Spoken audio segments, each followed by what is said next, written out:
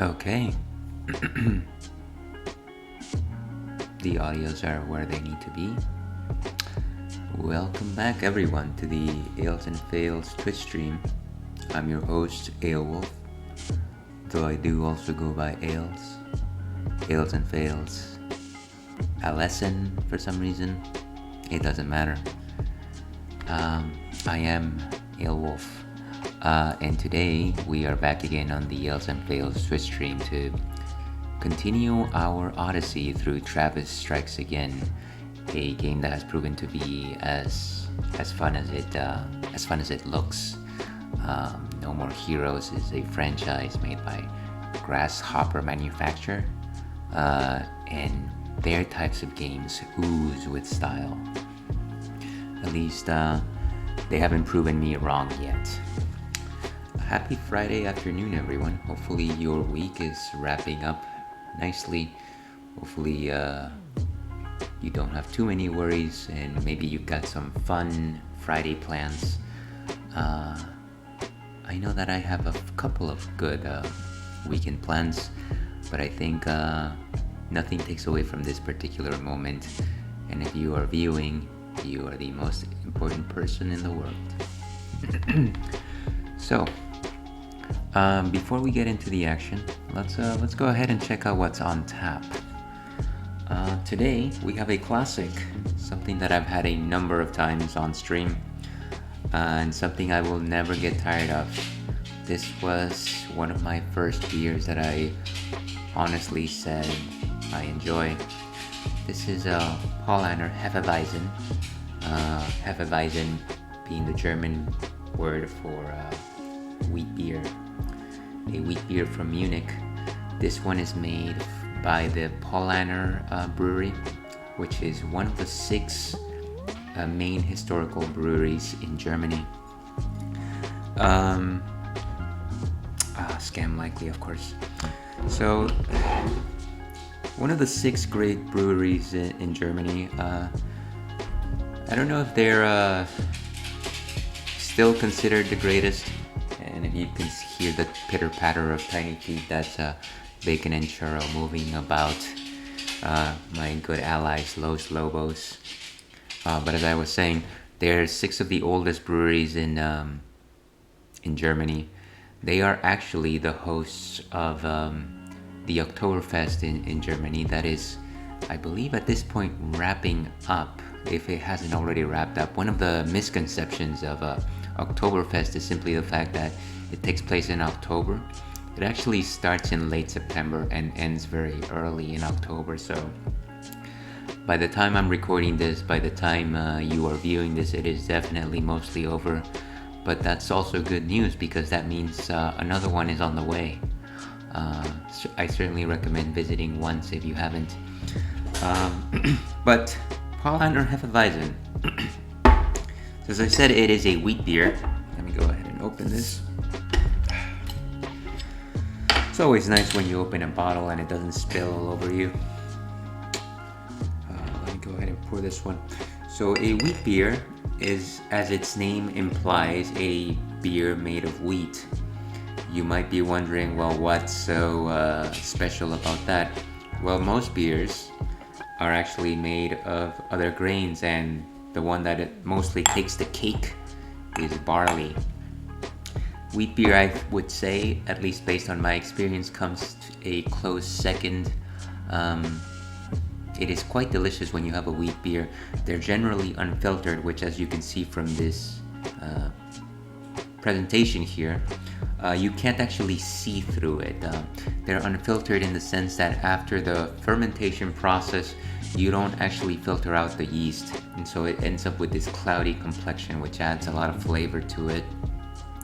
So obviously what's one of the things that makes it stand out from American wheat beers like, I don't know, Blue Moon. That's a bad example, but that is an example. Is simply the type of yeast that they use. Now there's two main types of international wheat beers that I like to think about. The German ones, which have a slightly more banana-like flavor, like cloves, banana bread even, banana bread especially. And then there's a Belgian variety, which has a little bit more of a citrus edge to it and a few other different spices. They're a little more experimental with their stuff. I love them both. I don't know that I could choose one over the other. Today it's Germany, so Prost, Fang and Ale, dear viewer.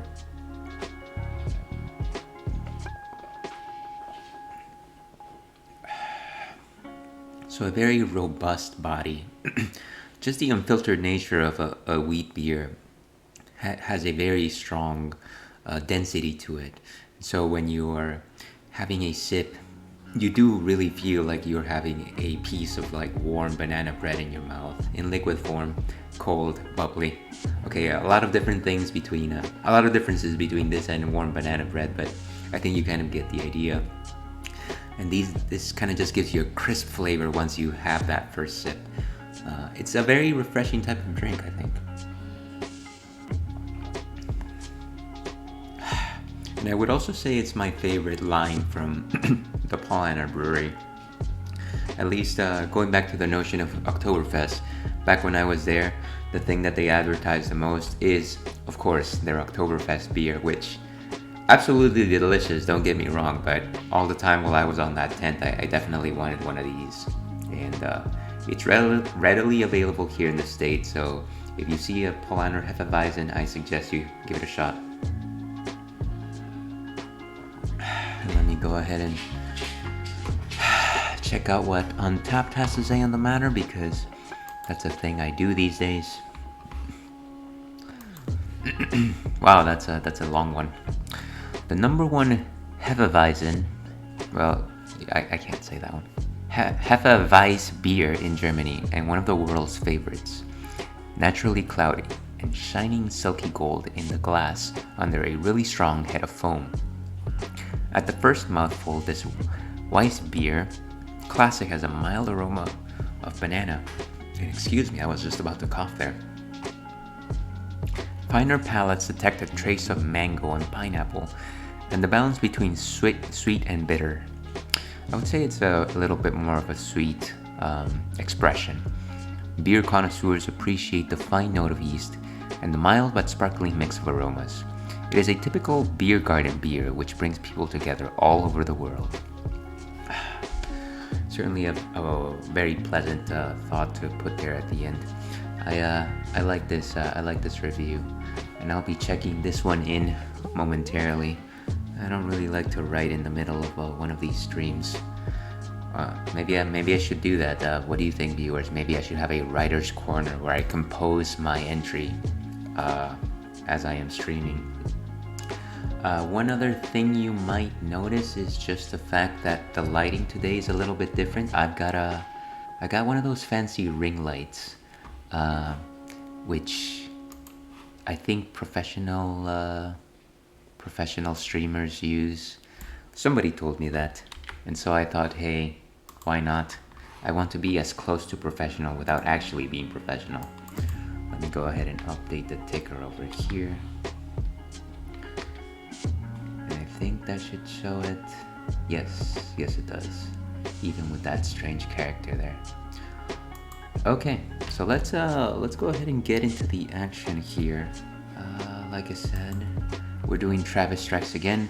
I think we've completed the third death ball, which was coffee and donuts, and here moving on to the next one.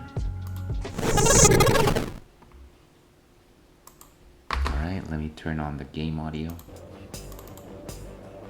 Okay, got it. No way.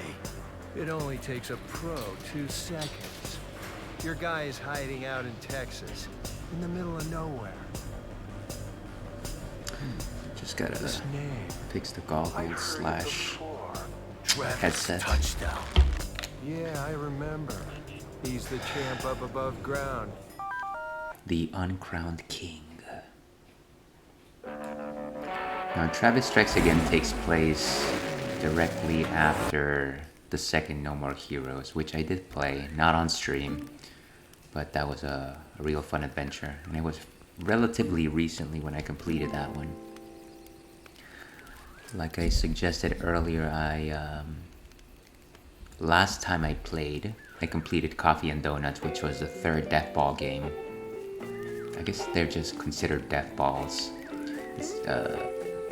Think of them as discs, I would say.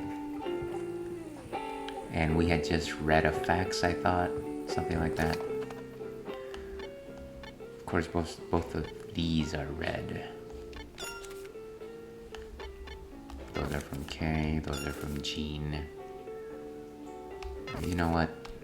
If you want a recap of what that fax said, feel free to check out my last stream on Travis Strikes Again. Okay, this is the archive. Okay, so these are the the different posters, advertisements for these games. So they're kind of fun to read. That Drive Mark II. And I think at this point what we actually have to do is we have to get into the Speltiger. I think that's what the motorcycle's name is, and actually collect the next death ball, which means that we have a bit of a reading to do. And Batman is just chilling. Alright. The motorcycle. Let's do it.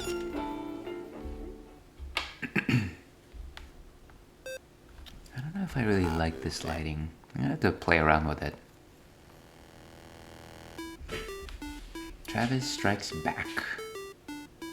I thought it was Travis Strikes Again. No, okay, Travis Strikes Back. It's just, what are these scenarios? I guess you can choose the older ones if you want. But let's go ahead and continue instead.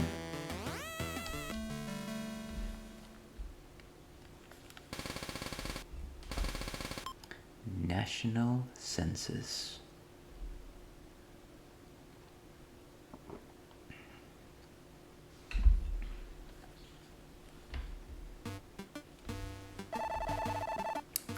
What do we do, Travis?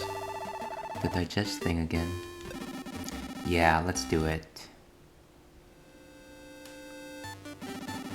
The Travis Strikes Back digest. Do you believe in urban legends? Me, I love them. I'll read any book with urban legends in the title. Now for the seg. I got word from Kamui. Count Dracula is not only both real and alive, but he's a death ball collector too. So off to Romania. Interesting choice of location.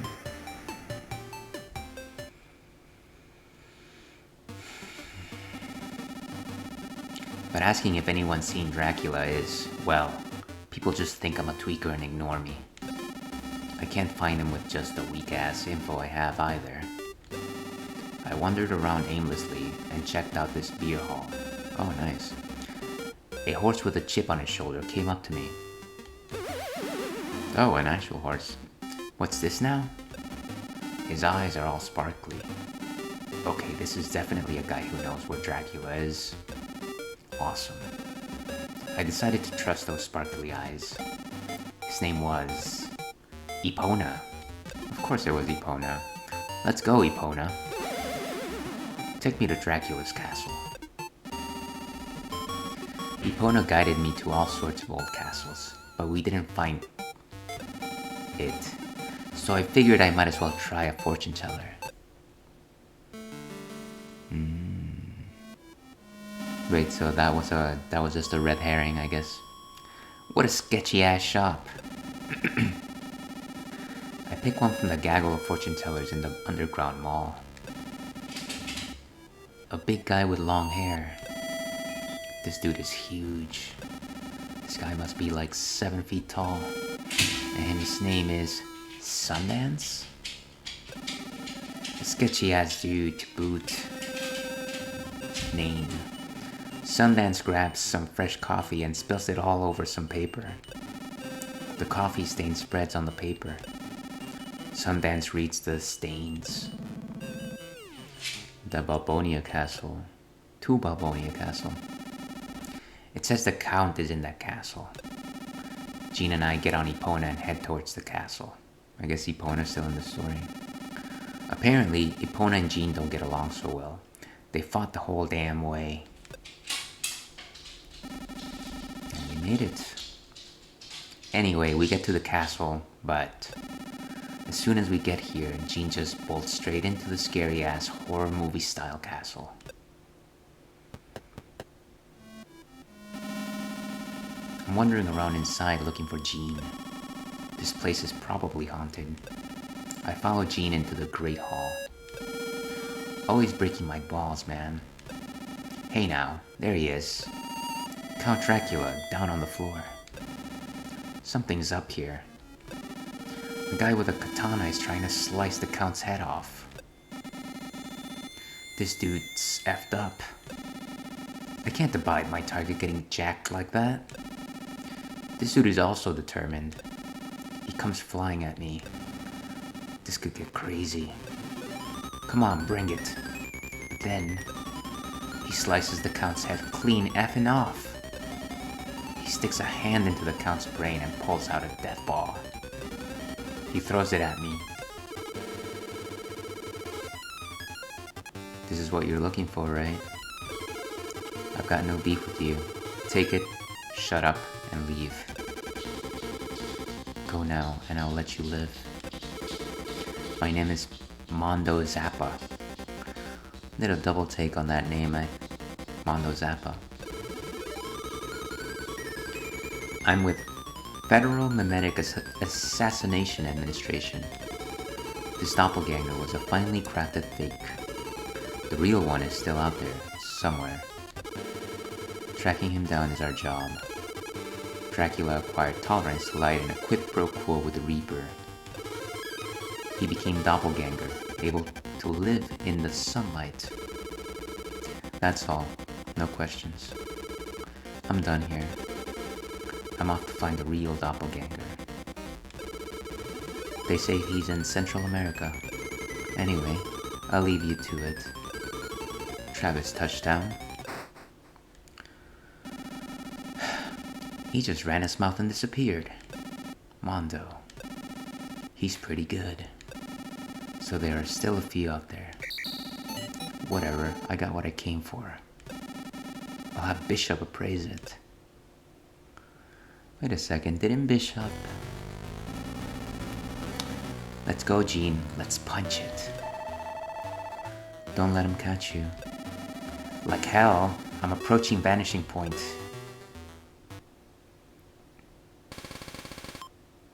Alright, so we've got our next death ball.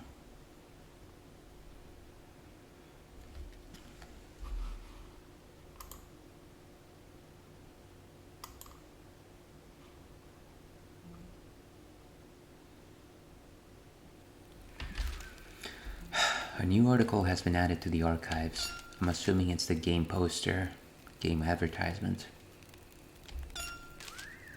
Yes, let's go ahead and save. That one was a short one.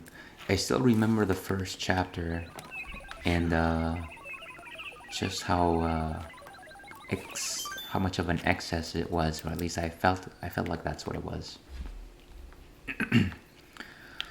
One thing I would like to do though is no, I don't. Just want to change shirts. What's a guy gotta do to change shirts? Travis. So hatful boyfriend. Certainly it's cool that they decided to highlight all of these indie games. I think we've worn Hotline Miami before, but I might go back to it. Gris.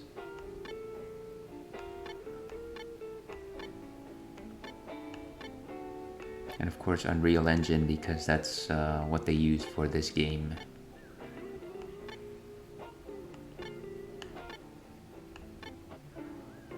Oh, that one's cool too. Sword of Legend. Donut.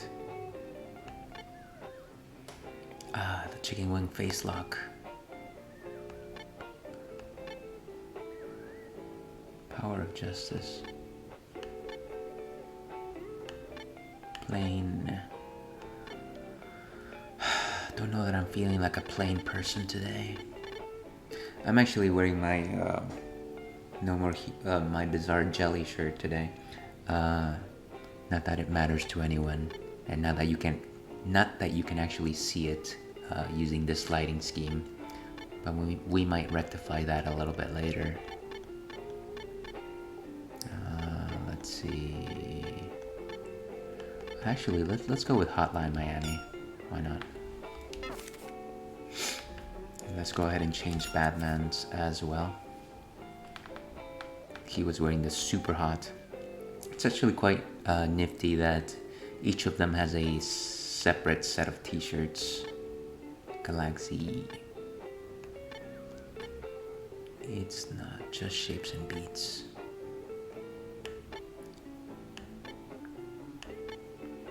Galf. Maybe it is time to return to Undertale. Okay.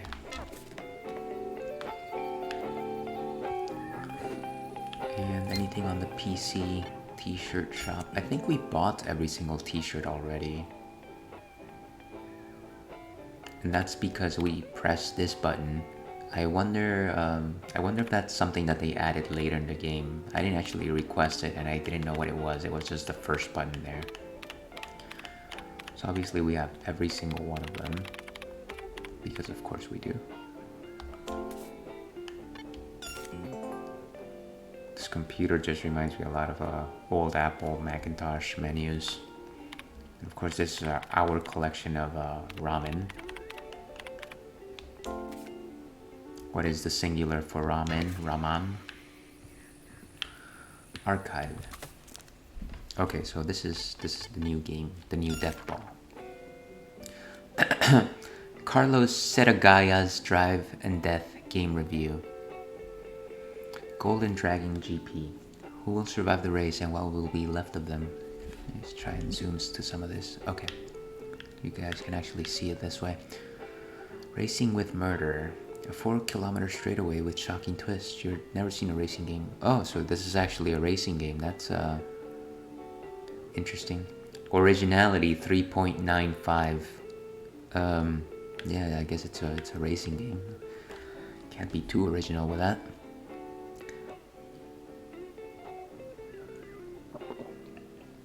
The racer is a masked former sumo wrestler, topping speeds of 800 kilometers per hour. Actually, that reminds me of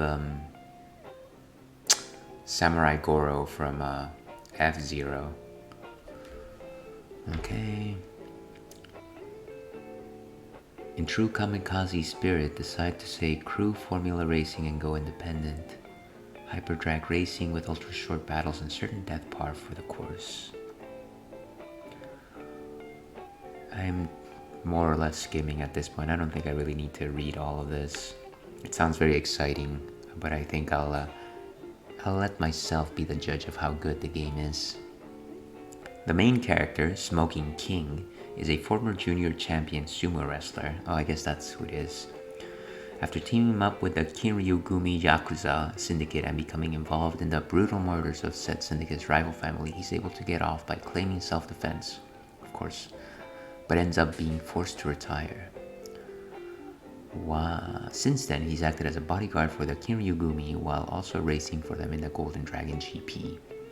While racing in the name of making the Kinryugumi the world's top crime syndicate, he wears costumes to hide his true identity. Why would anyone wear a costume to hide their identity, I wonder? But what the hell is a vector display? Oh, so this is gonna be retro-ish. That was a display method for video game graphics back in the 1970s and 80s. While it was only capable of drawing dots and lines, its unique and nostalgic aesthetic transcends time and sticks in our hearts and minds even today.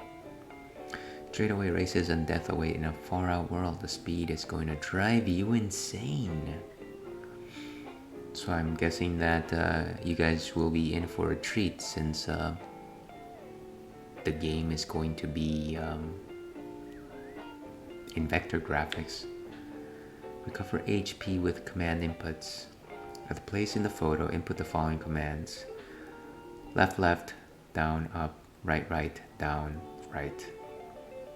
Apparently hidden characters pop up too. Maybe somebody should remember that. Wipe out pickled bugaroo to level up. Unlike normal bugaroo, the pickled bugaroo found on the beach when a skateboard changed color. Time to get some EXP. Maybe I should remember this. Left, left, down, up. Right, right. I'm actually gonna take a picture of this just so that I remember it. Okay, hold on a second here. Just so that I have this here. Very high tech, folks. But that's how we do it here at the Yales and Fails Twitch stream. Okay. Become invisible by pressing both. Oh, I was grabbing my mouse for some reason. Both mouse buttons. Once you reach the place in the photo, click both buttons on the death drive's mouse controller and hold the buttons down for 20 minutes. 20 minutes? Travis will light up like a rainbow, and that's not all. He also becomes invincible. I think I'll skip that. Okay. Nice advertisement. Let's go ahead and move on. And that's the death ball, of course. Nothing else to do here other than move on.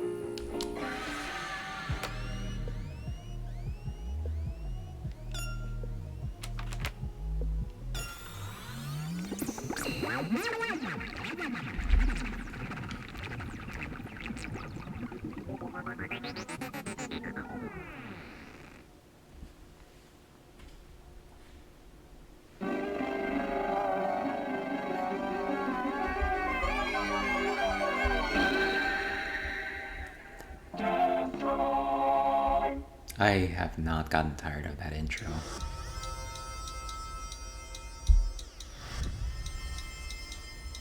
Wondering if this is like a Mad Max type situation.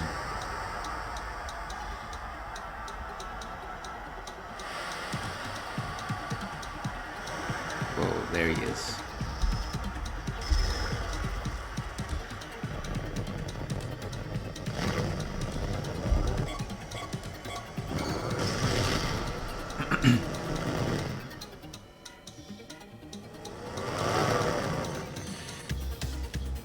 Wow, that's amazing.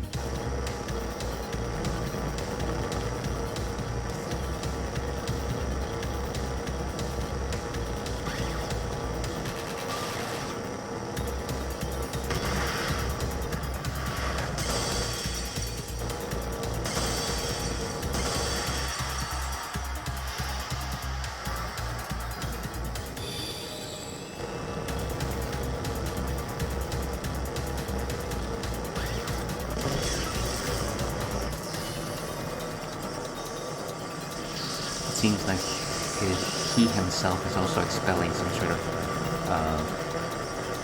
fumes.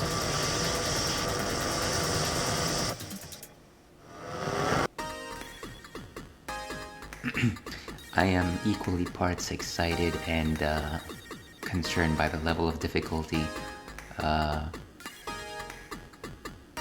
gotta say, I'm not the best at racing games. So we'll see how it goes.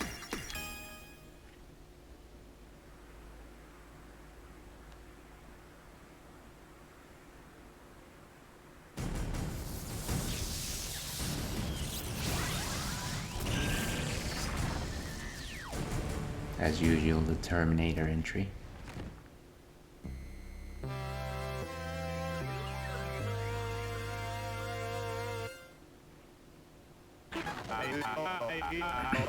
Huh? What a tiny room. Where the hell is this? Huh? Is this Japan? I've seen this before. This is like Leiji Matsumoto's manga, Otoko Oidon. The very Yojohan, where the gods are said to live. Holy, this is awesome. Grandpa's words of wisdom. The world of Jojohan is deep. Time flows backwards. It takes time to get used to it. Rely on me if you're in trouble. I'm good at navigating. I can help out.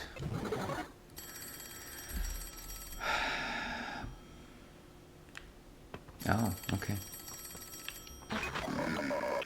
And I think you've already done. Don't ignore the phone if it rings. Always answer it. Set up a flag. Yeah, I guess I should get it. Doesn't seem like I can run anywhere else anyways. Oh, there's the toilet. Alright.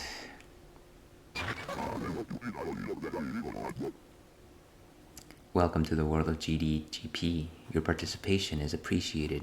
Can you make it to the pinnacle of Racing G1? The road is long and hard. First you must win the Visitor Cup. Go, claim victory. Oh, I guess this is the Smoking King. Grandpa's words of wisdom. The latest VR machine is on the table. The world of Golden Dragon GP awaits. Dive in.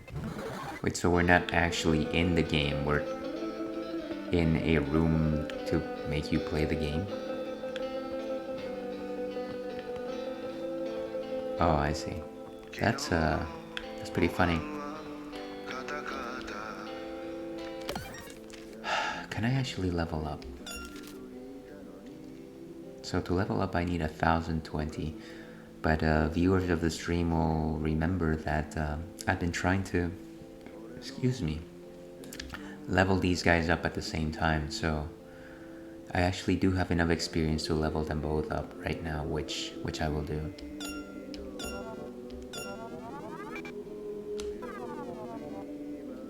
Oh, I see. Never mind. I was looking at these numbers backwards. I need 4,500 to actually level them both up. Clearly, I took calculus for no reason.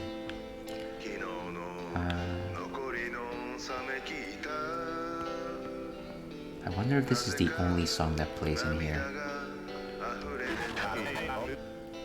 No time to be on the phone.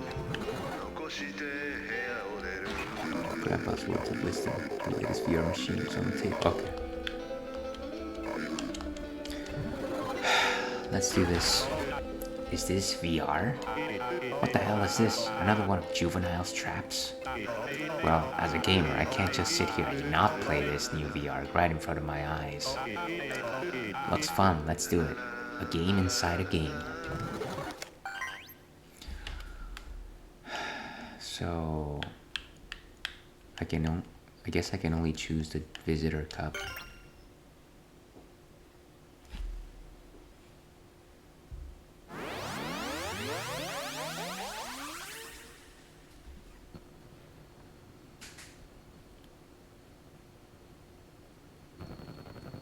Oh, it's also kind of like Tron.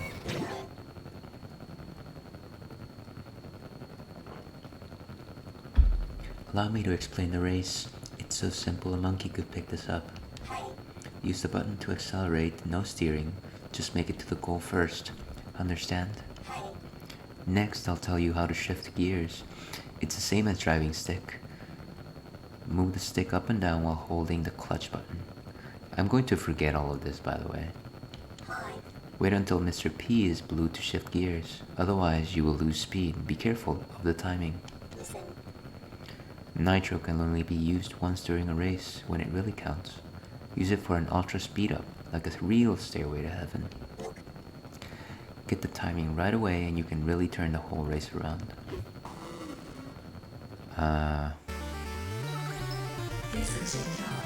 So accelerate, shift gears. 3, 2, 1.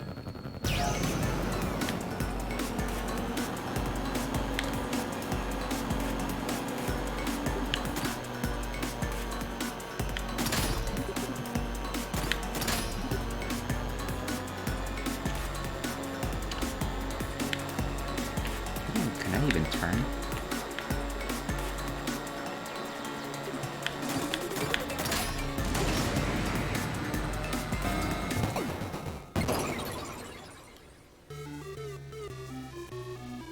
I think I have lost.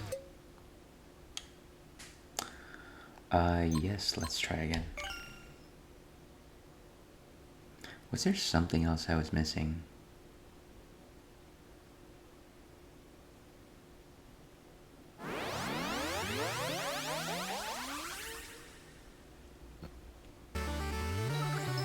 This is Chillhop. Oh, I guess I never used the nitro. 3, 2, 1.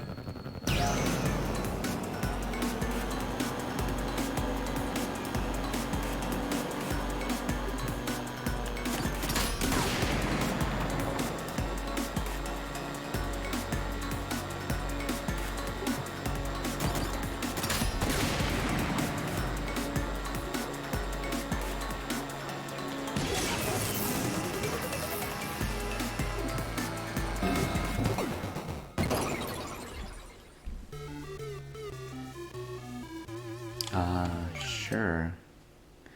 I think I must be missing some sort of key element.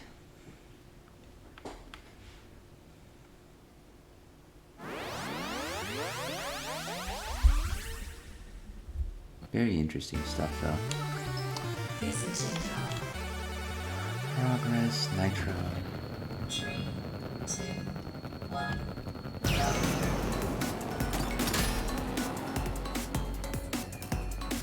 Oh wait, what? Why is it not letting me?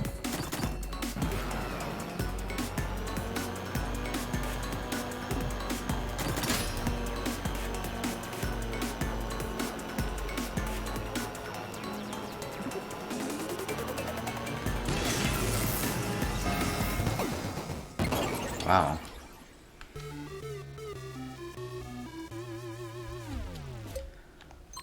Maybe I need to reach a certain speed before I go to the next gear. I mean, that makes sense, right? How peculiar. But I thought that's what I did the first time around. Well, this is the Ales and Fails Twitch stream, so I think just as expected. Every time the shift box changes,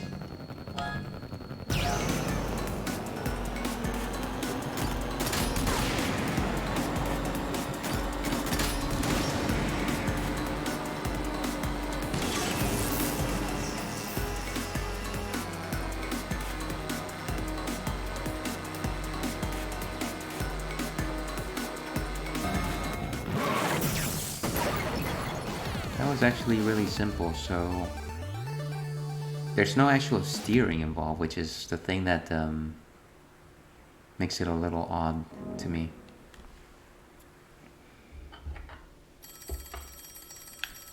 Alright, we're back in the little room.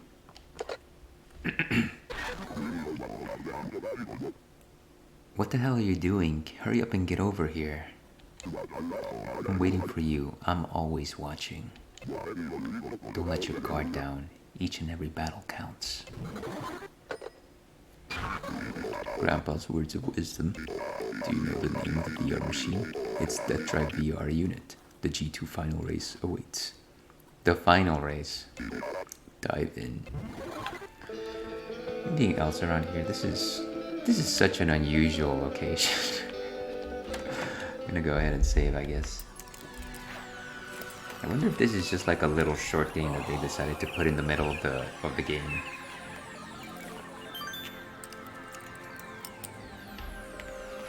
Maybe switch down the intensity of the light. But what if I do? Is that better? No, that's worse. That's better. Okay. I guess let's go on to the next race. Next up is the G2 final. Time to kick some real ass.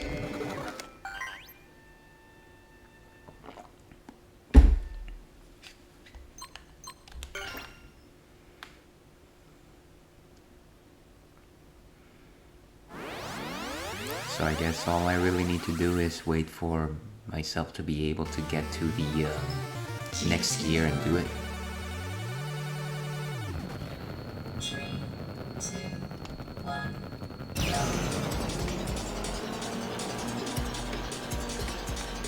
Oh, right.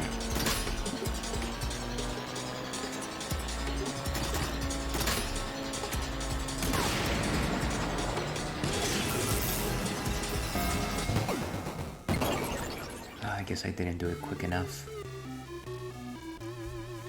Try again, I suppose.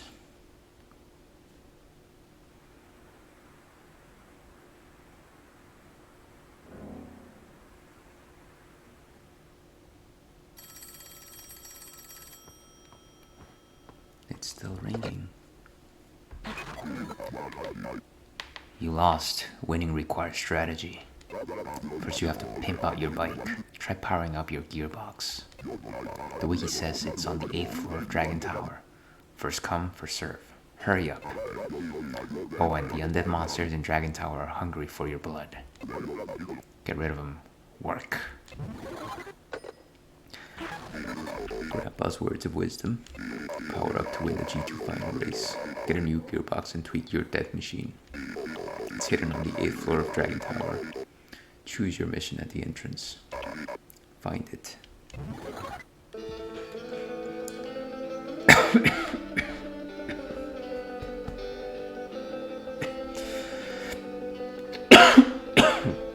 Excuse me. I'm assuming that this is going to be the part where I actually enter standard gameplay. Cleaning work. Toilet. Let me see if the telephone says anything else. No time to be on the phone. Bug extra. Yes, okay. Just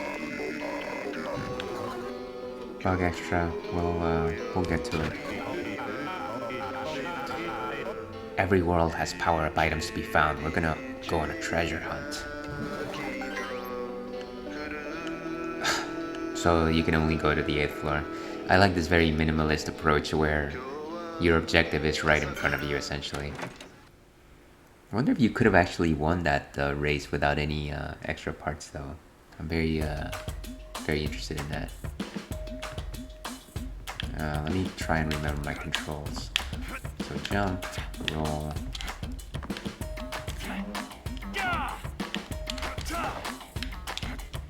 Sword plant. And that's how we shake that. And then that's that. And then of course there's the R button, which allows us to do our special.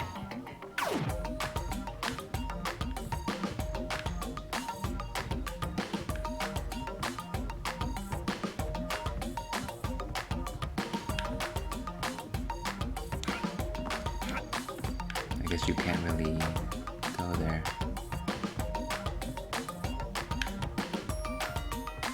Wait, so how is it that you can... Are these supposed to be windows, maybe? Or is that the rest of the roof? Whatever it is, it's blocked off.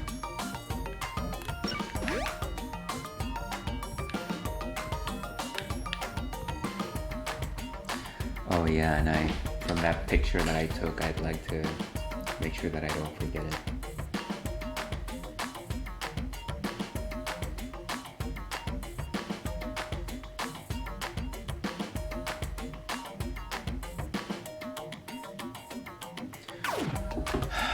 Let's hope that I don't pass it up, that the image didn't show too much.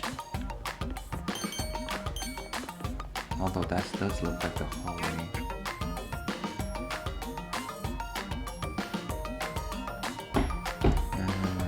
What was the command? Left, left, left.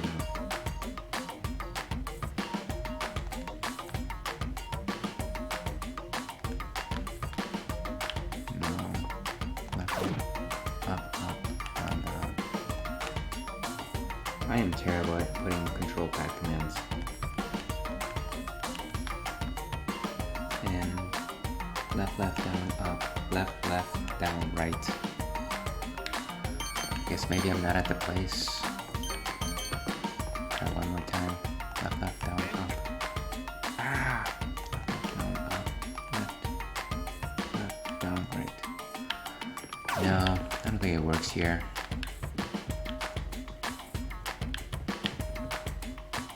No enemies yet.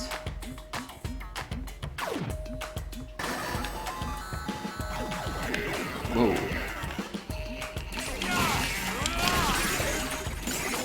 Let's do some of this.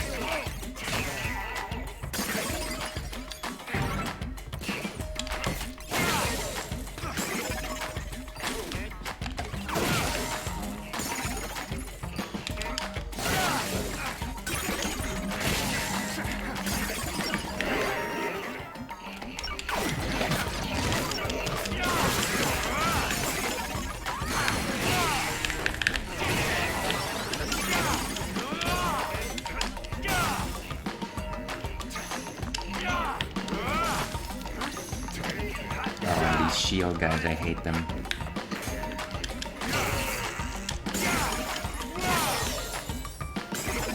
Whoa, more.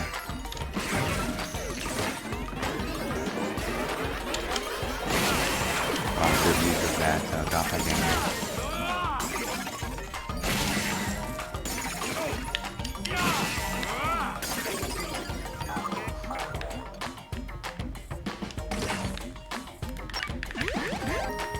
Be a good place to charge up in both senses of the word.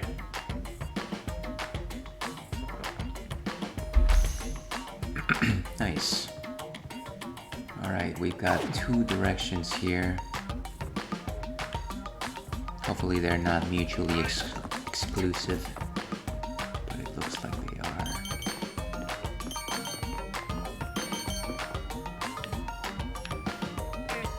There's a token over there. I really have to try to see how far the other one lets me go.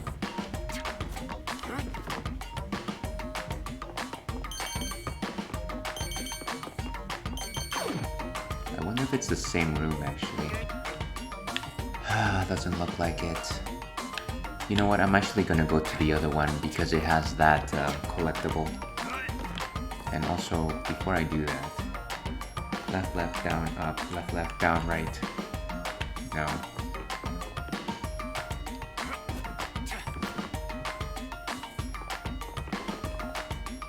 Very interesting. Okay, one more time. Left, left, down, up, left, down, right. No.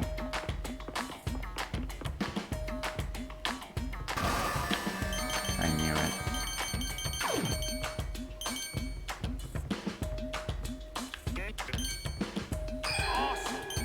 One of the Azteca stones. I'm gonna hate myself if the other route actually contained a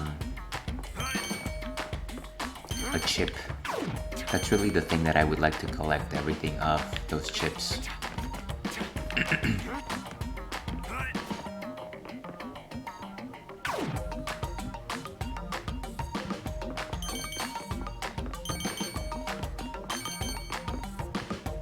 Seems like all of these are exclusive to one another. I'm gonna go right the entire way. How about that? That way, if I ever have to do this level again, I know what route not to take.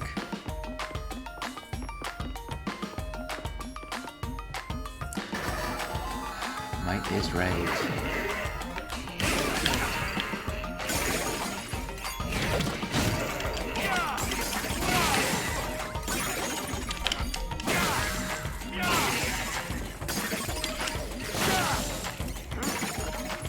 What's next?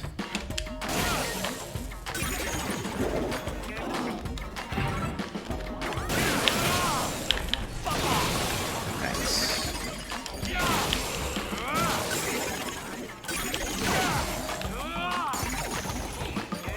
What? Who is this?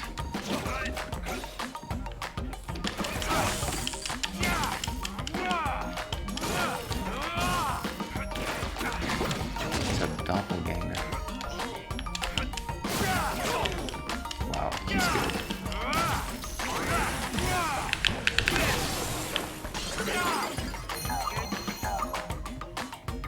And of course I can't really go back anymore.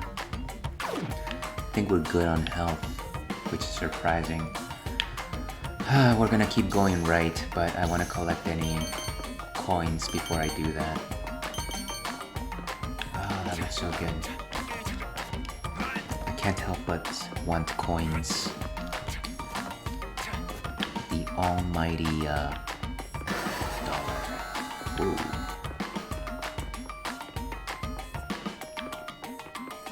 What is happening here?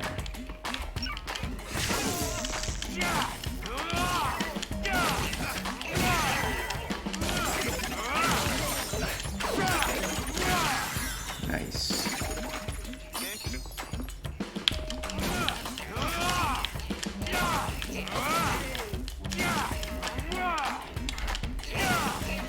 Come here.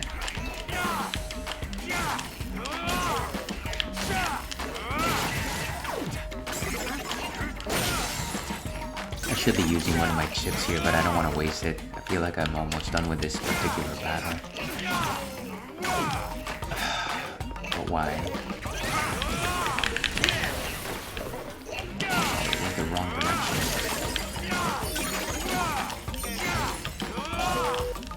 Oh, great. Of all times for this to happen.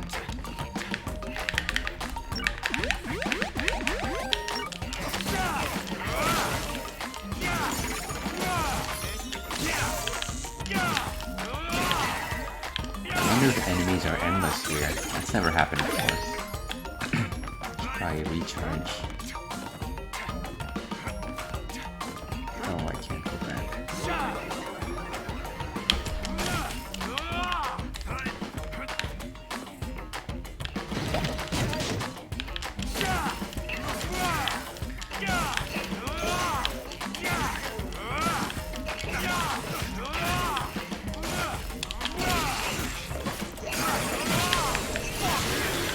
Beautiful. Recharge our batteries and keep moving.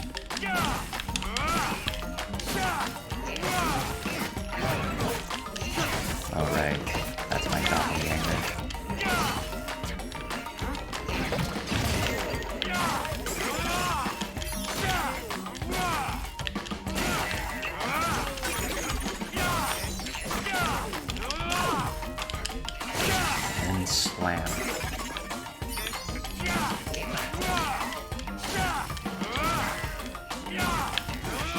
I'm hoping that if it is indeed endless enemies, at least I am racking up a good amount of experience in order to level up later.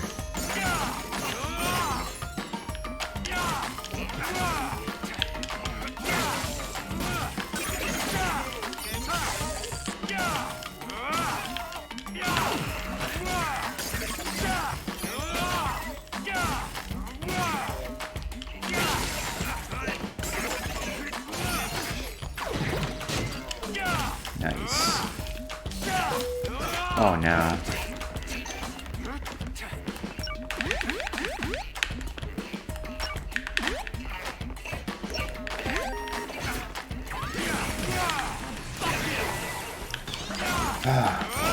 These guys are tough. And of course I really need to charge up or keep moving. Hopefully they don't come back all the way up in here.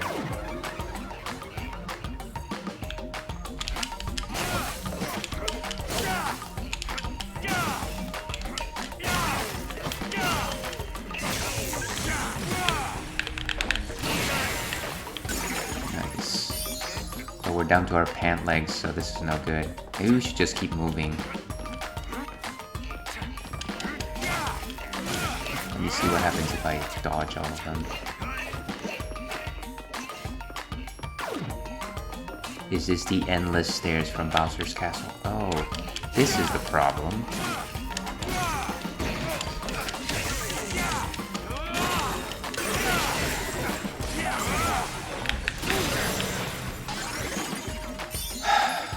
I think that machine was generating an unlimited amount of goons.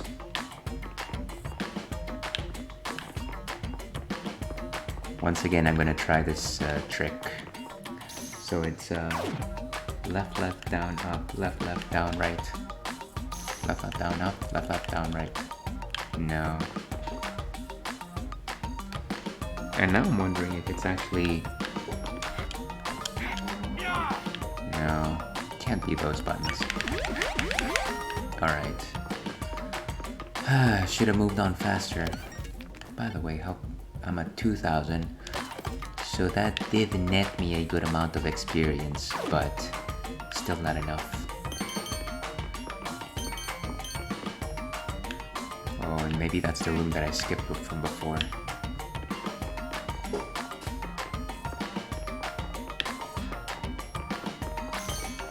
I feel like charging up again. Don't get too many clear hallways, I might as well.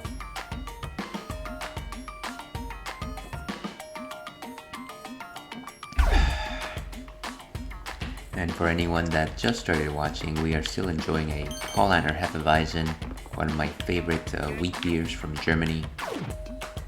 And we landed at a chip. A Z, Gearbox Z acquired. Never mind, it wasn't a chip, it was the gearbox that we were looking for. Ah, I wanted to explore the rest of the place. Alright, so we're upgrading our gearbox, which is nice.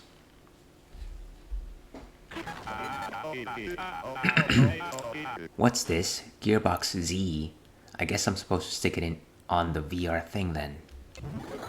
Grandpa's words of wisdom. Access that drive VR. If the Gearbox Z chip is auto-equipped, the G2 final race will be awesome. Dive in. And can I actually go back out? No. I guess I'll go ahead and save up. Kind of annoyed that I didn't get to activate that code though. Once again, I don't even know if the code actually works, but would be nice. It's a nice thing. Okay. All my power has been recovered. Let's go and take on this race. Gearbox Z equipped to VR. Time to do this right.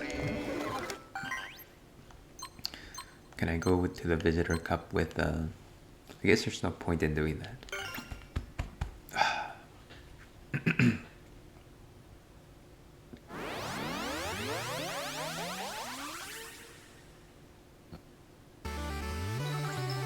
G2 final. 3, 2, 1.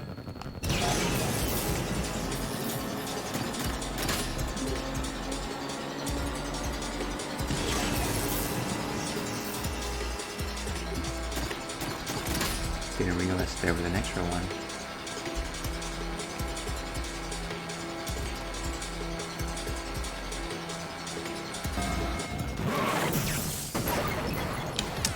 Too bad for the other dude. So it added an extra gear, which I guess is what I needed. Interesting.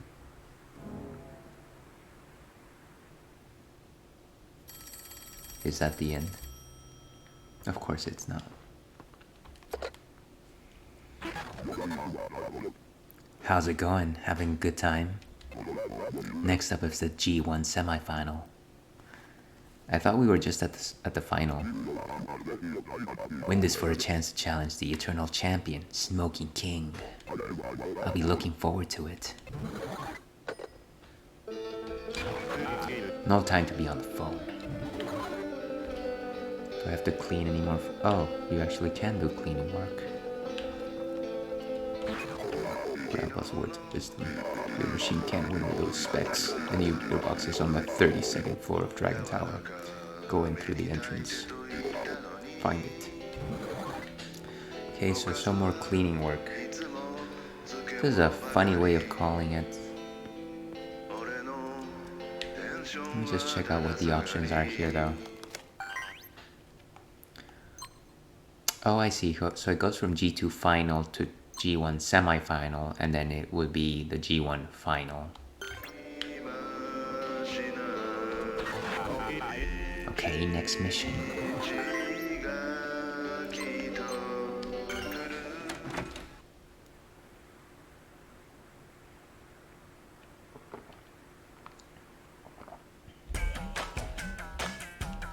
And this floor looks bugged.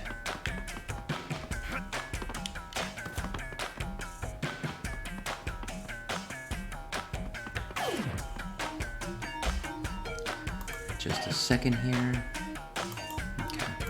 Okay.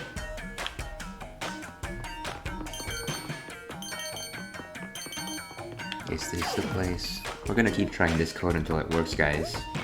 Up, left, down, up, left, down, right. Up, left, down, up, left, down, right. No, I guess that's not doing it. That's okay. We'll get there. No. Zuckerbug. I was about to say Zuckerberg. Okay. Where is it?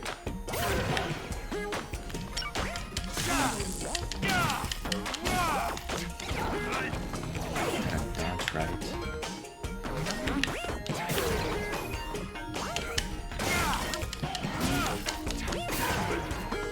Maybe let's slam it.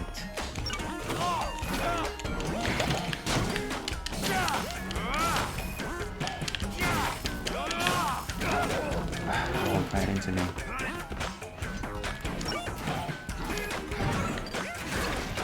Go for that guy.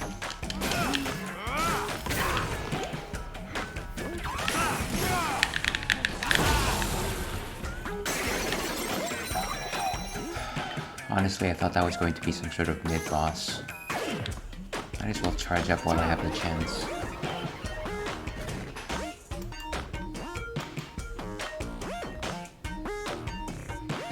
Alright, excellent. And left or right. I almost feel like doing all the floors again, but this time taking the left turns, see what happens.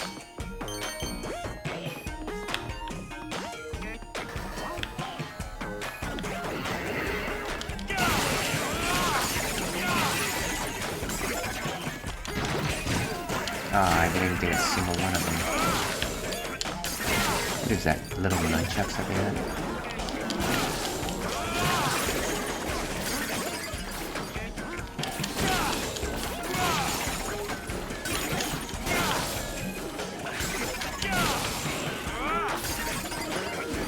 And here you go, guys.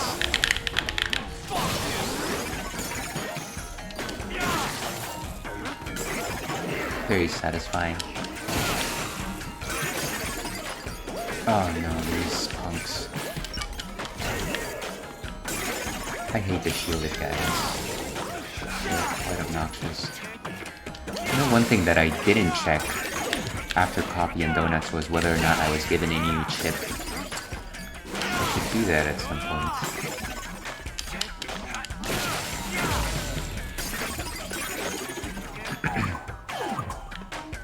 Okay, so we can keep moving.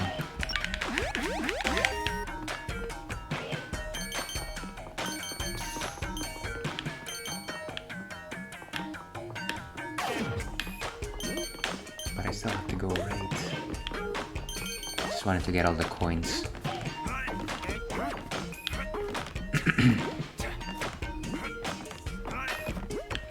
Alright, let me try the code once again. What did it say? Did it say anything special? Okay, so left, left, down, up, left, down, right. No.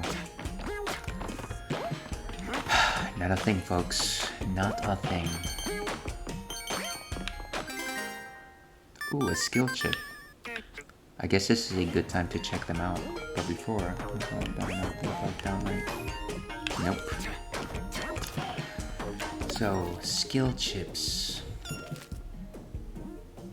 And we're at 2,355 XP, which means we're a little over halfway in leveling up both of these guys. But let's check out these skills. One thing that we generally want to keep around is the upside down A chip, A or IA. The shining chip is the telekinesis one, the F91 is the doppelganger, and then the wing chip is the zapper. So let's see what's new. Strike Freedom. Fires a guided laser from an orbiting satellite. Laser can be aimed using the stick after activation. That sounds like fun. The heavy chip is not equipped to anyone, generates an area within which enemies will be slowed down. Kind of an area of effect. And the stealth chip generates an area within which enemies will be pulled towards the center. So two different area of effects. And then the shining chip. That's what we have on right now.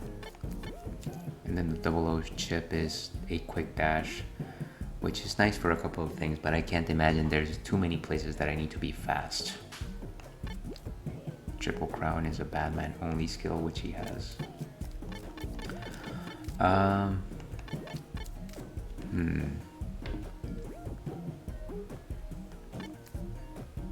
think I want to replace the F91 with this heavy chip, maybe. Yeah, let's do that. And then instead of the shining chip, let's go ahead and equip this Strike Freedom, because it is funny. I'm keeping the wing chip on though. I really like the quickness of that laser. And actually, let's put the Strike Freedom here. And then the shining, instead of the shining chip, we'll put the heavy chip. Yeah, that makes sense. Let's try that.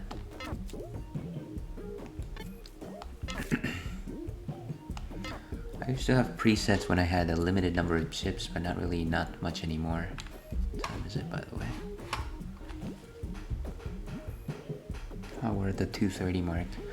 I think before we get back to the action, I'm going to take a quick break. But I'll see you on the other side of this.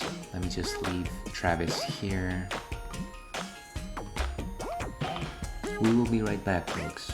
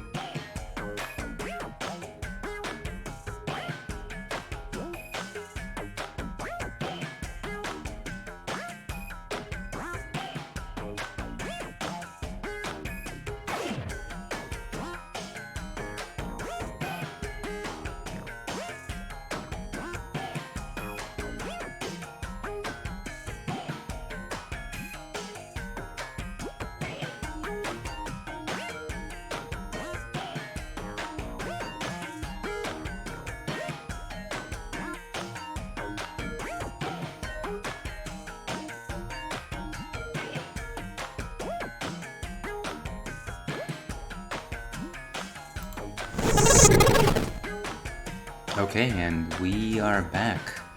I tried to increase the lighting in the room. I don't know that that's that much better. That's what happens when you try to tweak these things whenever in the middle of a show. Alright. Anyways, I don't think we really need it. Nobody really needs to see this old mug.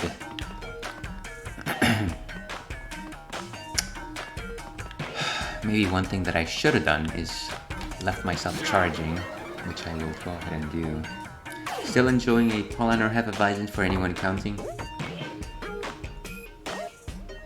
I actually checked it in on Untappd when I went on break. Didn't have really anything clever to say, so I left it empty. I feel like I've rated it a number of times already. So if you want to know my thoughts on Paulaner Hefeweizen, feel free to read one of my earlier reviews. Okay, this isn't good. I need to kill these suckers.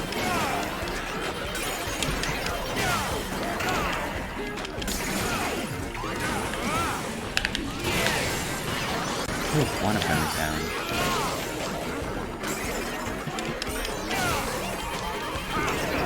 What happened there? So everyone is slowed down.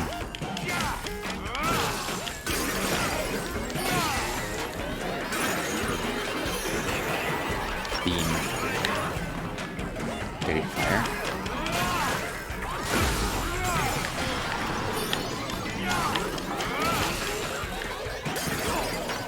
I missed one. And I'm down to my knees, unfortunately. Oh, I didn't know you could actually walk through these. That's what happens when you try to be smart about things. But actually, one thing that I hadn't thought about that just occurred to me is the fact that you can use this heavy chip on those explodey guys. It's probably why they gave you the chip in the first place. And honestly, I'm trying to make time here to activate my recover chip. My IA chip. I wonder how much damage that satellite one did though. Didn't seem like a lot. Okay, here we go.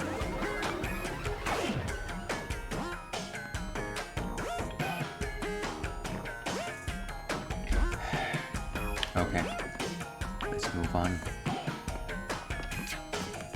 Oh, Bugzero.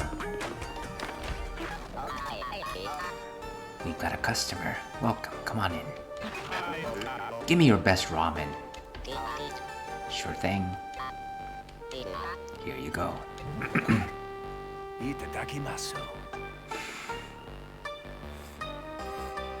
I've got to get myself that jacket.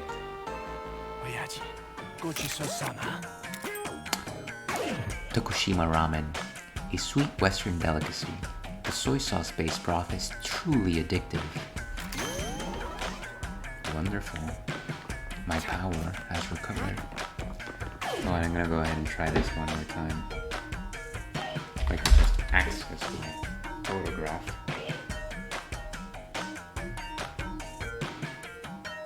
Okay, so...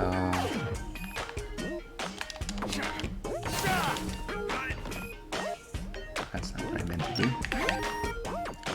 Left, left, down, up, left, down, right. Still nothing. It's fine. It's fine. What is this?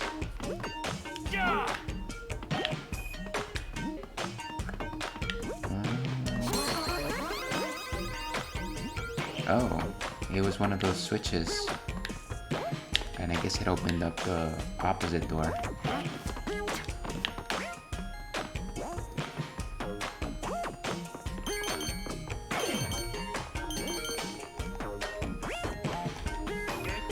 Now I've got it by memory.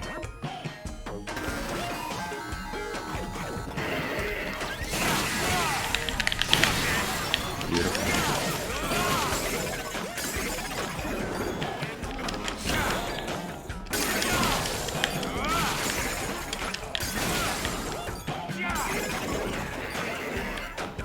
Alright. Did it land? Did it land it, folks?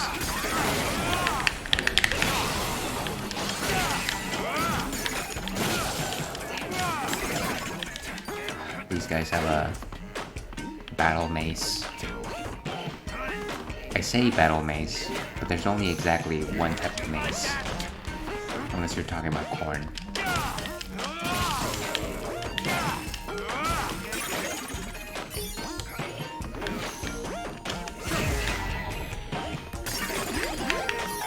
Nice.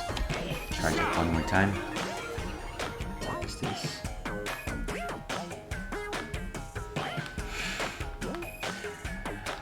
The text messages that I get midstream. Okay, so we're gonna ultimately go right, but I want to collect all the stuff here first before entering the other door. Okay, and there's the next room.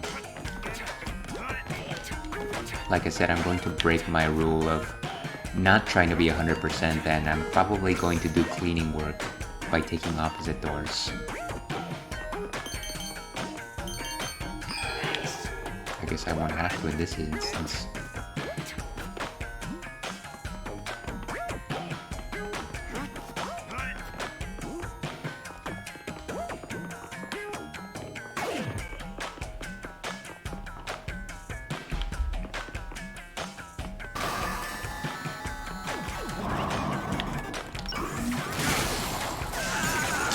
What?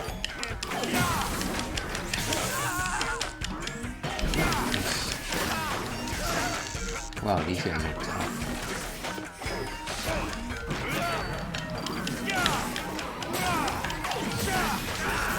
Ooh, okay. I'm playing this wrong. Need to get rid of the tiny guys first. Otherwise they're gonna continue to help these punks.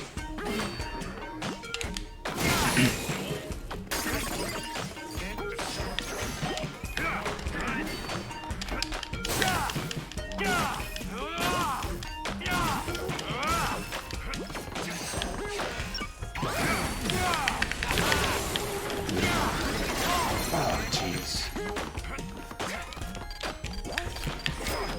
What? Is it because I get hit that it doesn't activate?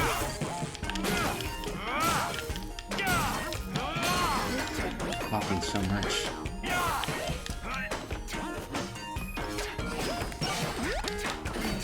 Trying to power up my sword.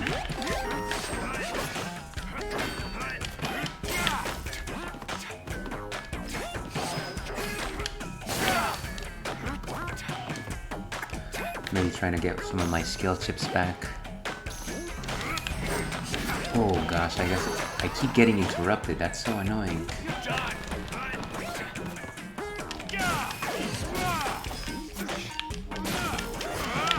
Oh, I think I need to switch out. That was a close one. Time to knock out a homer. Batter up.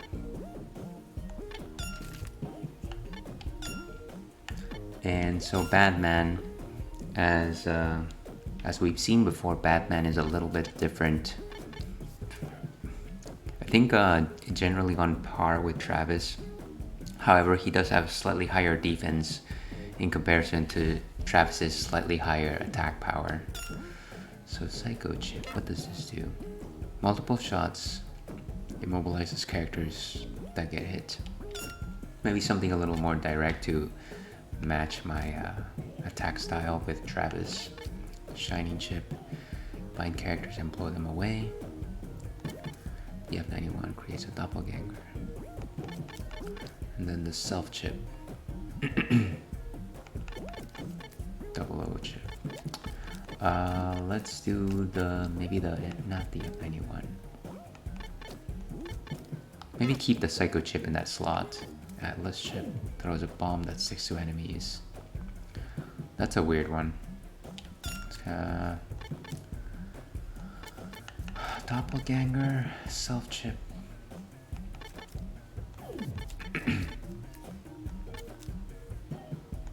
Let's do the Shining Chip actually. The Triple Crown is the only character specific chip that I've got. I'll put it in my 4th slot, And then for this one, I will put the maybe the F91.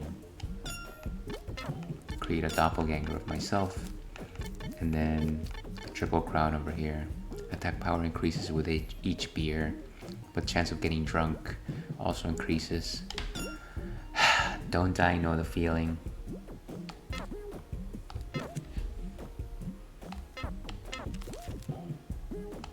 Let's go ahead and drink up. Whoa, hey. Oh, ha.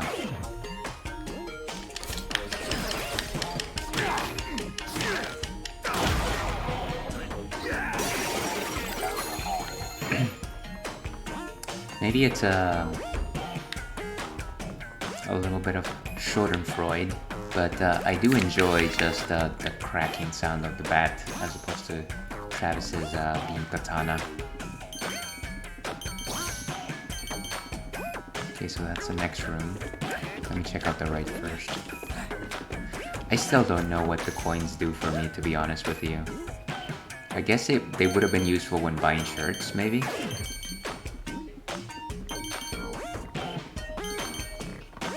Ooh, a room full of coins. Probably also means danger. No, maybe not. Hell yeah.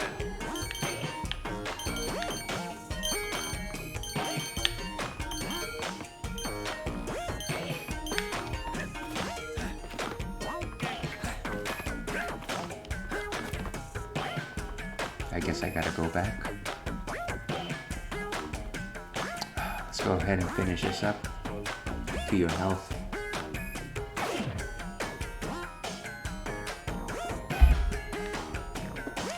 And I've got a couple of ideas for the next string. But let me know if you'd like me to hit a particular beer style. I might consider it.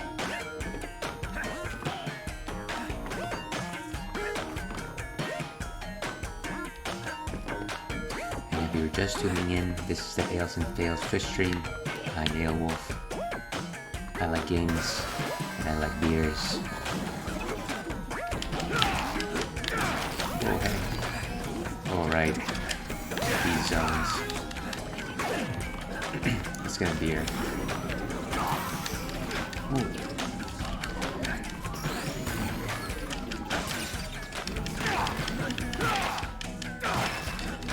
I should put in my doppelganger.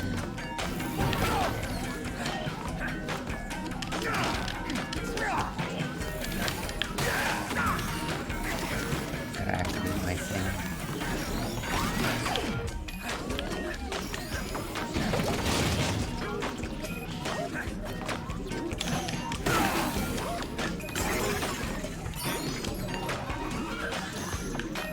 What are the chances that that negative beer effect will activate?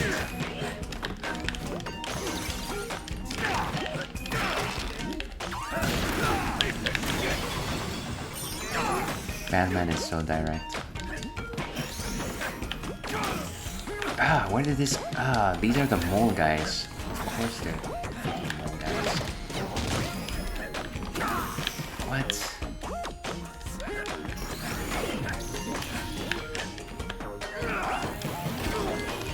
My mind mobilized, is that... I can't dodge these guys properly, it's so frustrating.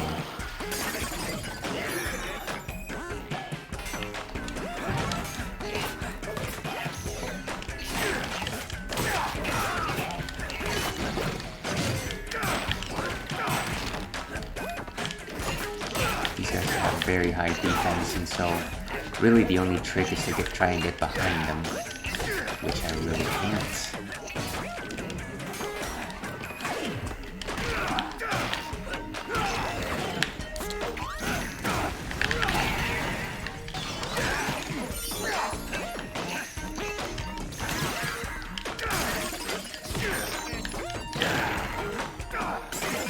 I'm gonna try to find... Oh, jeez, this guy again.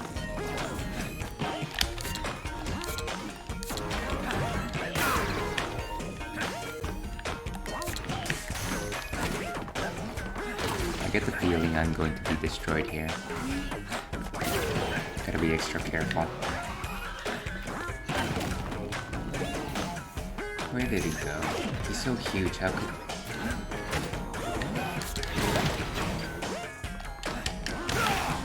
Trying to play defensively here.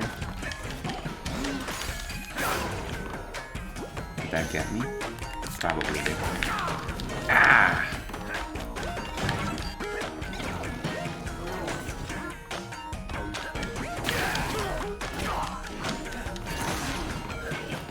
This is the life and times.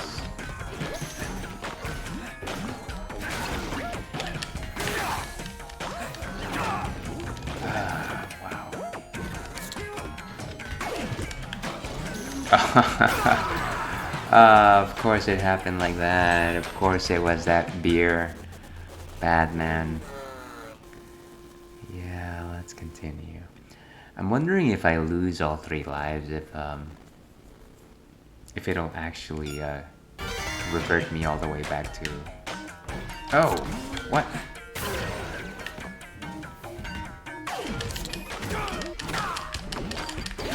Why did it not activate the chip?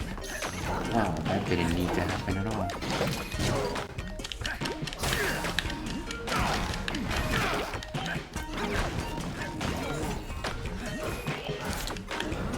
High risk, high reward.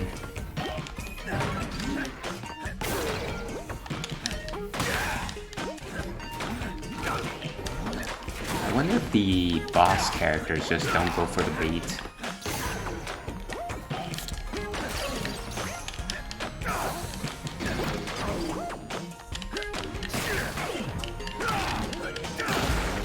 And there he goes. That was a tough one. I hope I reach a ramen place soon. In real life. In real life. This is one of those instances where I wish I had another EA chip.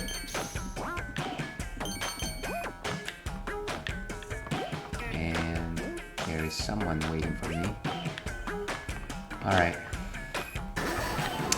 Mid-boss, I think.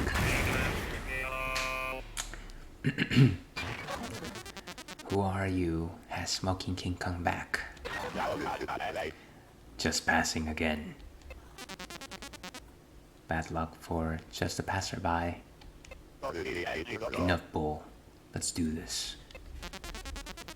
It's your 4th trial, punk. You know what makes a mid-boss really terrifying? Color swapping. Die. What a big mouth sheep. Let's rock. Okay.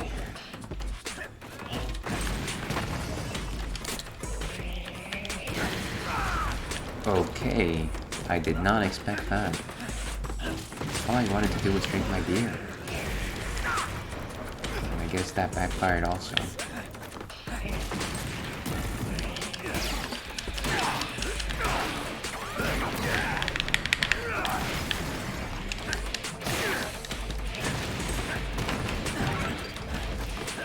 Onto your... Why does he have turbines behind him?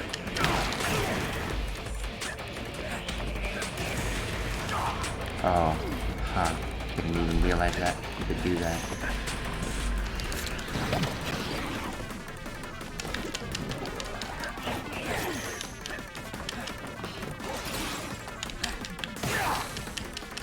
Here I am trying to combo this punk.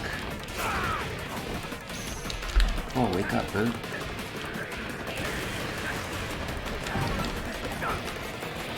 I guess I can't outrun that thing. I am...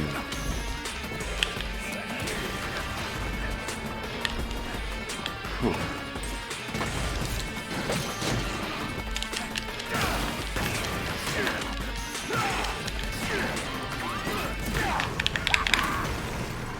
Nice.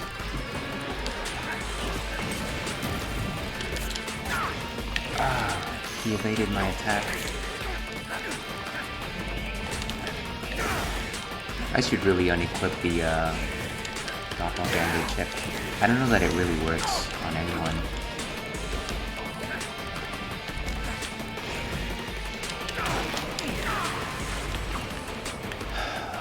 Okay.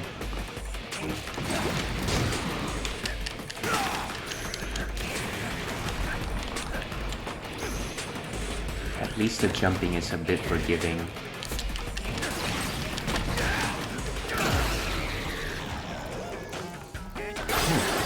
I need that one. I wonder if Travis is actually charged up.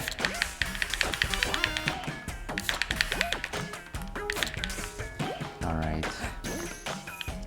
We made it through, but at great loss, at great cost.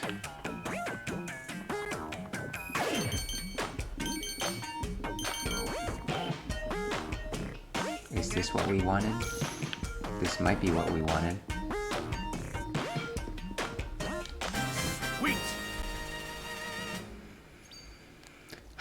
The Gearbox ZZ acquired. And that's the end of the 32nd floor.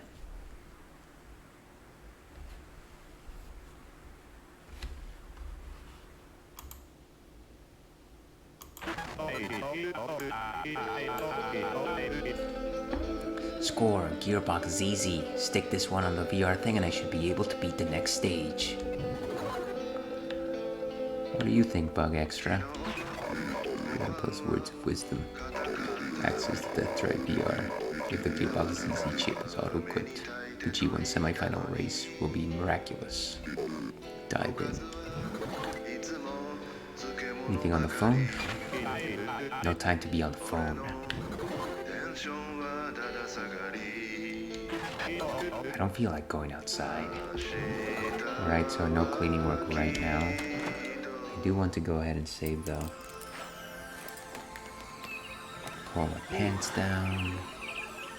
Just have a relaxing time. Okay. Let's take a back seat here, folks. Okay. Gearbox ZZ equipped to VR. Too many letters here. And let me check my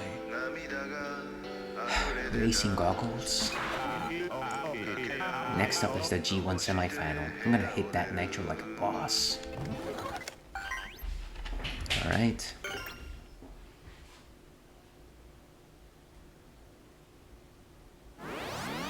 This still strikes me as such a weird concept.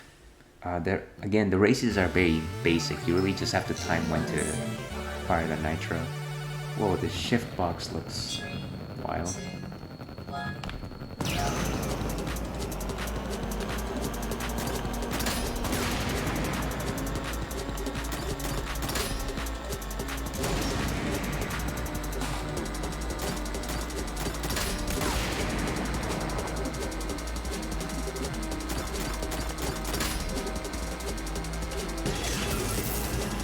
I am way behind. I thought I was way ahead, actually. Let's try to do this faster then.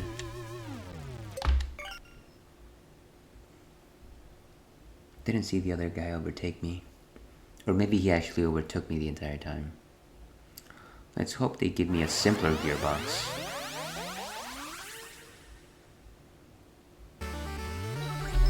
G1 semifinal. 3, 2, 1, go.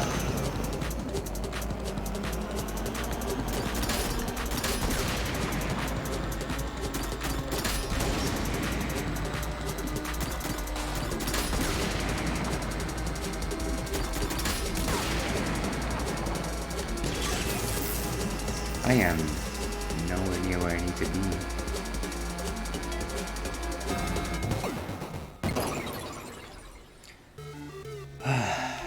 Okay, let's try one more time. Let's try to do that even quicker. Maybe I need to nitro first. Yeah, we'll see.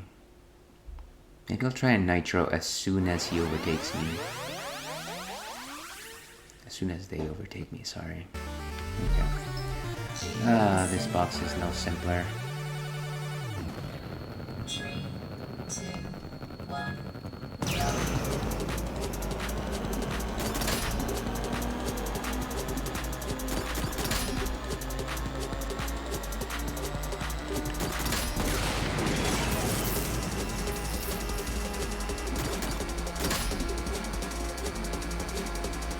because there's only one nitro at this point, so I can't really going as fast as possible.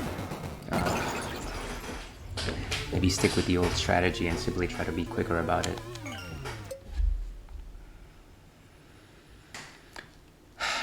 And if I don't make it in this particular try, I'm going to just go get a drink. Because why not?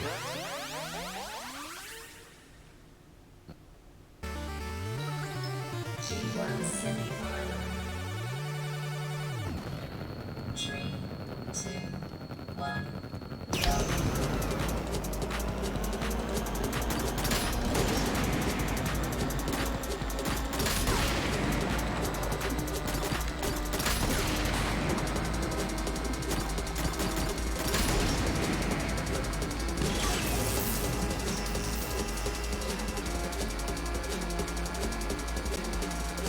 Explode. Well, I am closer, but not close enough. Let's take a quick break here. We will be right back, folks. You know what? I'll go ahead and leave it right there.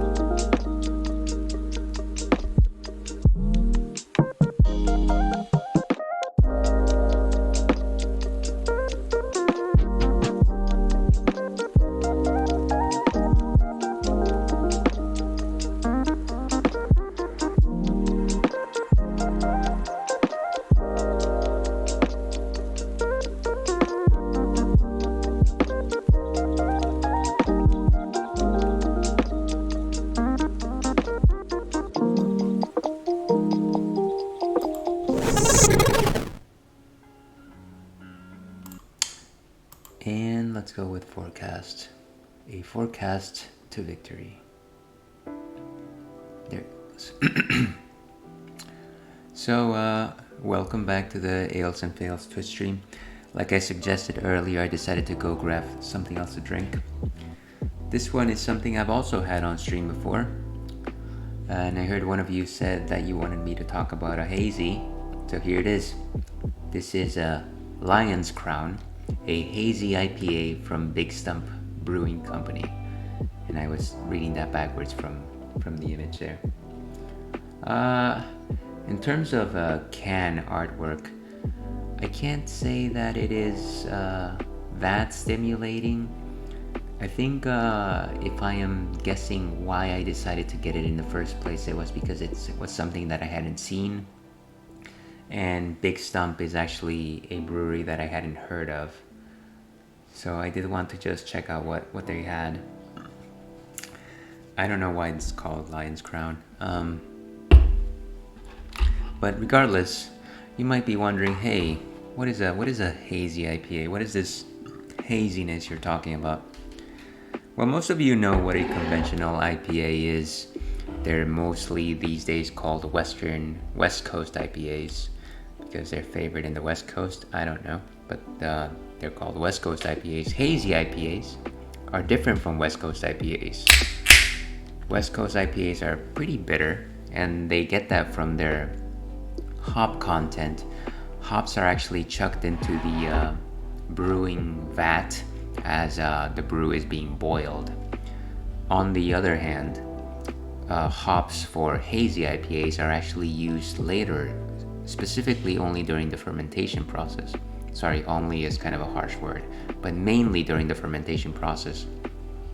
And what that allows is for the hops to only yield the aromatic and flavorful notes and flavorful compounds that you wouldn't get during the boiling process. Let me go ahead and pour this one and not talk for a second. I try not to pour and talk, otherwise I spill.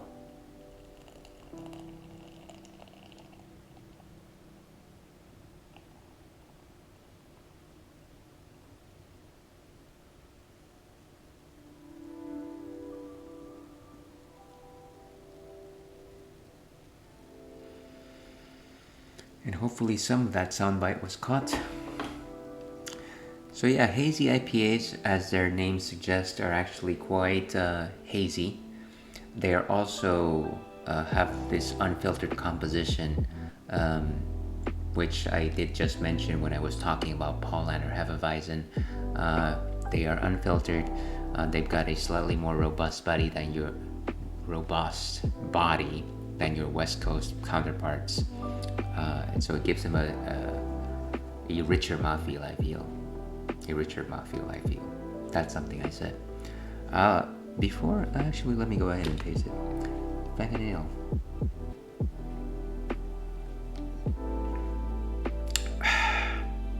So I remember now that this particular hazy IPA does veer off a little more moderately to the bitter content, which is something I don't favor myself.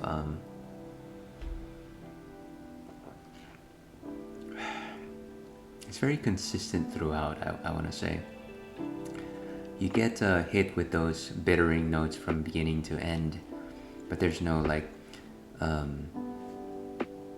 to say, there's no summit of bitterness. Generally for West Coast IPAs, at least, I find that they get bitter towards the tail of the drink. The aroma though is actually quite refreshing. It almost like gives me the sense of a lemonade or like a pineapple juice sort of aroma. So not my favorite, but it's I wouldn't discard it. And let me go ahead and pull this up. This is what I was drinking before. Lion's Crown.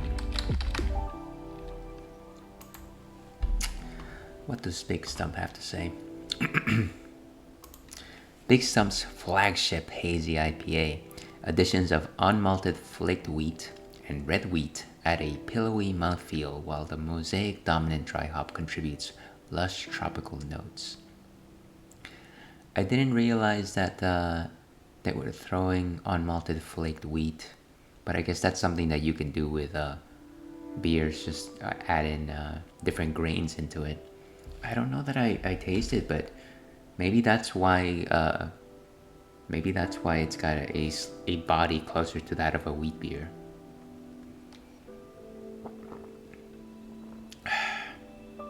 So certainly, like I suggested, tropical notes, and maybe that's what I was getting when I was talking about pineapple.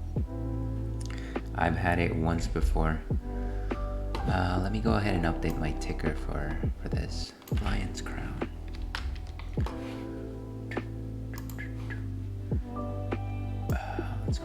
is that just in case anybody pops midstream and they're wondering, hey, what is that fella drinking? Doesn't seem like anything I've seen before.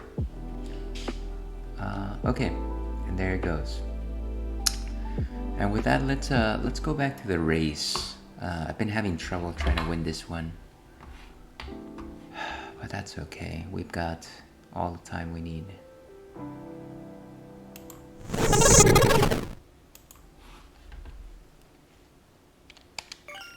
Alright. I tried to fix the lighting just a bit here so you can see the rest of the room just a little bit better. I don't actually know if that's better. I might continue to play around with it as the stream continues. Okay, let me try and shift gears even faster. 3, 2, 1, go.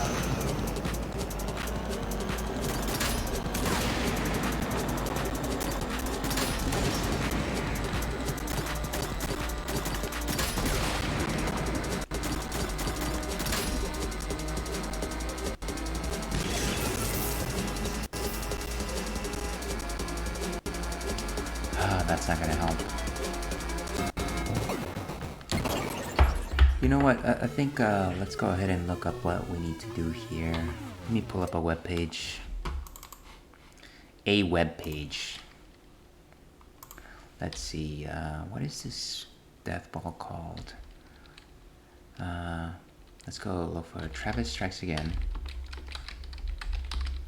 Again, GP guide. What am I doing wrong? Okay, this should be fun. Okay, Nitro, are you using it after you build up the speed from shifting into all the gears? Are you letting go of the accelerator while you gear change? Don't do this. Or not letting go of R as soon as you enter the right gear. Okay, so I think I'm doing most of that.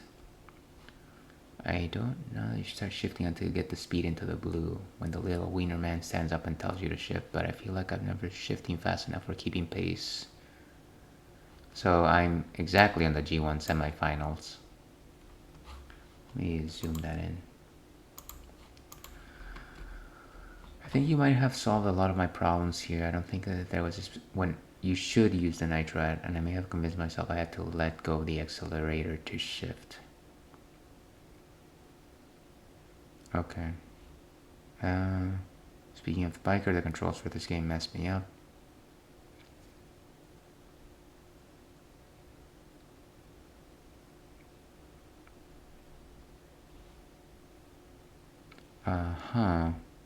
There's a speed boost you can get as well that was posted on another. It couldn't beat the final race without it.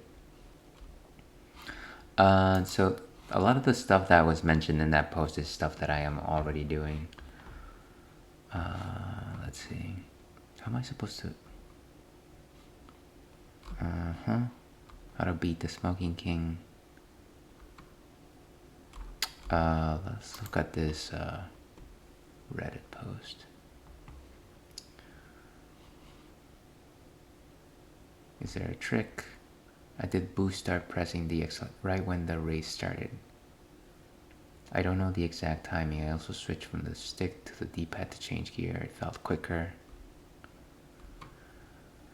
I have the ZZ on and it's completely worthless. Can't even get close to the guy. So there's a boost. Golden Dragon GP extra boost.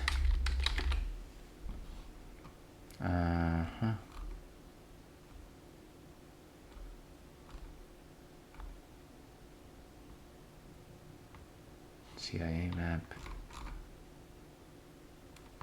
You know what? Let's just go ahead and continue. I'm also just getting a bit antsy at the fact that there's no sound here. Could I actually add an extra sound source? Alright. Media file.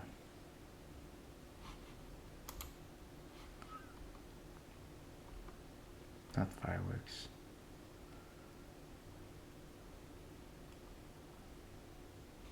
Whatever. Alright, let's try this again.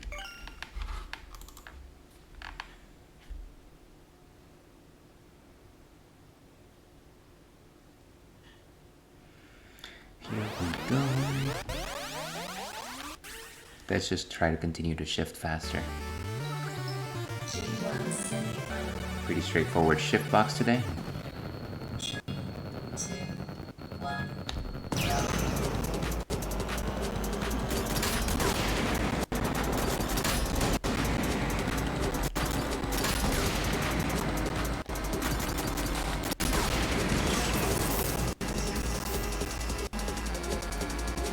And maybe. Whew.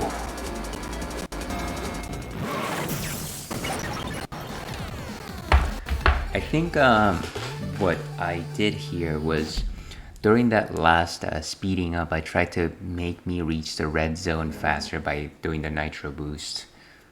Maybe that's what I needed to do, because I was noticing that me reaching that maximum speed there was actually taking quite long, and so maybe the boost actually helped, and maybe that was the solution.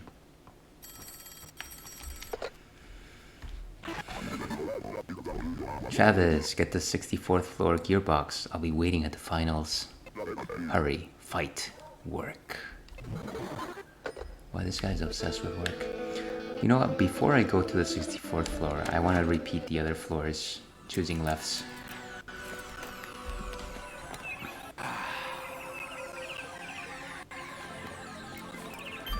And actually, before I do that, I do want to just charge both my characters. Is Batman actually at 100% max XP? Oh, I guess I can't switch characters here. I wonder why that is. Oh, I guess I am playing as Batman right now.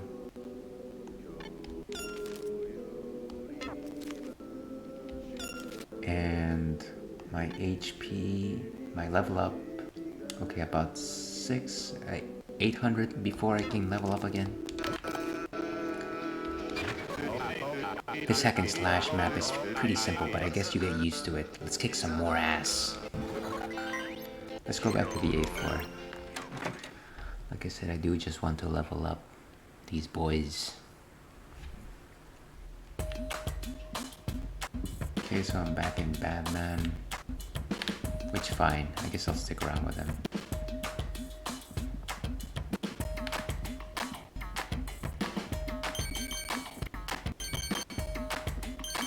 I know that final race is going to take me a while, though. I'm not looking forward to it.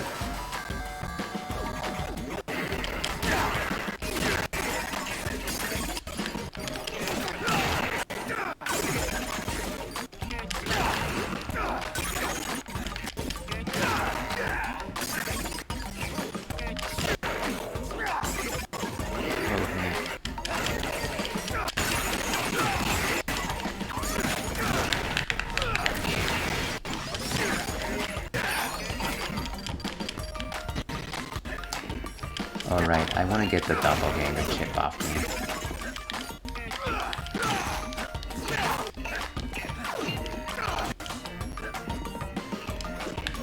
Get a drink. Oh no, I got sick.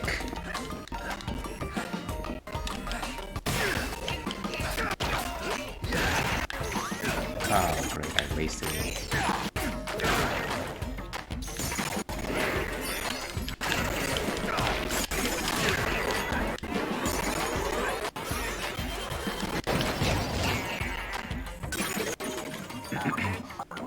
Alright, and let me go ahead and take that chip off. Oh.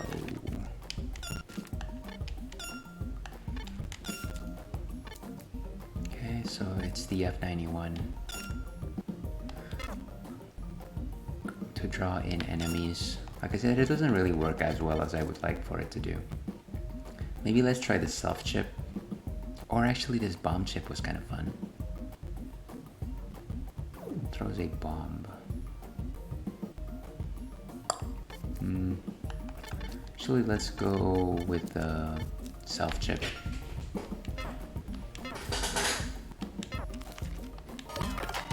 So we're only taking lefts, which is why I'm just going to go ahead and collect the coins here.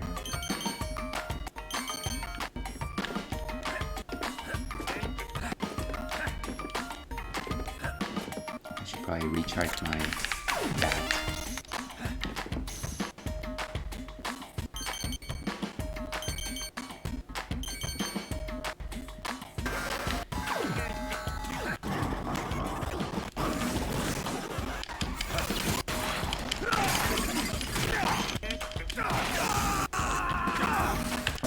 I hate these small people.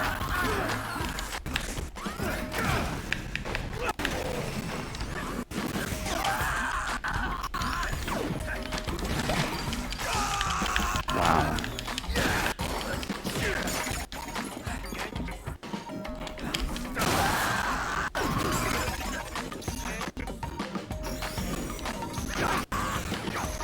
Oh, look at that. And of course I wasted my turn.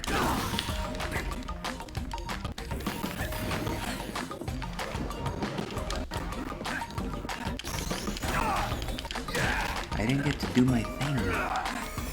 I really hate these interrupts. It's very frustrating. Come on.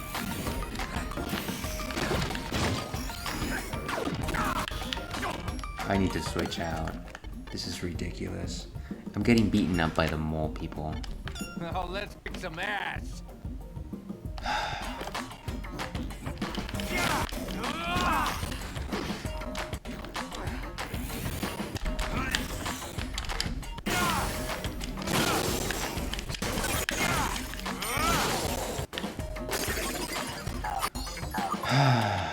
So annoying, these guys.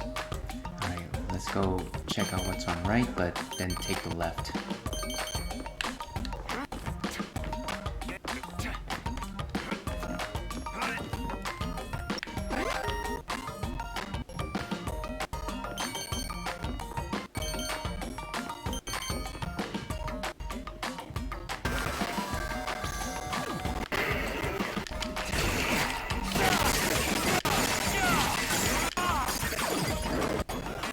Let's go.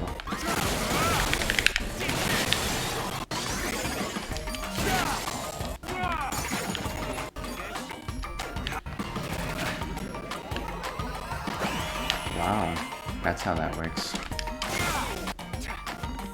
Where did it go?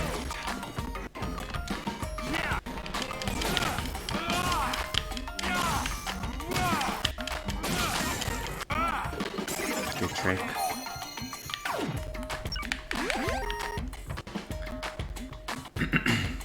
Let's charge up just in case.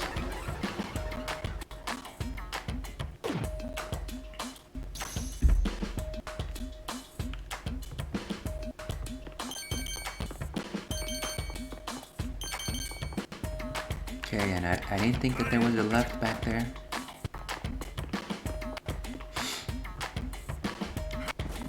No.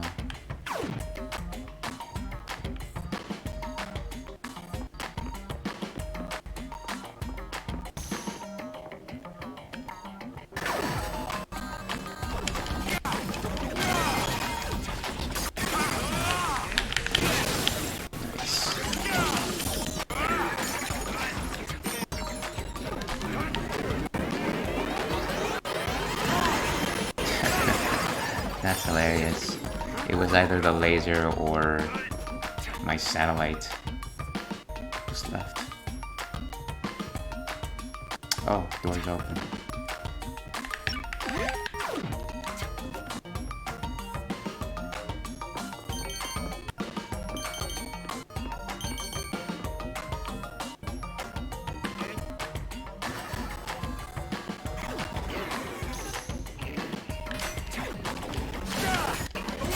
These guys again.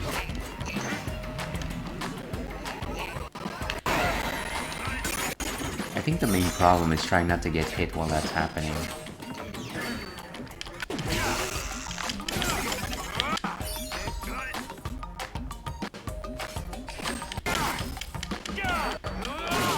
It's almost like it has to be used in conjunction with a different chip. I guess for this specific case, the time chip. And let me just wait here because I really want to charge up my HP. There also was more of these chips actually. Kettle cooked.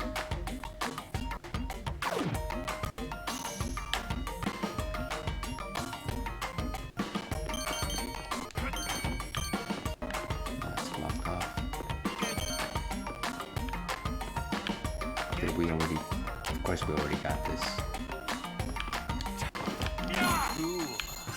Lots of coins.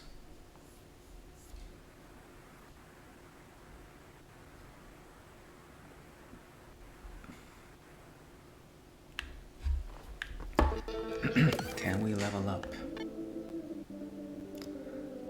4,200. Ah, still not enough to get both of them. Let me go ahead and save.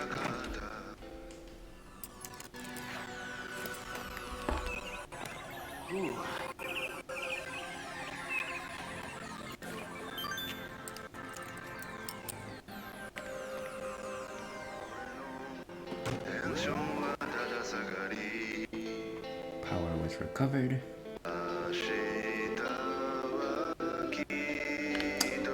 Let's go and repeat that other floor as well. 32nd floor. The Virtual Boy floor. What other systems were 32 bits? PlayStation maybe?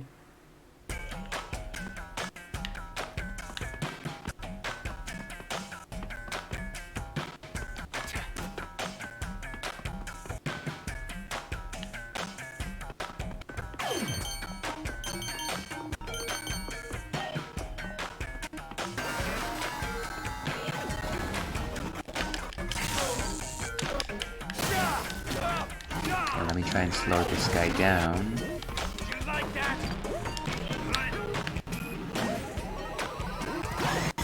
Nice. Jeez, guy.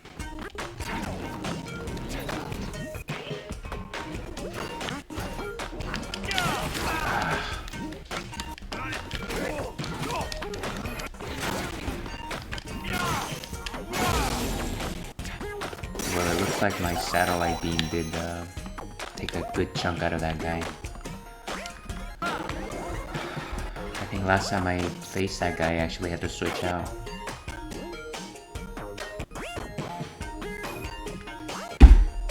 Alright, let's keep moving.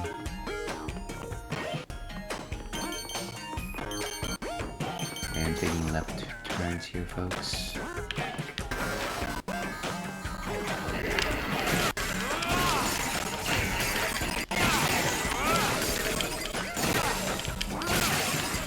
What are these guys doing with their nunchucks? So silly.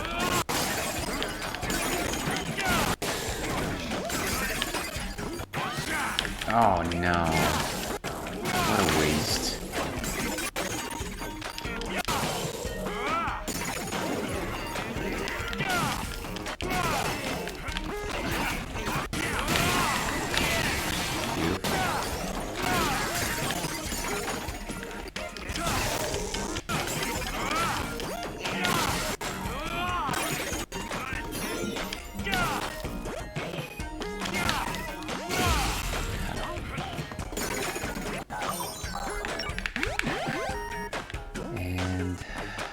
Either a right or a left. Let's check out the right, but commit to left. Nothing here.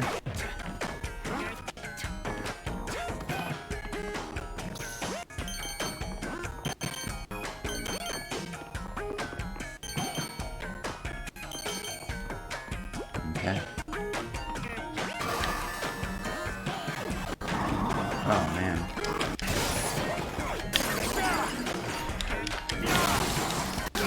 These are the ninja guys.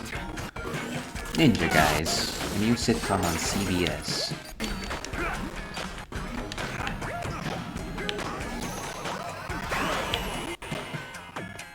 Piggy.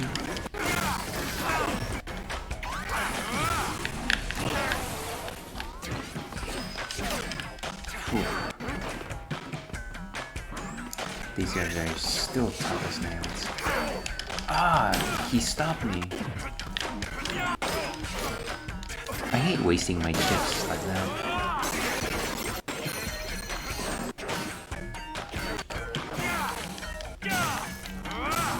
Is there another? I failed to realize that this thing was here.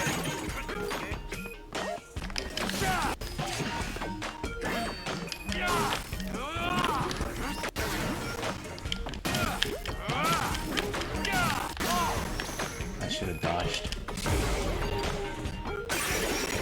Okay. Charge up.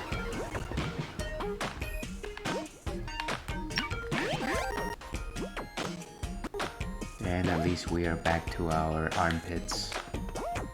Check out the right, but go left.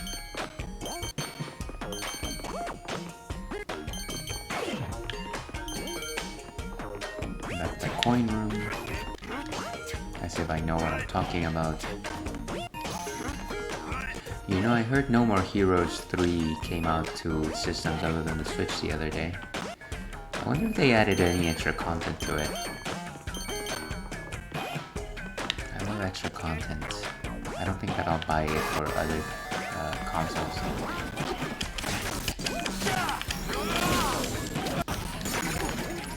Alright, let's see this. Oh man! That would have been perfect.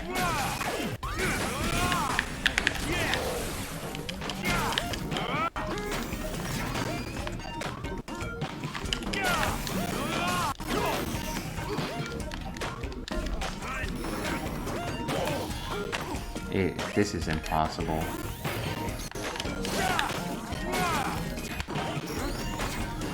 Alright.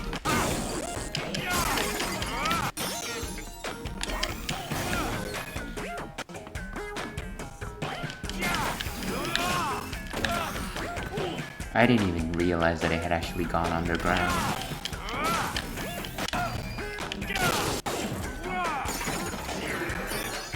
Some more of these punks.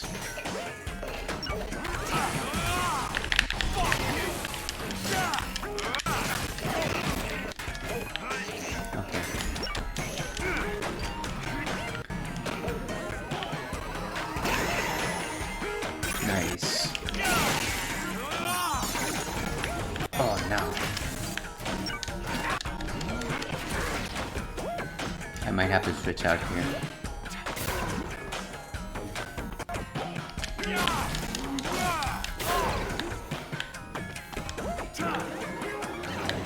Of course. Why did I get bumped off?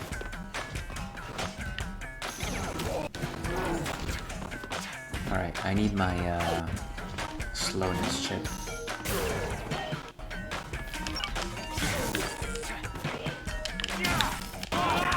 Wow, he combos so quickly. Come on, just one hit.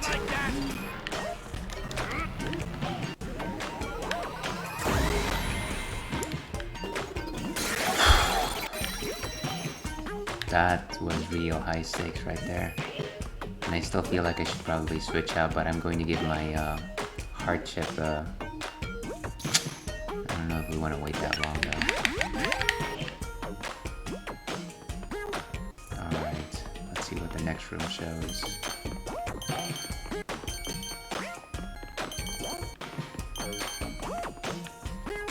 It's another... I think that's the mid-boss room actually. So yeah, let me definitely wait for the health chip to proc.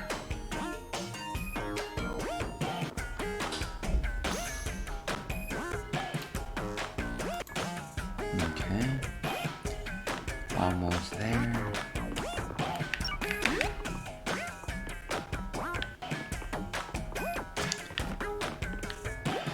Where do I see the wireframe of my sword in this? Oh, sorry, beam katana. Come on. Waiting for this thing is endless. At least after this I should be able to level up though. And yes, I know that I don't have to wait to be in between levels to level up, but I like to do that.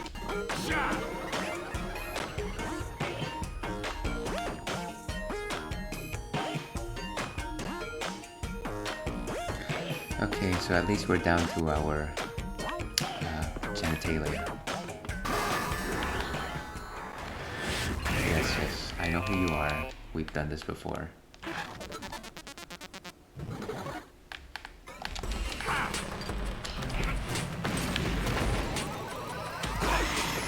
Nice.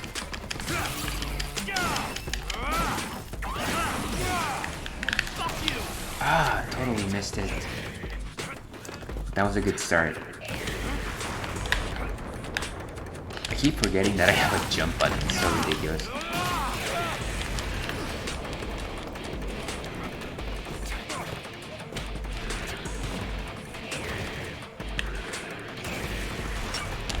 Why didn't you jump? Why did you? Ah, that was so frustrating.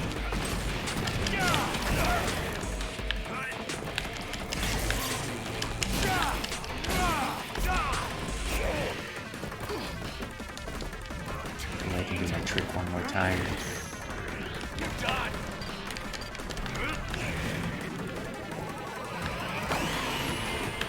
There he goes.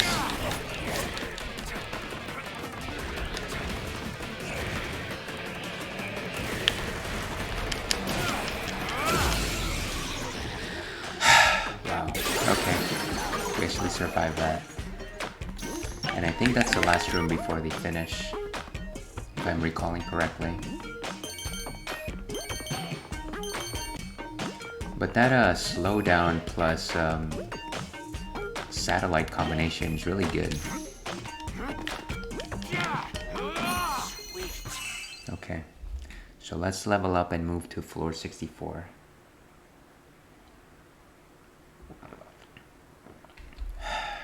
And if you're just joining us, we're drinking a delicious Lion's Crown. In just a second here, folks.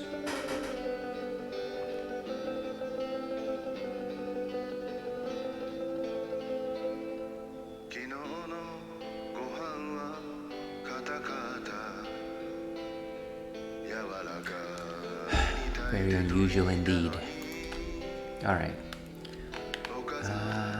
So we've got more than enough. Yes. Beautiful. So we're at level 7 with Travis. And Swing. level 7 with Batman.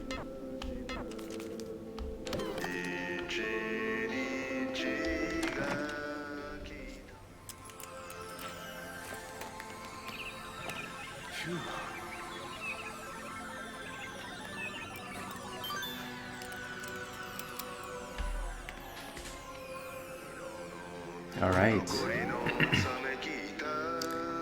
Let's go ahead and go to clean up floor 64. And like I said, I am not looking forward to that last race.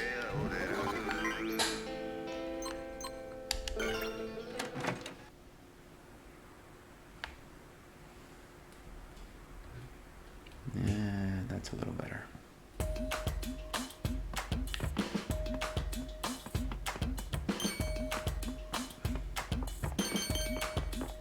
Let's see, left, down, up.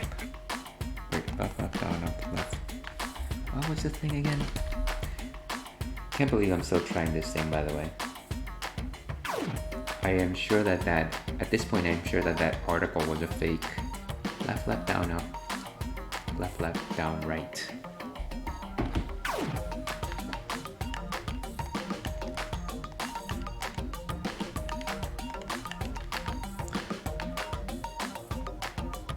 Yeah, that's not really doing anything for us.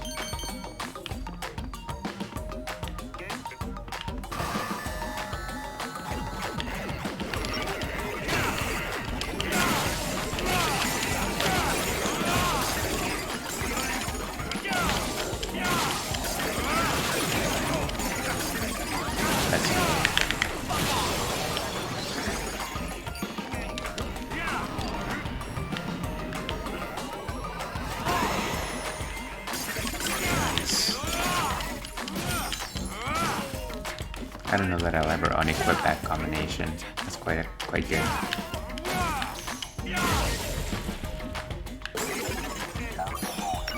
Okay, so not too bad. Charge up while we can.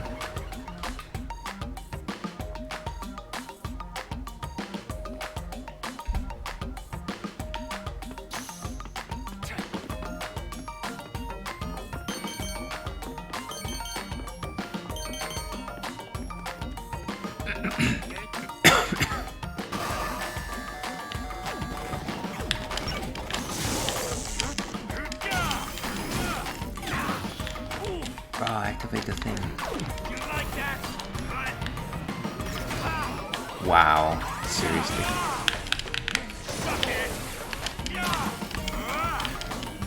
I hate these guys, as you all famously know.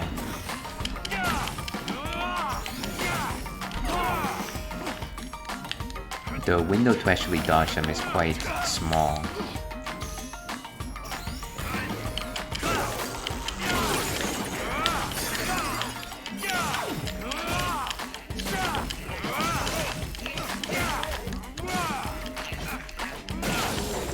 Finally.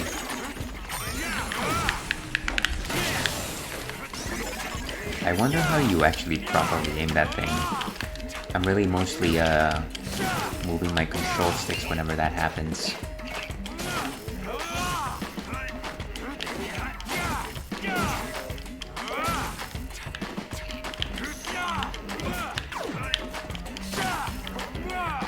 Alright, let's go with this. Another one bites the dust.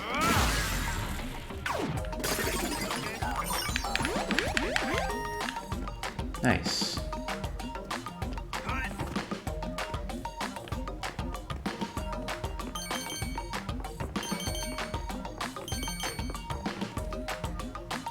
Okay, let me go ahead and wait for the heart.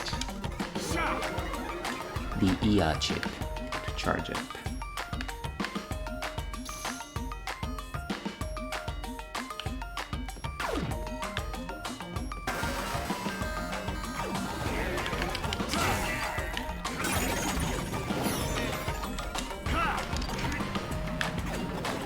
It's gonna blow up, isn't it?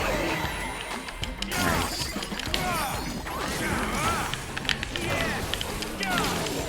Wow, hold it.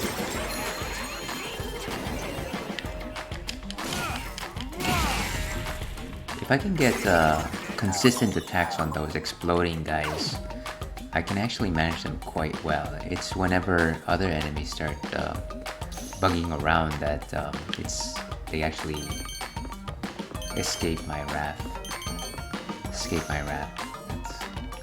That is cheesy.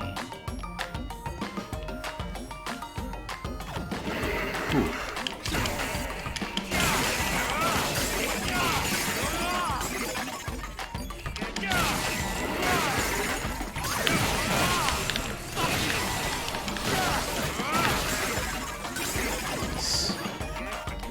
Bitch.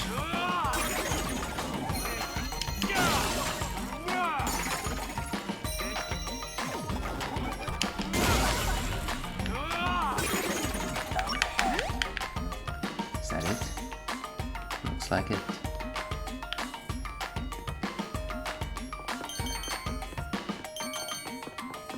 Some more coins for our troubles. Who's next?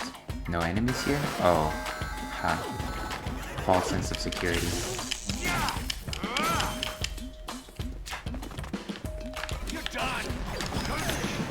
Ah, my laser.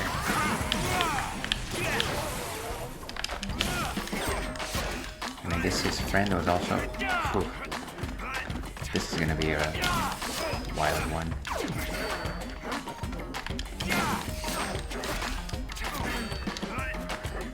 Patterns on these guys are also pretty irregular. Sword plant.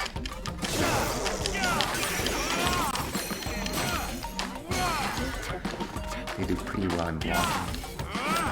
Move.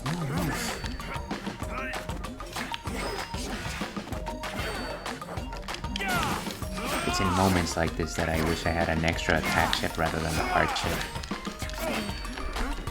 I can't get out of the combo.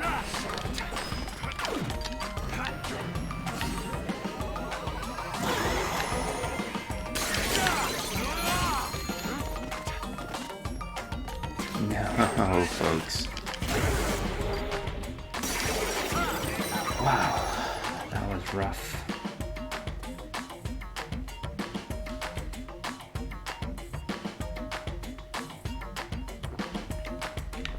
Alright, let's see what's next around the bend. Ooh, a chip.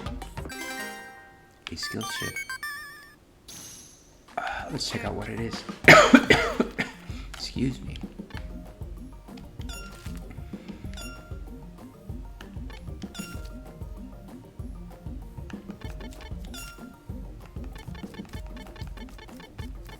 Bad hop. Another Batman-only skill. Shoots a reflective ball. Attack power increases with each reflection.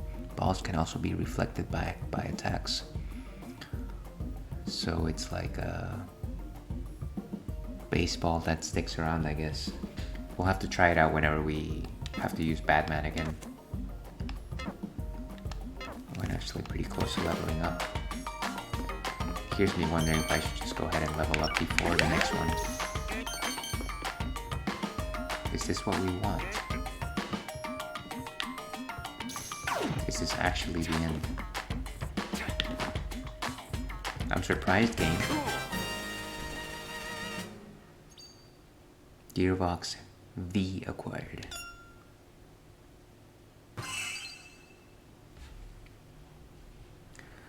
Not bad.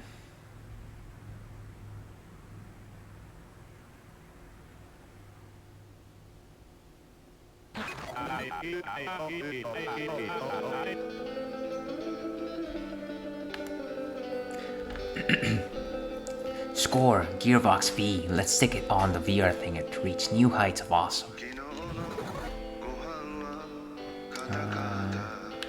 Let's see if there's anything else I can do here.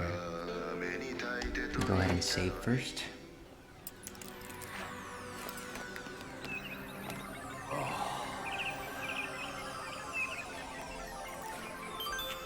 Groovy.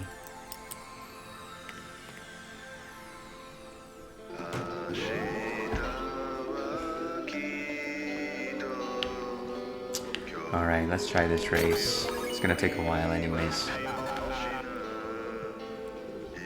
Gearbox V equipped to VR.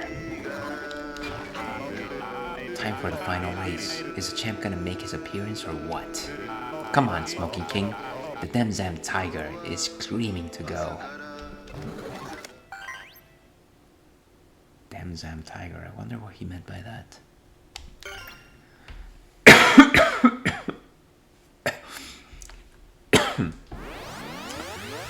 Alright, so the objective of the game here is to get to that last gear as fast as possible.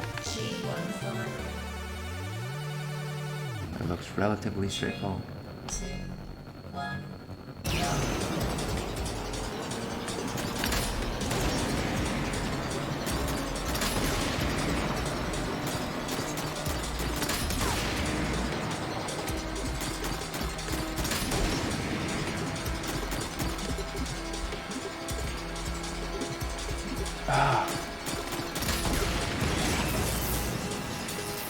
Way too far. I screwed up on the 5th gear.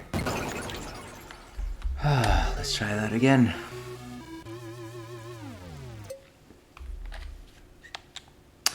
Yes, why not?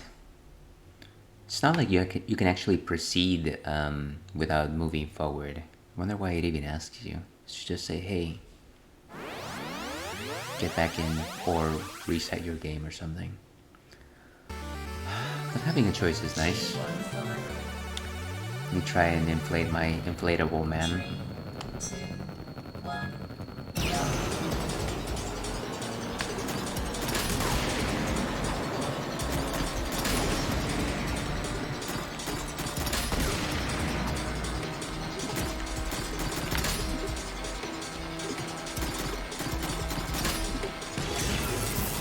And nitro. I'm so far away. Wow. I thought I did exactly what I needed to do in that one. Well, let's keep trying.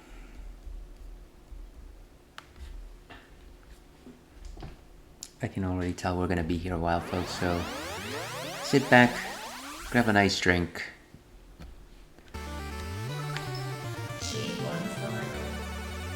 Have a laugh.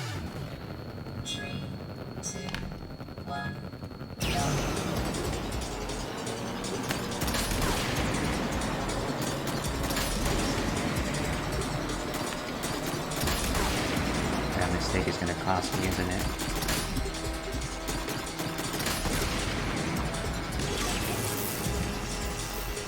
Oh no.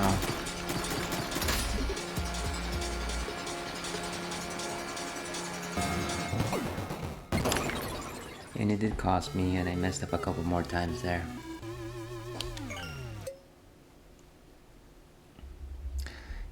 I think really the thing that separates me from victory is just getting a nice straightforward gearbox. I think that's the main thing here.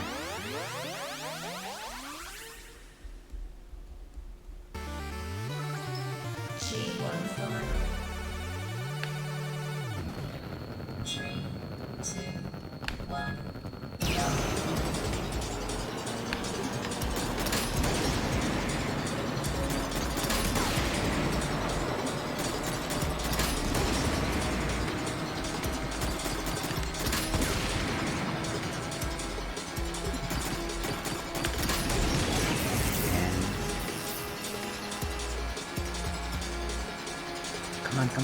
Come on. Ah, so close. I think maybe it is again between that 4th and 5th gear that I should use my speed boost, maybe. I feel like that's the one that drags the longest.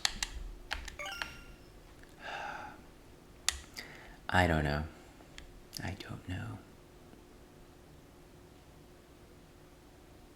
Also, why does this always take so long to load?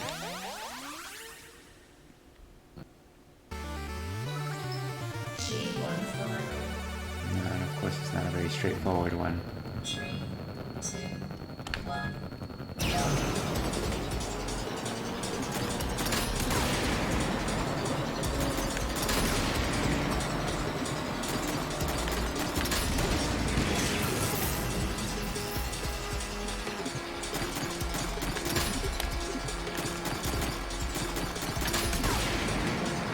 Is that helping? Am I any closer? Wow. It's not even moving. But I think there might be something there. Maybe going between 4 and 5 is the actual solution. So let me try that one again.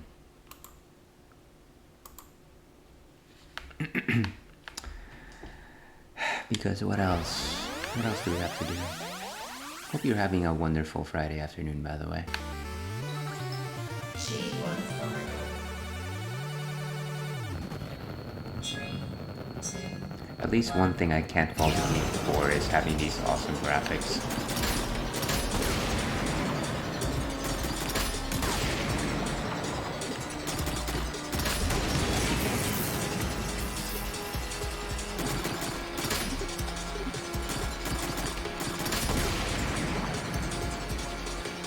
And that didn't really help us.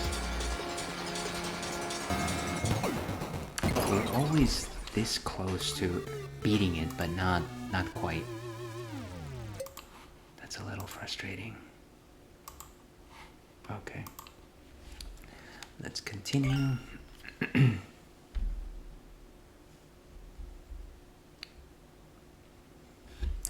Maybe I need to start speeding up from the get-go. Maybe it's like the boost in Mario Kart where you have to hit it at a certain time. I'm not actually sure. 3, 2, 1,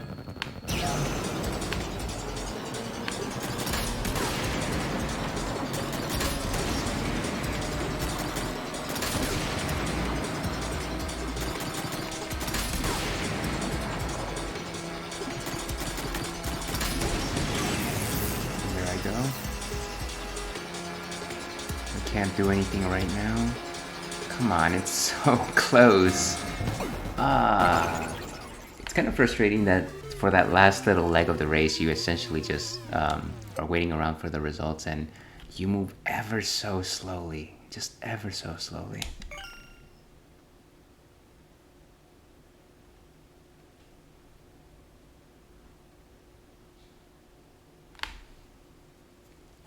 I'm gonna have to look up a guide if I don't finish this in the next few minutes. And with my luck, G14. 3, 2, Oh, wow.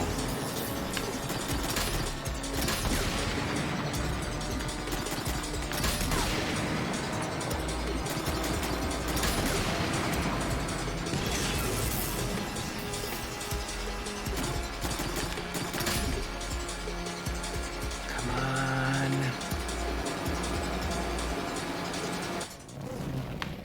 What? You're good. Where are you from? Santa Destroy. I've never heard of that team. Team, it's my beloved hometown. You're a tough one. I can sense your bloodlust. You're not from the surface, are you? Bingo, I'm more of an underground guy. So you're from the hood too, huh? That's right. I worked as a bodyguard for years. I protected a brilliant racer, but he decided in a racing accident. Sorry, but he died in a racing accident. However, it wasn't an accident. It was a carefully planned murder. I frantically searched for the killer, and one day, I finally found him. It was a humid summer afternoon. Look, is this gonna be a long story? Sorry, I get really into stories of the old days. Shall we change the venue? Is that even possible? We're in the middle of a race. I, too, live inside a game.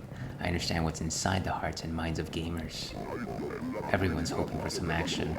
I assume they're about fed up by now, since they didn't buy this game for the racing, right? You think so? I mean, it's no skin off my butt, but if you don't mind, I'd appreciate it. Alright then, follow me. But I had already won, guys. Don't take this away from me. I've got so little. Okay. Well, at least no more races. Grandpa's words of wisdom. Have you gone to the bathroom? The champion awaits at the top of Dragon Tower. Hurry to the entrance. Time for a boss fight. Does the phone say anything? No time to be on the phone. And if I want to race again, I can, but I refuse. In terms of experience, can I actually level up still? No, not really. I think I'm good. I think I'm gonna proceed, but before I do that, let me go ahead and...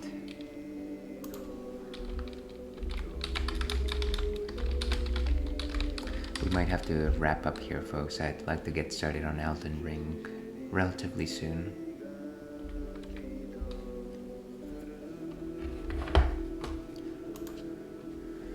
Alright, so can't really level up.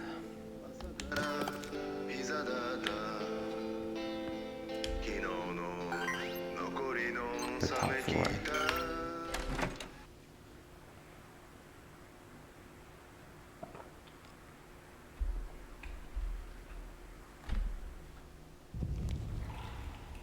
And here he is, the Smoking King himself. He really does look like a samurai.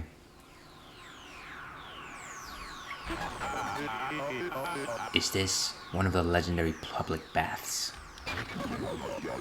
Yeah, it's my own communal bath. Isn't the view amazing? It's like I've got the world in my hands. Luxury, greed, and riches have limits. This bath is a sort of farewell to all that. Nice lane reading there, like a famous quote or something. Listen, Racer, standing on the borderline itself is how you feel the world of true speed. If you're not standing on that line, then you're no racer, just some guy. Hold up, I can't fight a racer. Don't misunderstand, tough guy. From here on out, I'm a bodyguard. Whose bodyguard? The champion, Smoking King's bodyguard. Sure, that'll do. Let's go, champ. And he's firing on all cylinders.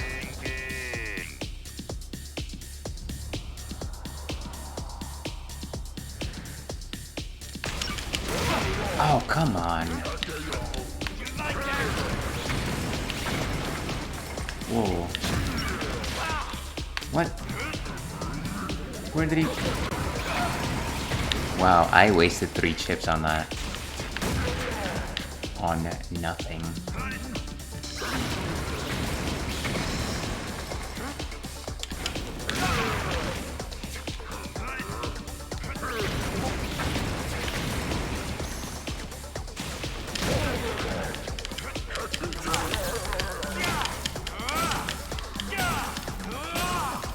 Wow, he blocks pretty well.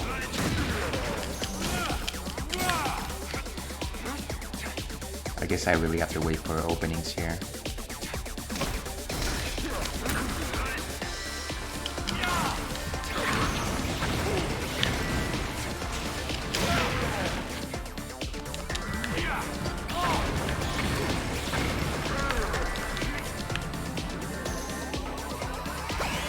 Why couldn't I move it? I was aiming so hard for him.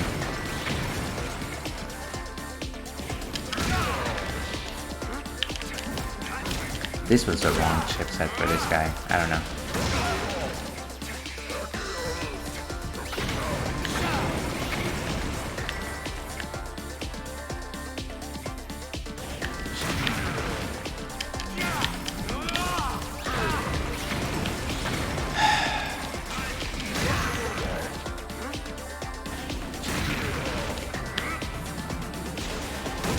It's ever so slow. Wow.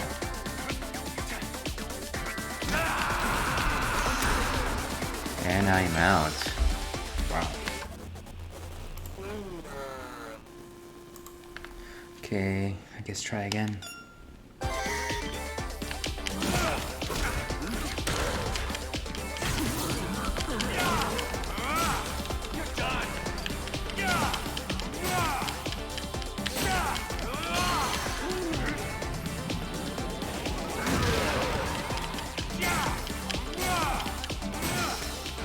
I can't get through his defenses.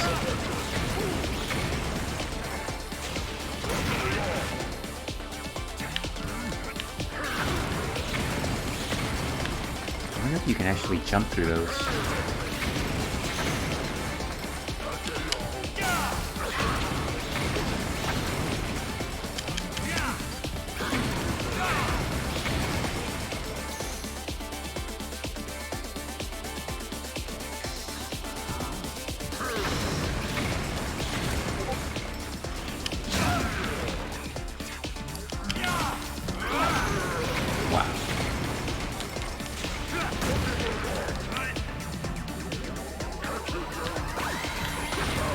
Did I get him? I don't think so.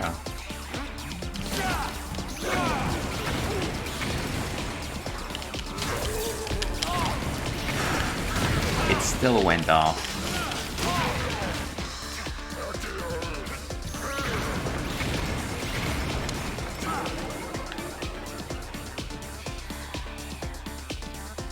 At least I can still use this without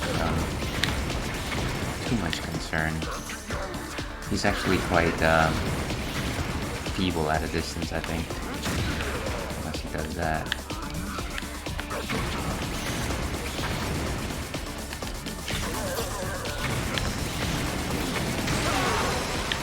What?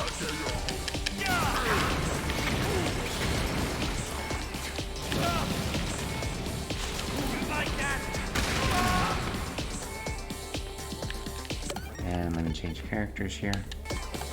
Change characters here. Charlotte. Let's see if I can change skills. So the triple crown stays. I don't think this is very useful. What is it? Pad hop? Sure, why not?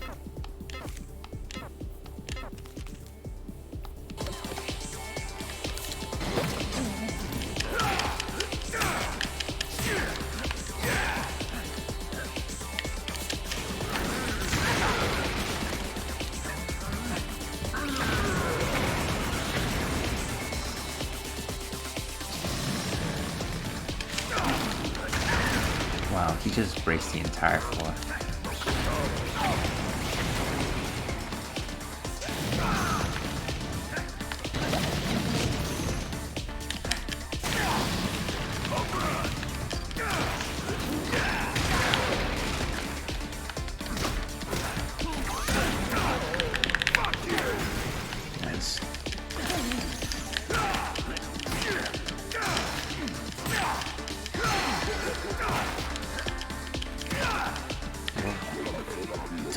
guy. That's some impressive power. You're not so bad yourself. I see you're a tough guy too. The real battle oh no, form change. What is this? Whoa. I guess I'm supposed to skip these.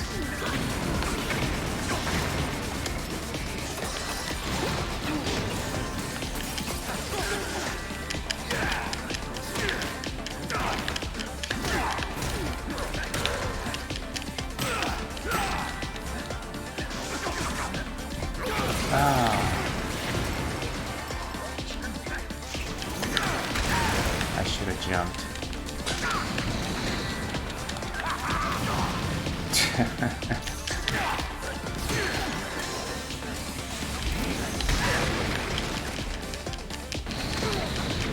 I'm getting smoked here, folks.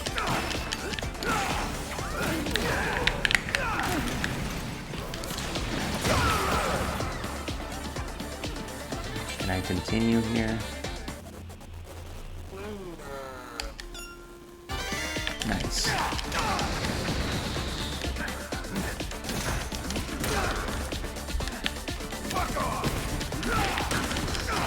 I don't think these baseballs are doing much for me, by the way.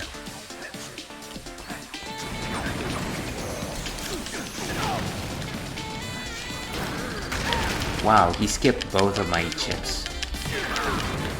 I'm honestly just trying to cheese him at this point. It's like he's got so few attack stuff. Sorry, so little energy left. I'm switching out. I wonder if Travis is any stronger at this point. Gaming a day. No. No, of course not. Why would I even think that? Is that it? Do I have no more lives? Alright, I think we're gonna call it here for Travis Strikes Again. Yeah.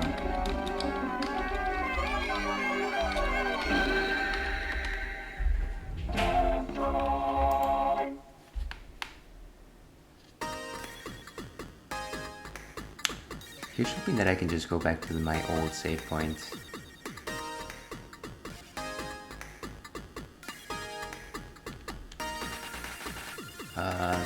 No, I don't want to return to the trailer. I actually sure, why not return to the trailer?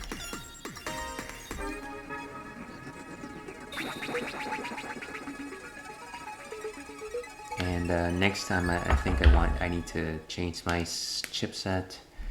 Maybe try a few new maybe just try to be a little ahead of those tremors. Because I think really just getting stunned and then getting comboed is really what's doing me here. But hey, let's look at the bright side. At least no more races, right?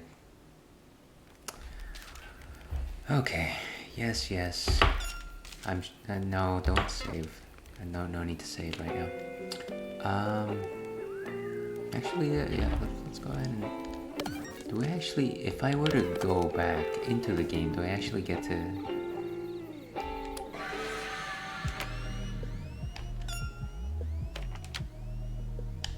Sure, let me pretend that I'm doing this.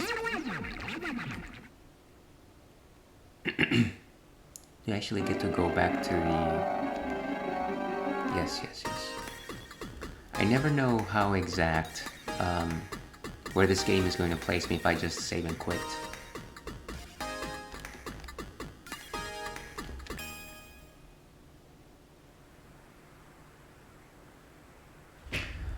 This is a lot of loading.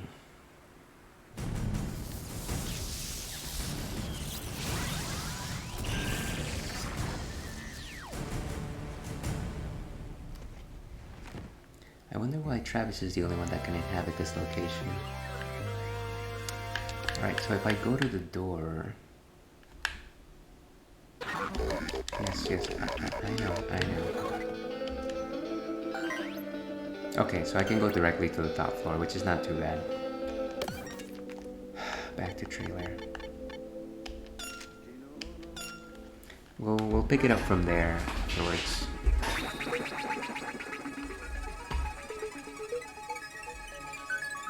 I really don't need...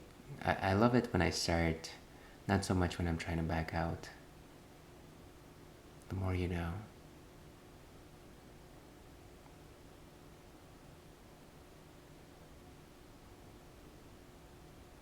And let me just go save here. Yes.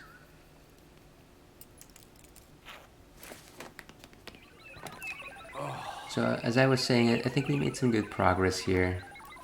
This was certainly an interesting level with the whole racing motif was fun. I do wish that at least that part of the gaming simulator had some additional gaming mechanics, but maybe that's a bit too much to ask. And let's keep the audio for this one. So after the break, we'll actually be playing Elden Ring with friend of the stream, John. If you're interested in watching amateur Elden Ring, please stay tuned. But if this is your hopping off point, that's alright too.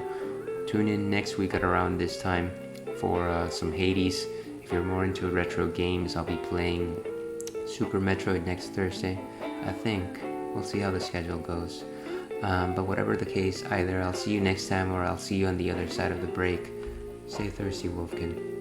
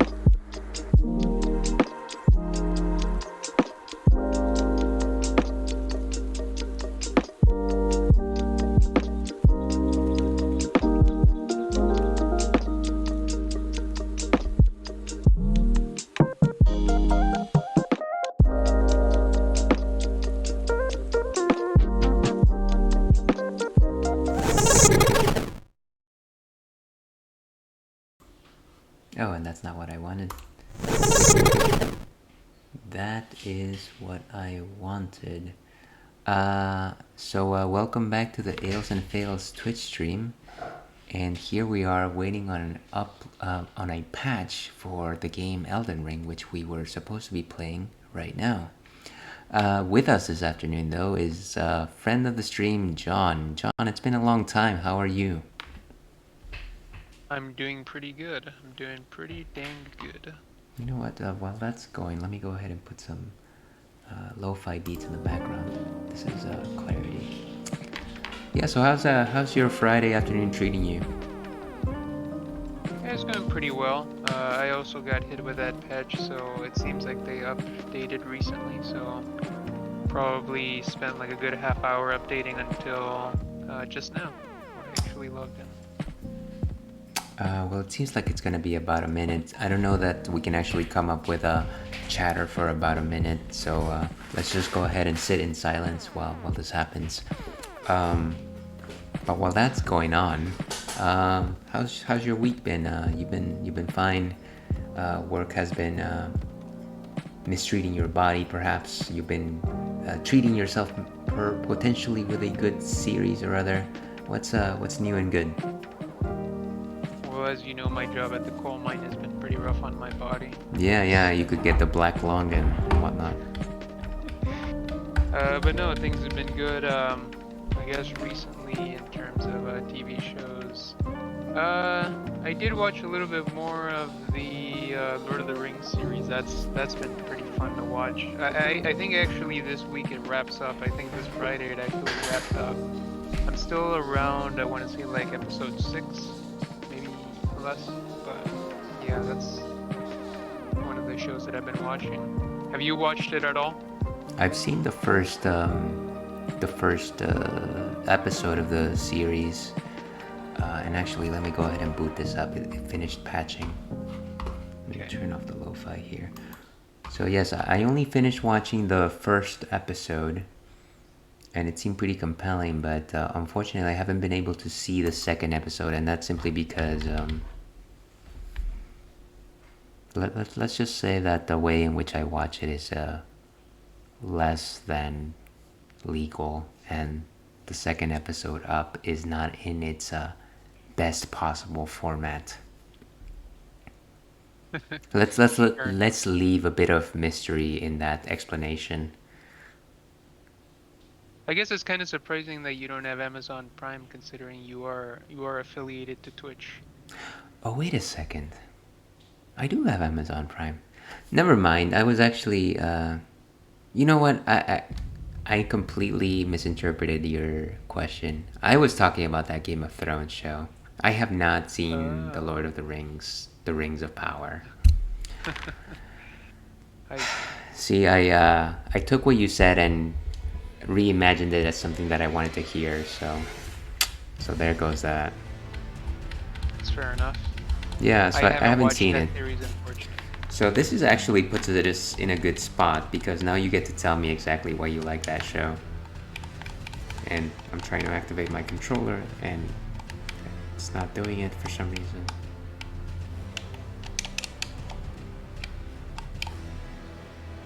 But yes, do go ahead. I mean, the show's been enjoyable so far. You know, it's just really cool to look at, just because of how much CGI is in some of the scenes, and I think some of the character stories are pretty interesting. They do introduce some pretty fun characters. There's a dwarf character, which honestly I think is one of the better characters in the show.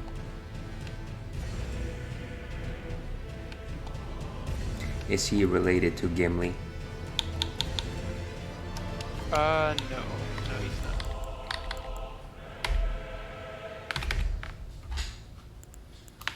So why do you find him remarkable?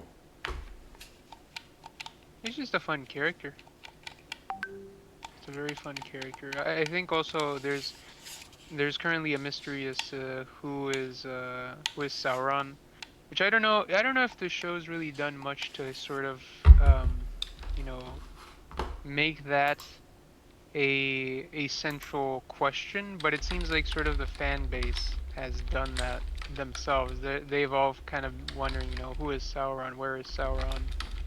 Um, so that's been kind of interesting, just as a kind of a meta thing to try and figure out. But they haven't revealed it yet, at least halfway through the series. But would you say that it is as compelling a mystery as the question, who is Slade? It might be less compelling. Okay, because nobody actually knew about the identity of Slade, and actually, I don't know that that plot point was ever revealed. Okay, so I've got one more issue here. My Xbox controller is not powering up. How do I know if I don't have enough battery? How do I know if it ran out of battery? Would it show something special? Because it lights up for a second and it just keeps dropping. I mean, I would just hook it up at that point. I don't know because I don't have a modern Xbox controller. Hooking it up, eh? That might be the solution to go here, folks. Or I might just get a fresh set of batteries, see if that does anything.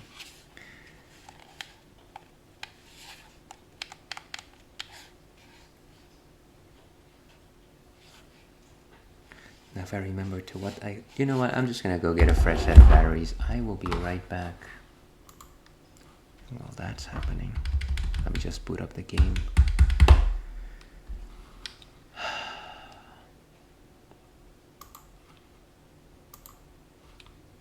Alright, I shall be right back.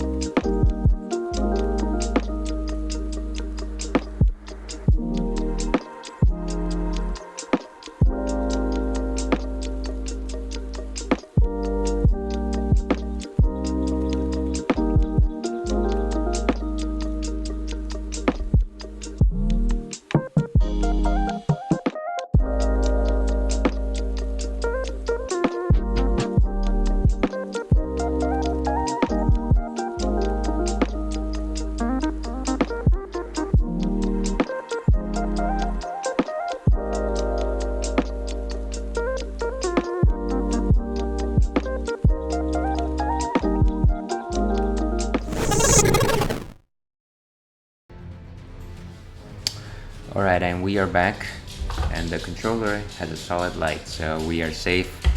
I guess now we know for next time, keep around a fresh pair of batteries. Real professional craftsmanship here in this show, John. But let's go back to the point at hand. You're saying that there was a mystery as to who Sauron was, And so, are you trying to suggest that the entire time, uh, during the proceedings of the adventure, one character had been Sauron the entire time, or is this like, what is the setup there? If you could be brief with a summary of the story, and I guess I mean, spoilers for the rings, yeah.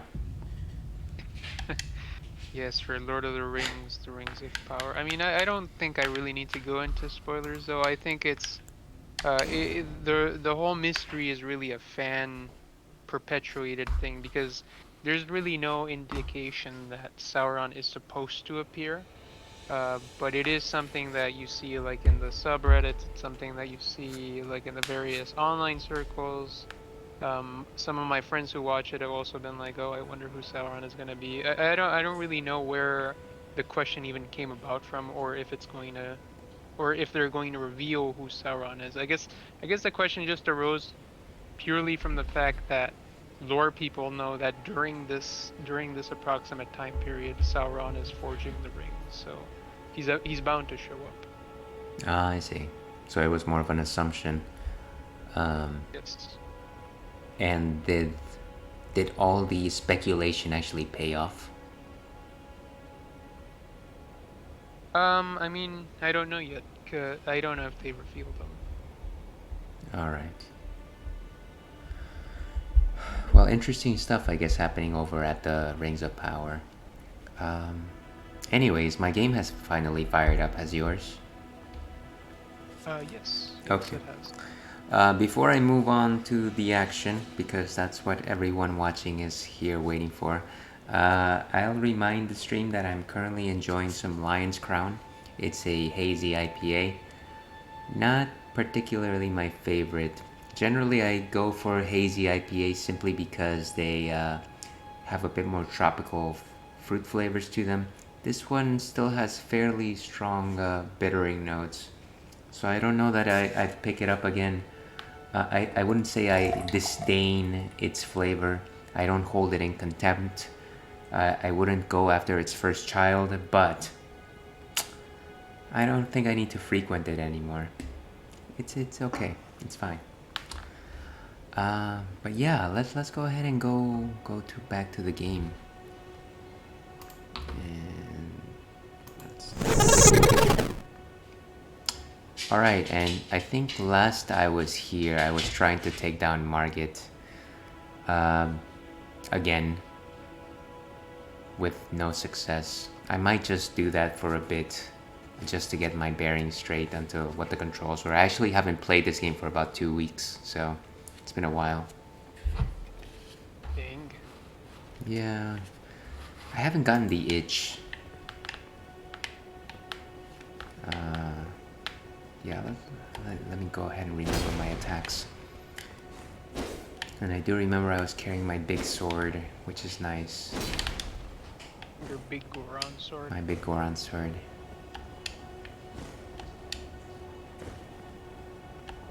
Jump with this. I will say, ever since I upgraded to a new system with some new CPU and RAM, my game is running a lot smoother.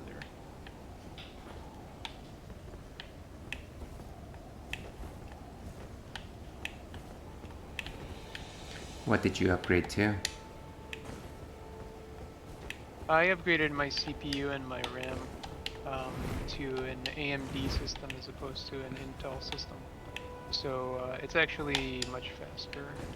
And I guess it's much faster also just because my old system was really, really old. I see.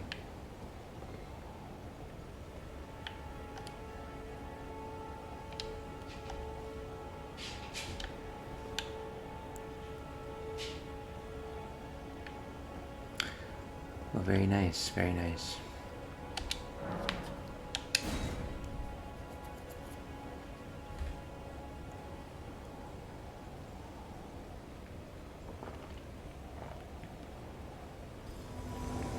Well, and we are kicking off the show with a market fight. Margot. Let's see if he can put aside my foolish ambitions.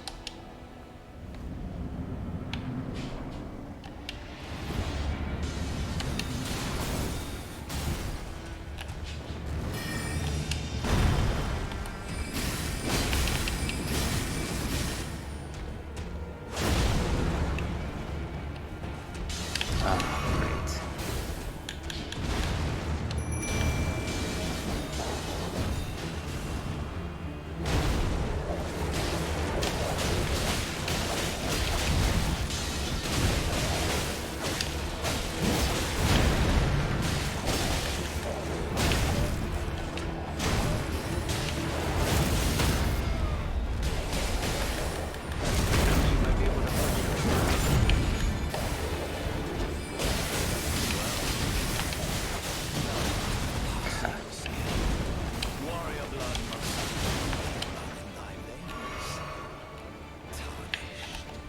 Where did it go?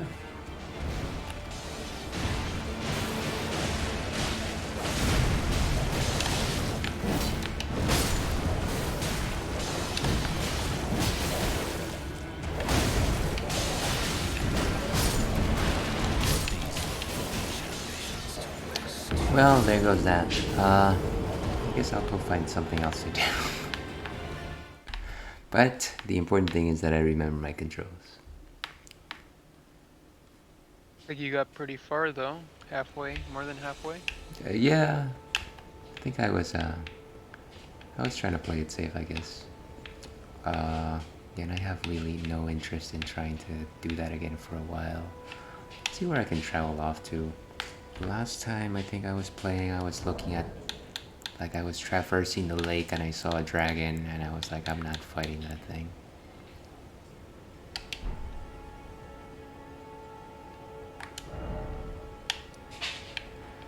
I think I was trying to do bosses. That's what I was doing. And I also went to the Siofra River Well, which wasn't good because the enemies there were just too tough for me. Fort Height West. What is that? Well, I guess let's continue exploring, see what happens. Well, another thing that I wanted to do was take down a few other bosses before this fight. See if I can find my list of bosses before Margit one more time.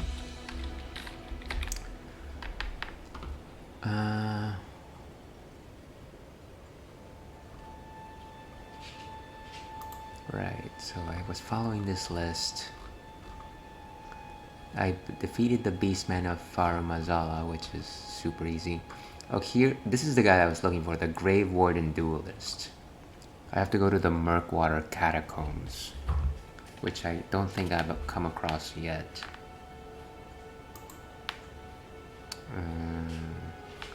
Let's see if I can Google that. Murkwater Catacombs.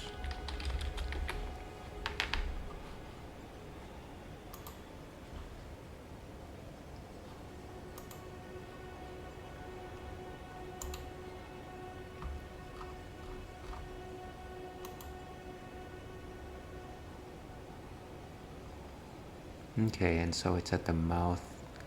I don't want to know it's at the mouths of the river, but Murkwater Coast.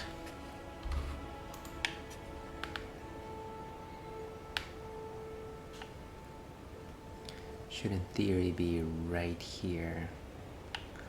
So I'm gonna go to the Murkwater Coast one and maybe make my way down. Or maybe I'll go to the Saints Bridge actually.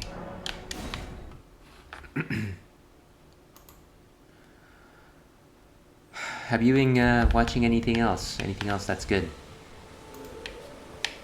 Let's see. I have been watching more of Sandman. Sandman is really good. Have you had a chance to watch it yet? Nah, I haven't. But you know, maybe I didn't watch Sandman, but I have been watching She-Hulk. That's related, right? Yeah, that's in the same universe. It is. Is Sandman actually MCU, by the way? I don't actually No, know it's that. not. Okay. No, it's supposed to be DC, I think. Right. That's what you said last time, actually. Yeah, so last time that we spoke, you actually gave it pretty high praise. How's it been working out for you thus far? It's been pretty good actually. I think it's been living up to the hype, in my opinion, and I think that the I guess the main characters are pretty interesting. I think that the main character, Dream or Morpheus, I kind of enjoy how he's sort of dark and brooding like Batman, but he also looks sort of alien-like, like that guy from Twilight. I forget what the actor's name is, and I definitely don't know the character's name. But that's kind of that's kind of the vibe he gives. You mean like the new Batman? Yeah, or like the new Batman. Although, Isn't the I would new say the new Batman Batman, played by the guy from Twilight? yeah, he is. So But I would why didn't you say just go for that guy? I would say that the new Batman isn't really alien-like. The new Batman is just sort of like Batman, except you know, that actor's take on it. I forget what his name is, actually, to be honest with you. I don't actually recall what his name is. Hayden Christensen? That's close, but no, that's not it. Okay. Let's say Jaden Christensen.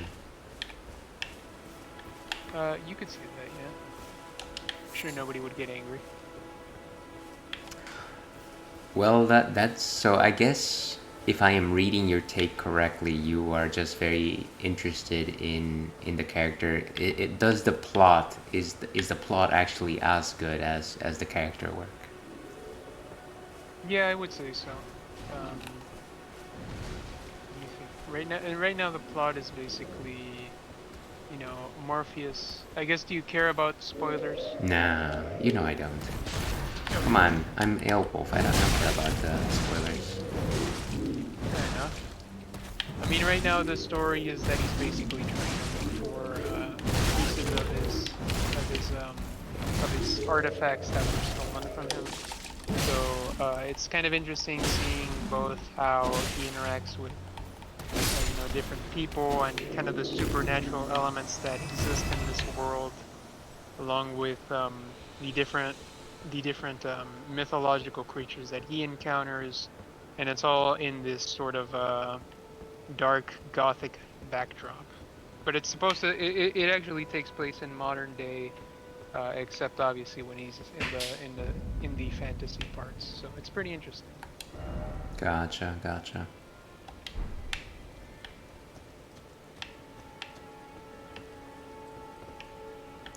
What is the reason for his broodingness, or brooding quality? I don't know. What is the quality of being brooding? What is the reason for his brooderhood? His Brooderhood. I mean, I think that's just how the character is. I guess what I'm trying to ask is, do we know at this point what made him this way, or is there a reason? I think you may have suggested that he was an Eternal, or something like that. Or did I did I just assume that? Yeah, well, your assumption is pretty correct. He's supposed to be kind of he's called he is an entity that is apparently called an endless, which is basically like a god but of a very specific concept. So he is the god of dreams essentially. He's the person that controls um the world of dreams essentially. I see. So I guess being kind of like being a god is sort of expected that he's going to act a very specific static way and not really have a specific rhyme or reason as to why he's a certain way. Well, I mean, I think that when you put that on a character, on a fictional character, the idea of them being an eternal, you already come with the assumptions that they have suffered loss longer than anyone else has, and thus that is already in itself a reason to be relatively brooding and to a certain degree numb to a lot of the pain that goes around. Or maybe that's just my read on eternal characters. I mean, that's fair. There's some Eternal characters, I would say, that are purposefully goofy. You mean like Doctor Who? Because that is the Yeah, like only Doctor Eternal Who. character that I know that is kind of goofy sometimes. At least in some of his incarnations, some of their incarnations. There's also Loki from the MCU. Is he an Eternal? I don't think he's an Eternal. I think he's had a long life. I don't think he's an Eternal. Well, he's supposed to be a god or godlike, isn't he? Yeah. That's kind of. I'm not. I guess I'm not specifically subscribing to a one particular definition of eternal. Maybe Just I'm just thinking somebody, about gods. somebody that has lived for a long time. Yes, someone who is above mortality.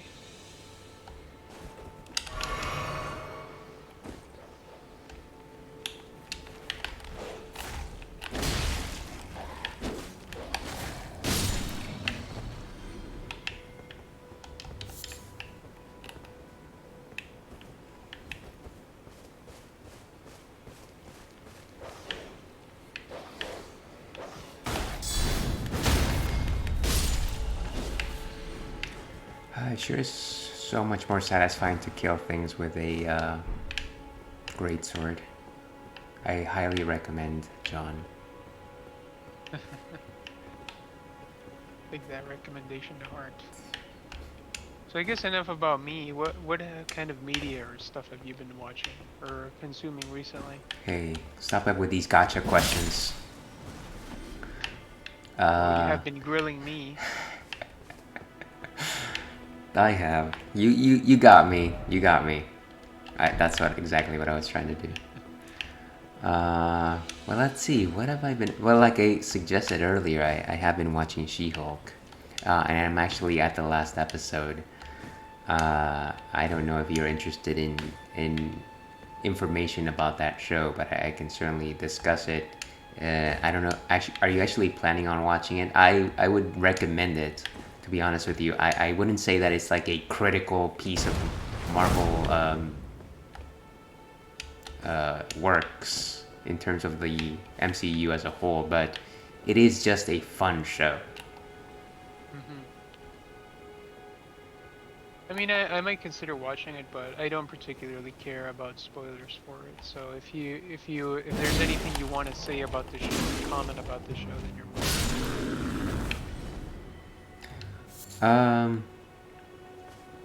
Well, I don't know how much you've been following the meta, but I think that one of the complaints that people have had with Phase 4 of Marvel Cinematic Universe is just the fact that even though a lot of the shows start out with very interesting takes on characters and very interesting directions, and one key example is WandaVision, they all largely end up with the climax of one of the big tentpole movies, in the sense that they fight a big bad and it becomes like a 3D fight scene, and yeah, essentially it turns into an action scene for some reason.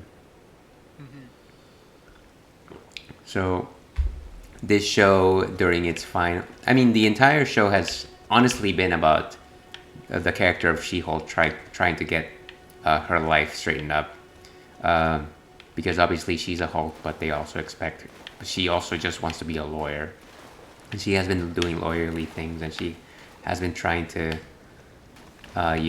date people, and it's difficult when she's this famous person that is supposed to be a hero, more or less.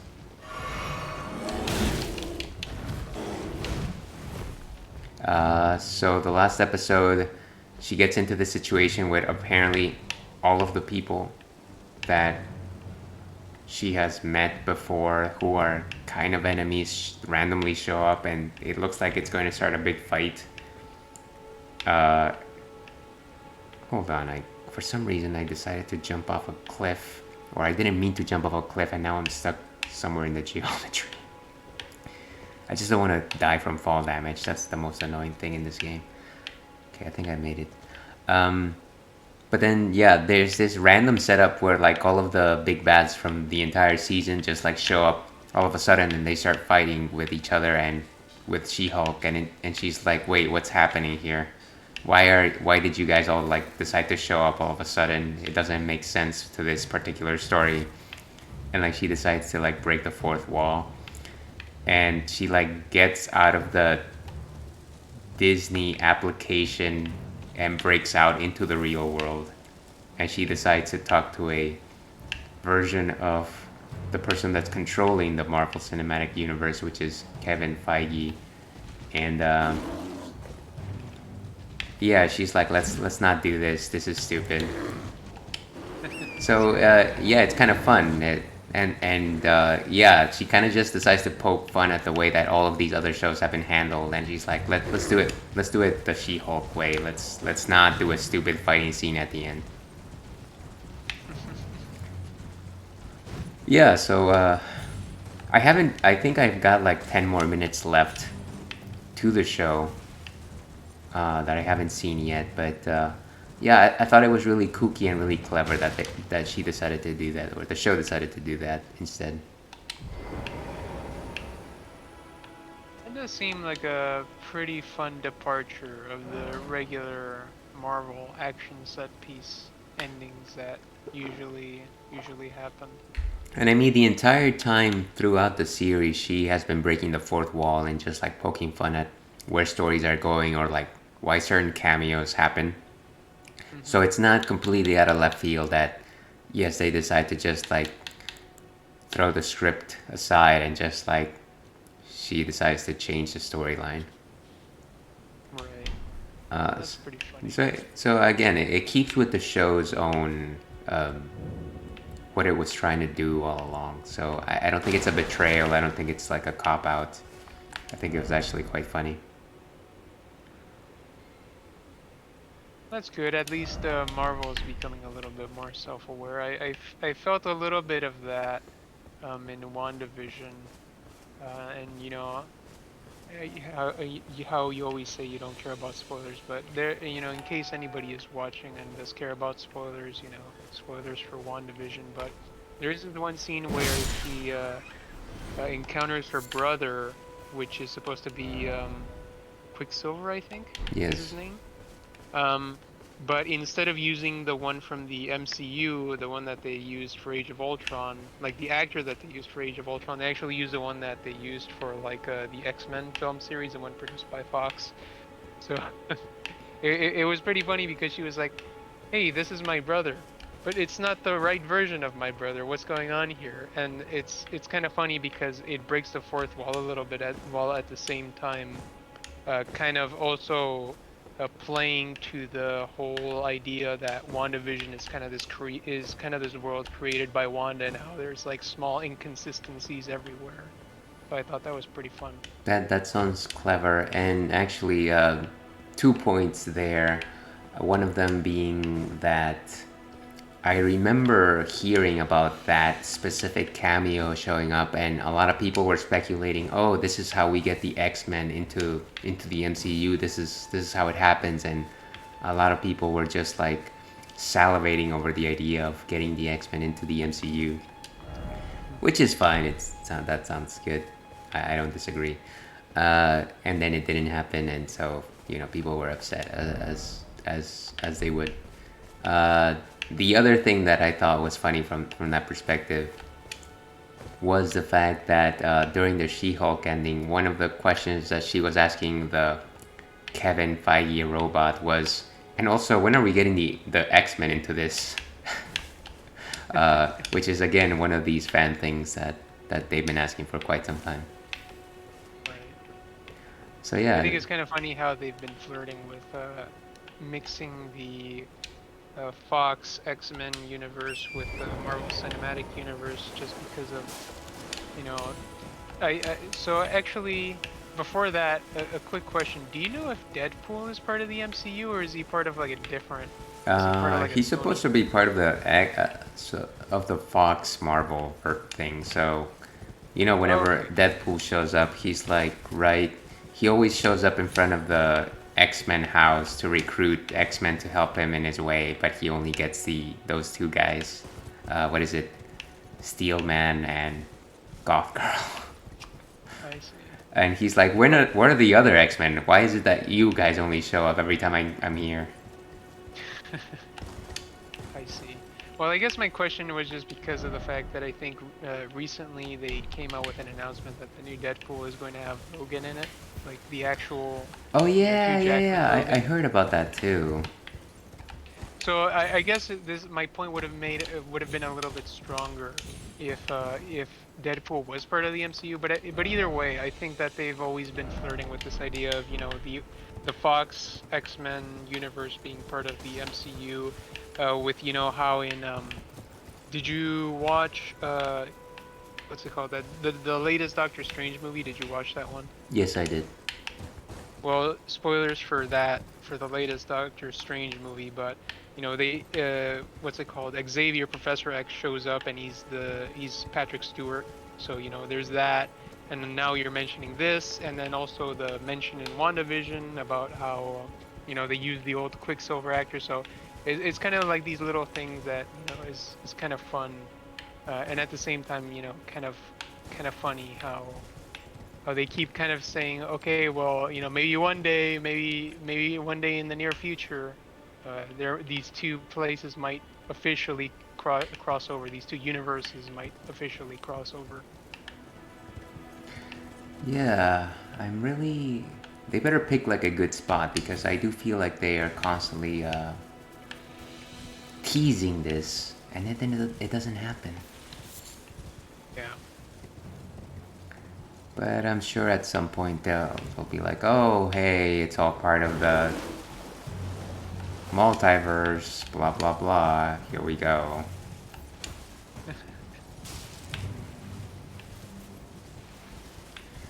I am really not finding this Murkwater cave. I can't believe this is.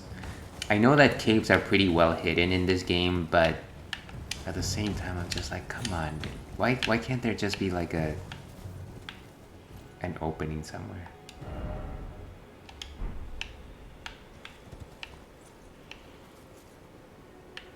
All right, let's go back down.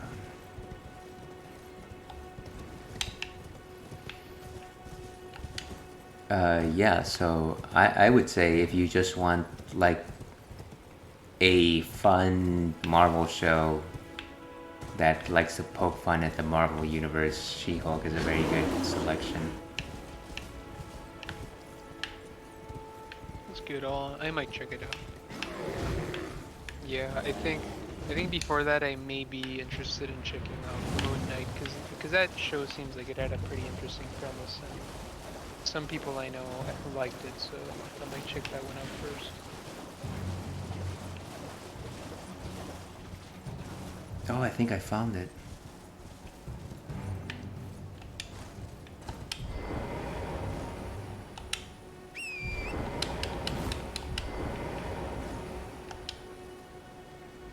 This doesn't seem like a cave though, it's like a castle inside a wall. Oh, but there's a sign of grace. Here we are, Murkwater Catacombs. Why couldn't I find this before? This is ridiculous. Door ahead. Well, it's right where the map said. I feel like I like to search for places in Elden Ring, and I will try to look for the location on Google, and I will see exactly where it is. I might be standing like a couple of feet away from the location, but it's like way below where I am or way above where I am. I have definitely experienced the same thing. Alright.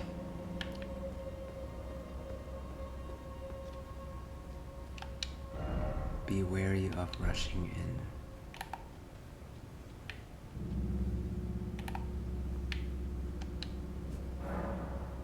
Because apart from She-Hulk, have you been watching anything else? I did, Did I tell you that I saw that Top Gun Maverick movie? I think you may have mentioned it, but you didn't really go into it. How was it? I think it was a good movie. I actually did see the original Top Gun a few years ago, back when I was doing an improv podcast. I think I really like the aviation scenes. They really put you in the place of a pilot that's like going at insane speeds and like how fast they need to react in order to actually get through the particular challenge. So I like that. That was good.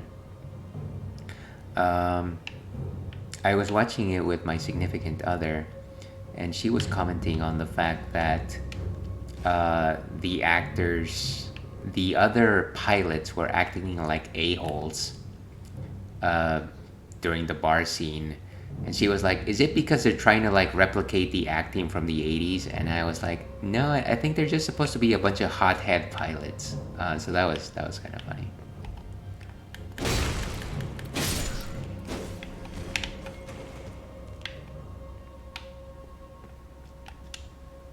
But yeah, I liked it. It was actually quite good. Yeah, I was actually kind of surprised by some of the marketing material of that movie. So I guess I never really had any. I never really watched the original, and I didn't really have any plans to watch this one. But I did think it was kind of curious that I think Denny's or IHOP, one of those two restaurants was like doing a promotion where if you went in to eat during a certain time period, they would give you free tickets to watch that movie. That was really interesting. I don't think I've really seen marketing like that in a long time. Maybe I don't get out often enough, but it's definitely something that I haven't seen in a really really long time. I haven't seen a movie tie-in with Denny's for since forever. I think I don't know about that. That's Yeah, quite funny. certainly curious.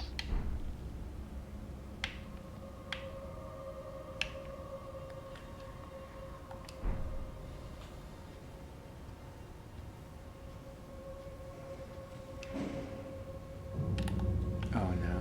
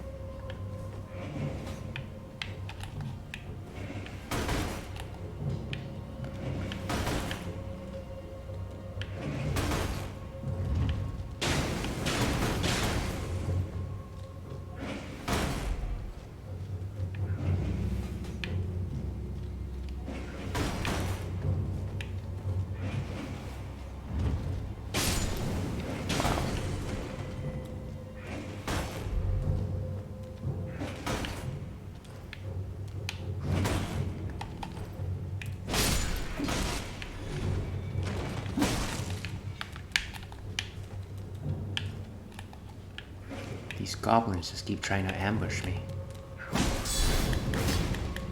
Goblins will do that. I mean, have you ever honestly been a French goblin before? No, I don't think so. Wow. What is throwing all of these lasers? Fire lasers.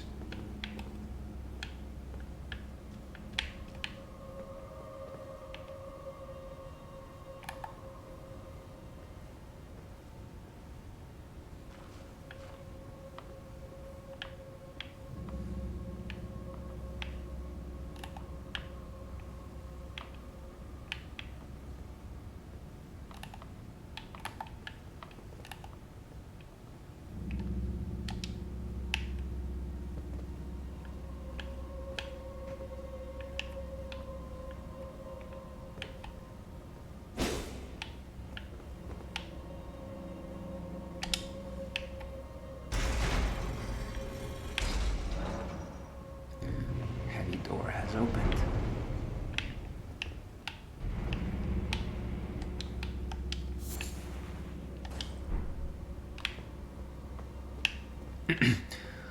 So I don't suppose you probably remember, but have you actually been to the Murkwater catacombs yourself?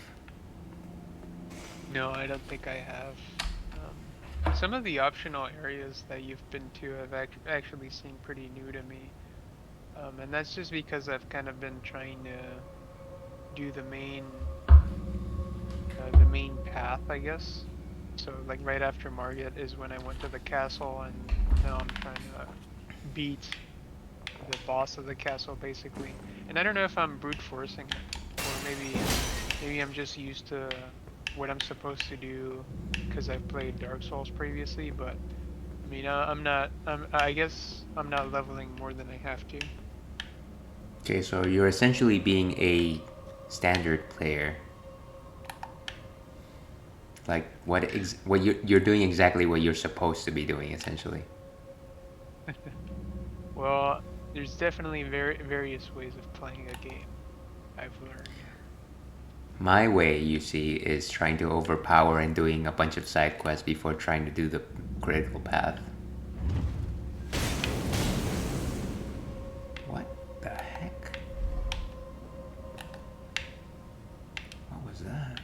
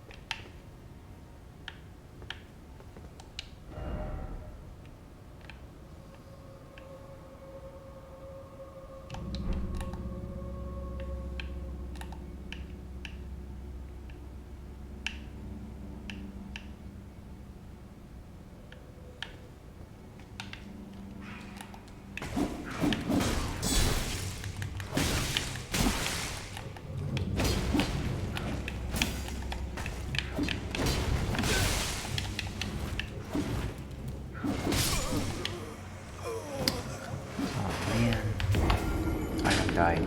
Alright, I'm going to go to get a drink. Because that's exactly what I need to do after I die. Sounds good. So these blasted trolls just Alright,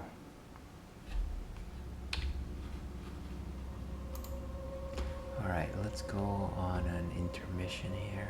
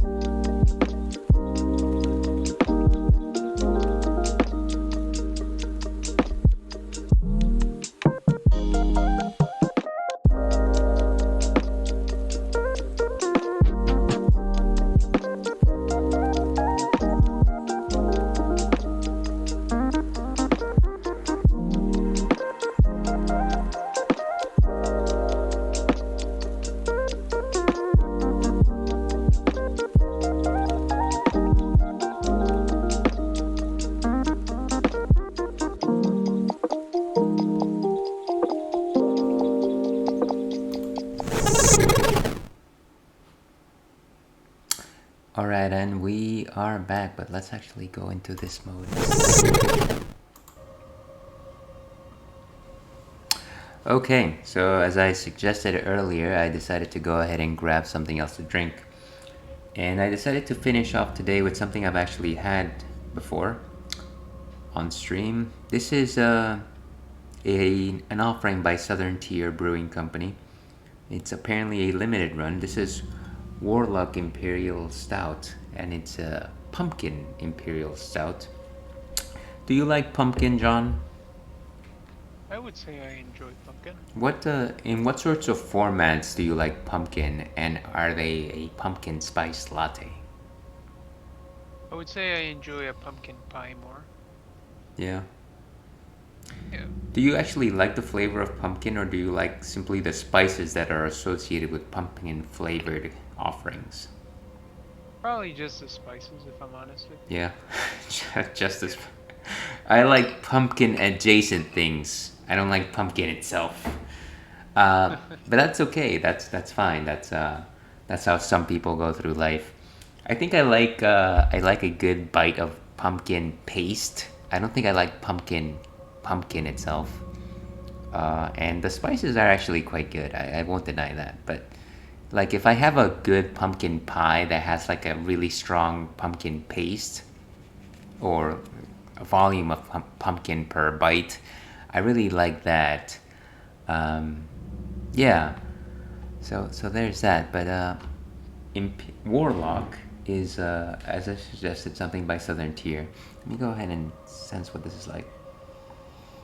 So the bouquet itself actually has some smells of like dried fruit. I want to say maybe like raisins, or like honestly just like dried fruit, like maybe dried cranberries even, which is nice.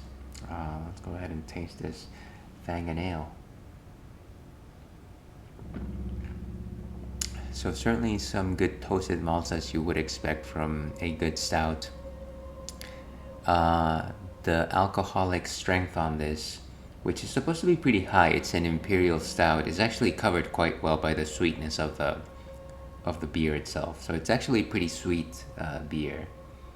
And now that I was talking about pumpkin spice latte, this actually does remind me of a drink that has very milky texture with some good pumpkin in it.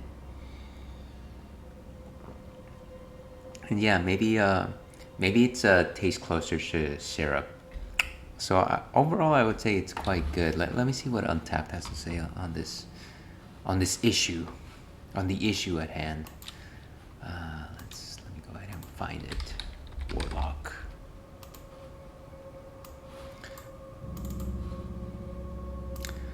And speaking of Warlock, I often found it funny, the distinctions. Talking about D&D here, the distinctions between what a warlock was versus a wizard. And I think a warlock is supposed to be something that's a little more in tune with the nature's eternals, versus a wizard that is more intelligence based. Is that anywhere close to what that actually is, John?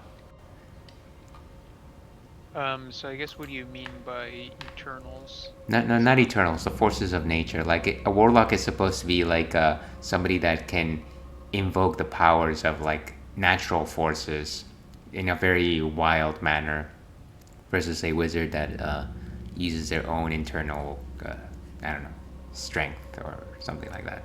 But you explain to me. You're the avid D&D player. Well, a warlock, at least in the current iteration of D&D, is supposed to be more of a is more supposed to be, bound to servitude to some kind of exterior entity, not necessarily a god. So it's not so much like a cleric, more like, you're bound by some fiend or potentially some celestial being. That's kind of what a warlock is, and they get their power through their bond, basically the contract that they've signed with this otherworldly being. And so I guess warlock sort of more derive their power from that, at least in Dungeons and Dragons. And wizards, yeah, you're basically spot on the mark. It's just, you're very, very smart. You studied a lot, and so that's where you get your power from. Yeah, so I think you've actually reminded me of what warlocks are supposed to be, a little bit closer to what they're supposed to be. It is actually closer to that description. Warlocks have a pact with some sort of external force, and that's where they get their power. Um,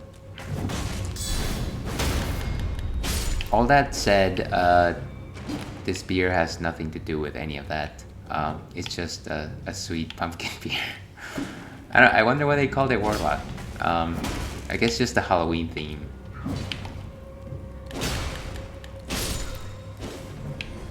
Have you played a good Warlock, John? Good warlock. I can't say that I have now, not even in Dungeons and Dragons. Honestly, I don't think I ever played one. Are they supposed to be... Are they bound by the arcane magic system? Again, I'm seeing things through 4th edition eyes. So I guess they also have spell slots, but the way that they get it, at least in 5th edition, is it's like very limited, and it has some properties like it's only very specific spells. It has to be tied to your patron, is what they call it. The entity that you make a pact with is called the patron. And I think it's a little bit more flexible because for regular spellcasting classes like wizards, you have to wait for a long rest, which is basically, you know, spend like an entire night sleeping to get your spell slots back, which is your resource for casting spells. For them, they just take a short rest, which, you know, in game is supposed to be like 10 minutes, and they're able to use their, I guess, their fake spell slots to cast spells. Right. That's sort of how it works.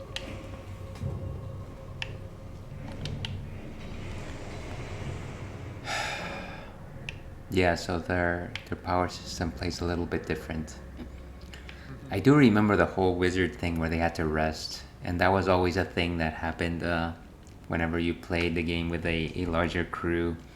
It's like, oh, we can continue with our adventure, but our particular wizard has to rest in order to get their spells back. At least in 5th edition, there's some pretty nice benefits to resting, like you get fully healed. You get to do away certain status ailments. Do you also get well fed? I guess that depends if your character eats well before the night.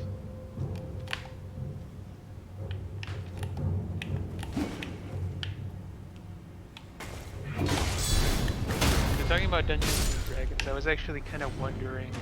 I was kind of having just like a question to myself about how is really the best way to present kind of information to players, because, you know, I from the limited experience that I have being a dungeon master, I think that sometimes, you know, you want to be very, very clear, because I think that while players are playing, while the people you're playing with are very smart, sometimes, either be it through, you know, loss in translation between your brain and your mouth, or, you know, maybe they just missed something. Sometimes it's kind of hard to convey certain, you know, certain descriptions, certain ideas, certain plot points. So I was kind of wondering if it's sometimes better to just explain, you know, what's going on, or if it's better to make it to tell your story, I guess, in such a way that, you know, you're kind of hoping that they reach the conclusion. Like, I guess, let me give you an example. Like, if you're taking your party to like an enemy lair, and you're kind of adding this plot, you're trying to layer on this plot where the people that they are, the lair that they're inhabiting is actually connected to like the government of their town. So you kind of want to say, oh, there's this connection between these monsters and, you know, somebody in the town's government. Do you say, oh, and by the way, while you're in the lair, you find the map or you find plans that, you know, suggest this, or do you start presenting it in a way like, oh, all of a sudden you notice like there's the mayor seal here in in the monster's lair. Like, do you start sprinkling in details, or do you just go out and say, like which would be fun or which would be more engaging, which would be less confusing? At least from my experience, I know that players like big shiny buttons. And so I think the way that I remember it working was the dungeon master does start suggesting things like, oh, you notice this or you notice that. Because as soon as you tell them you notice this or that, they want to interact with whatever X or Y was. Uh, and I don't think it's ever a thing where somebody will say, oh, I choose to ignore whatever whatever you just said. It's kind of weird that I actually haven't seen it happen in action, to be perfectly honest with you. Uh, and I don't know that it ever comes to a point where people disagree with you ever doing it. I'm sure you can mix it up with changing the language, or you wouldn't necessarily say you notice this, but maybe you suggest something like, oh, random X person rolls on by and comments to you, hey, what is this about, or something like that. I'm sure there's different ways to present information that characters need to notice without you simply suggesting your character notices this. There's also other action times where you simply say, like something seems amiss, roll a perception or something like that. I guess that's a pretty good point. I guess there's different ways to present this information without just going out and saying it. Um, yeah. I guess the doubt that I had was just, because sometimes when you're running a game or when you're playing a game and you want to kind of communicate some of these ideas but still keep some of the mystery, there's always the question of, okay, am I making this too obtuse and difficult for them to follow through so that they, in such a way that they completely miss it?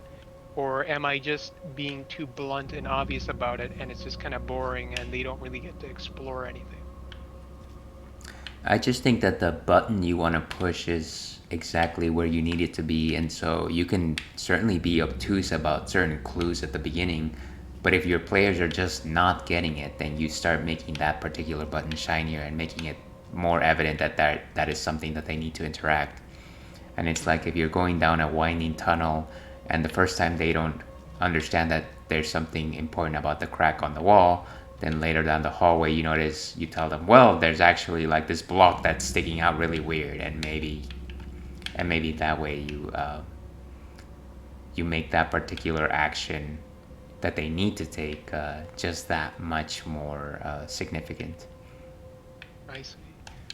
That's a pretty good approach actually. Kind of like escalate the obviousness of something until it gets to the point where you need to be blunt as opposed to just either being too obscure or too obvious up front. Pretty good approach. Well, if you have the patience, anyways.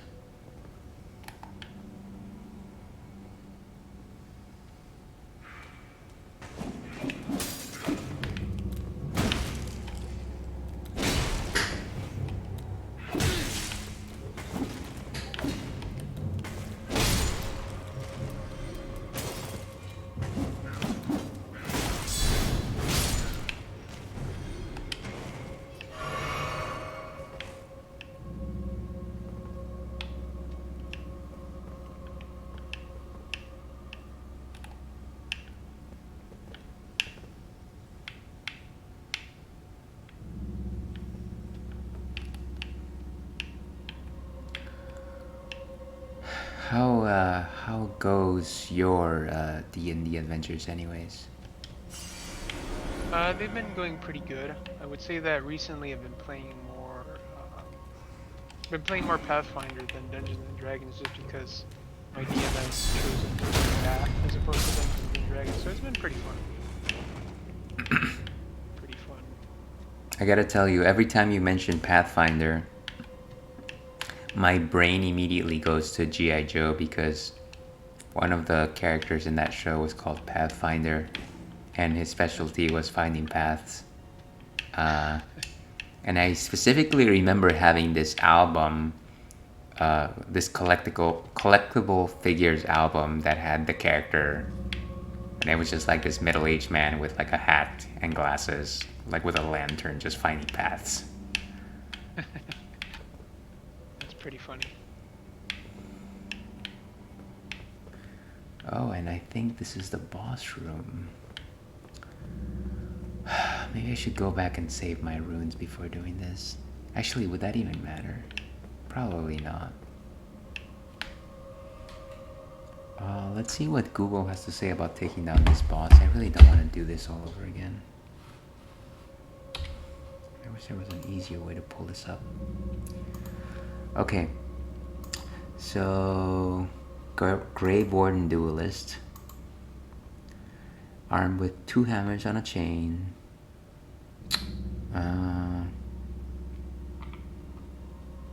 It's a guy with 2 hammers. That's okay. If you make sure to roll under his attack and watch out for his buff stage, you'll have this guy finished. So essentially the same tactic as every other Elden Ring boss. Dodge when you need to dodge and attack afterwards. Except sometimes that is very difficult to determine.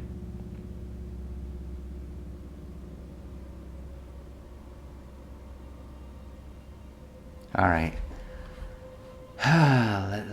Let's give this a shot.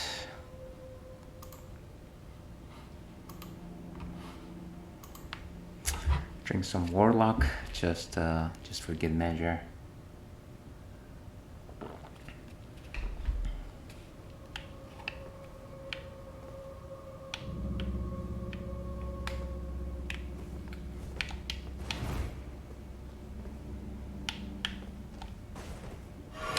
That's not what I meant to do, but I guess I did anyways.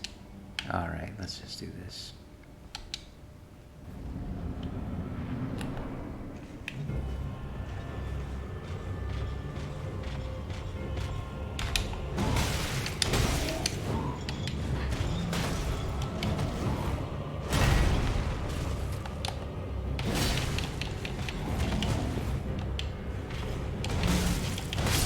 And I'm dead. This guy moved pretty quickly, actually. I also didn't try blocking. But I find it that in this game, every time you meet anyone that is a non-boss, anyone that is classified as a boss, the shields rarely do a thing. It's gotta be like a nonsense attack, like they threw a spear at you and you might block it, but every other boss attack, they're just strong enough that they will go right through you.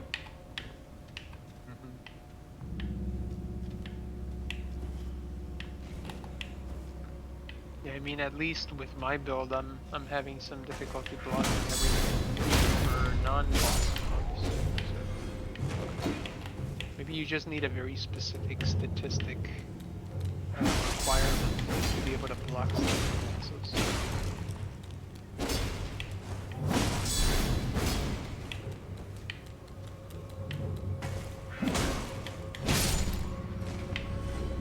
Maybe.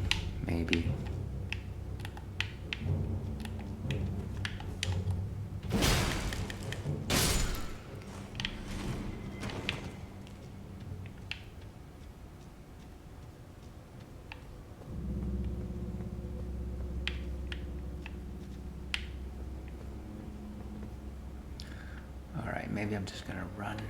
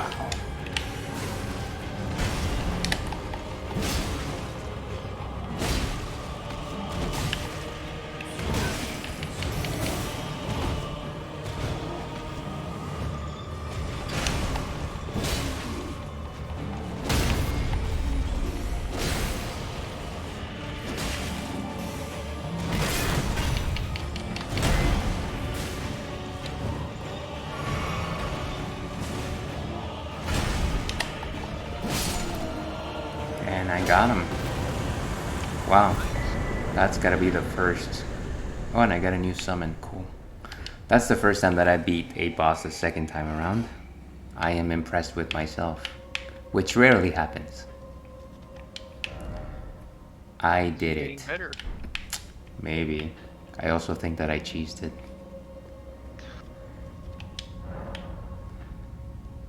You have to have a little bit of faith in yourself. Let's see if there's anything else in this room.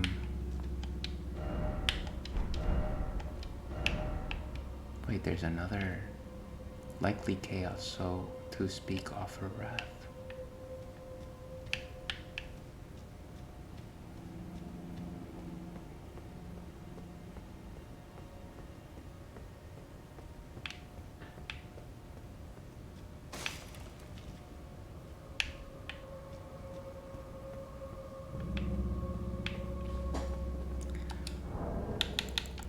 I guess the cave continues even though I defeated this guy. Should I just keep going? I'm sure that whatever is up ahead is gonna kill me. Oh well.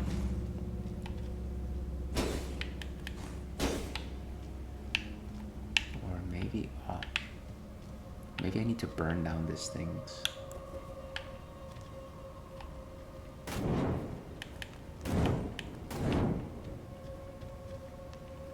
Weird.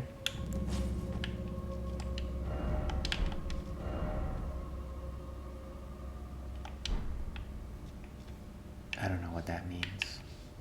Well, I guess that is it for me then. Let me actually Google that.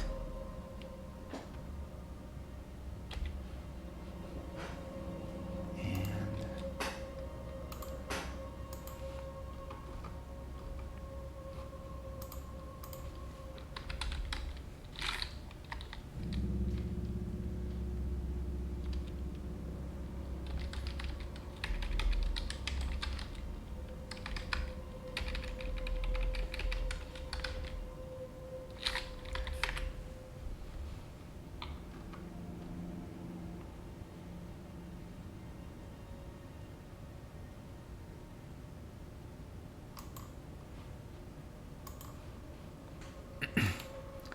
let's see, after the battle, where is this? You can use the teleporter head to return to the, or just travel back by foot. No, I guess this doesn't say anything. Maybe I was mistaken. That's fine.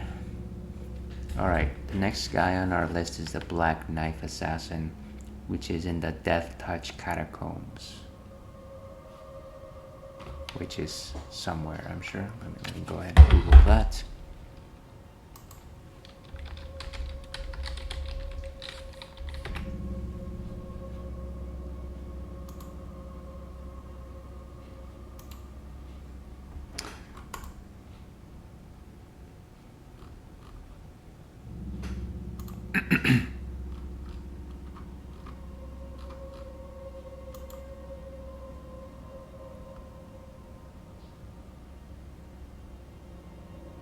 Okay, so I think I see where it is.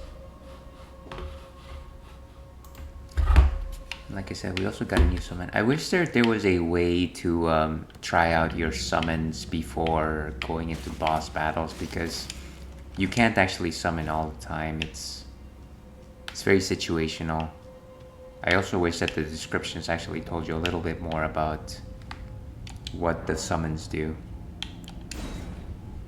Well, if you're ever in an area that has, like where you, on your screen, you see like a little white tombstone icon, you should be able to summon there, and it's not always in boss areas. Yeah, but those areas are few and far between. That's true.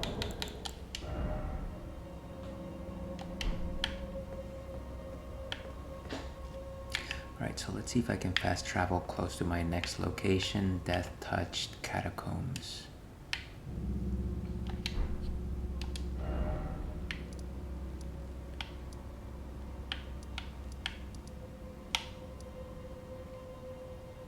So it's close to the Saints Bridge, except not so much so. Yeah. Let's go back to the Saints Bridge.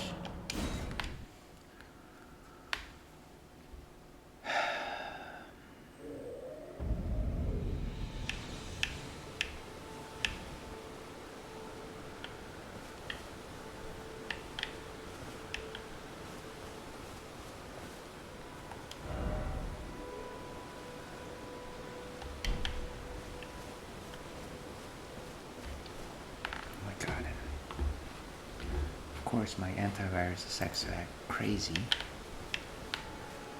Just at pivotal moments.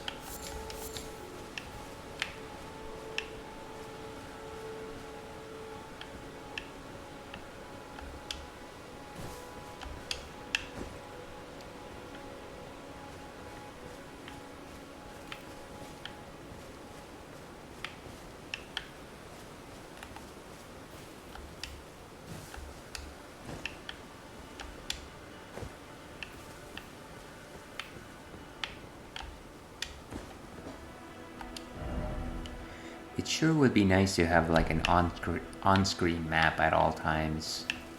I wonder why the developers of this game didn't decide to have one.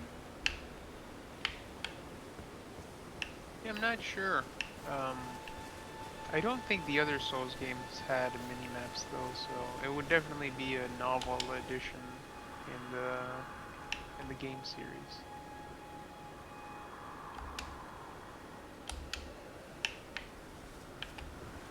Maybe there's a vocal minority of Dark Souls or Souls-like players that really don't want a mini map. Yeah, maybe, but that's a little silly. Anyways, I guess I eat my words because I found this place immediately. Very, very fast. I have found the Death-Touched Catacombs and I'm looking for another boss. I am 3/4 of the way to my next level up and I'm pretty sure that I'm going to bolster strength. I think I need more strength.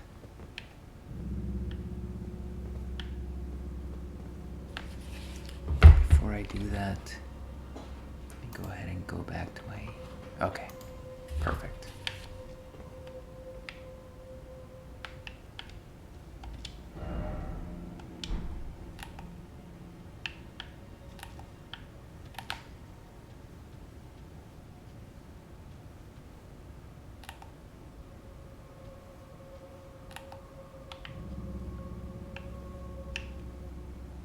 I guess apart from the Elden Ring and some of the Travis Strikes Back that I did see you streaming before this game, have you been playing any other games recently? I did jump back into Monster Hunter maybe like a week ago. I was trying to get elemental swords and shields. That game is a lot of fun. I can see that as soon as I start giving myself a mission, I feel like I go down a deep rabbit hole of like, okay, I want this weapon, but in order to get this weapon, I need to farm this monster. And in order to farm this monster effectively, I need to get this armor set, so I need to farm this other monster. But in order to do this, I need to get this other weapon. And so it just becomes a bunch of conditionals. And even though it's ridiculously contrived, I enjoy it incredibly. That's kind of funny. The way that you described it, I don't know if you remember uh, in the show Malcolm in the Middle, there was this one scene where I think Hal, the husband, was trying to fix something in the house, and then suddenly he realizes, like, I don't know, like there's a screw loose in the drawer, so then he goes to fix the loose screw in the drawer, then he goes to his toolbox to get like his screwdriver, but then he realizes, like, you know, he's missing like some nails or something, and then so he gets in his car to go to the nail store, but then he realizes that his car's not turning on, so he starts fixing his car, and then like his wife is like, "What are you doing?" And he's like, "Don't you see I'm trying to? I think don't you see I'm trying to like fix the whatever, like the first thing." Yeah, I thought, I think I vaguely remember that episode, and I think I've thought about that scene before whenever I've been trying to do like small tasks around the house. It is the sort of thing where you're trying to fix something, but like you go to get the thing to fix the first thing, and you notice that something else is out of order, and you try to put that back, but then you notice another thing.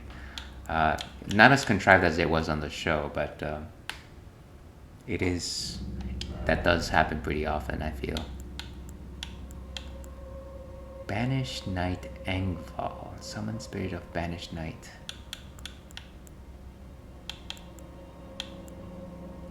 Wandering Noble Ashes. I wish there was a good way to know what summons are stronger than other summons. Like if there was some sort of statistic. 531. I'm sure somebody's compiled a spreadsheet online. Yeah. Yeah.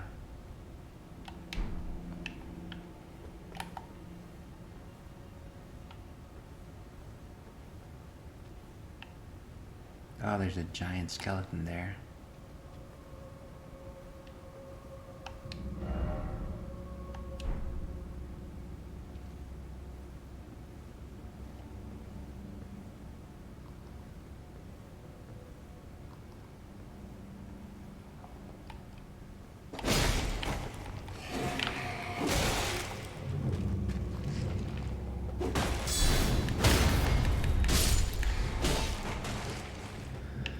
Alright, skeleton vanquished. What?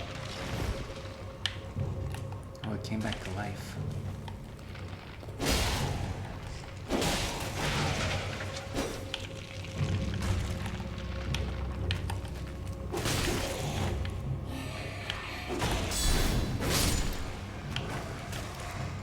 Is there a way to get rid of undead monsters without them just popping back up?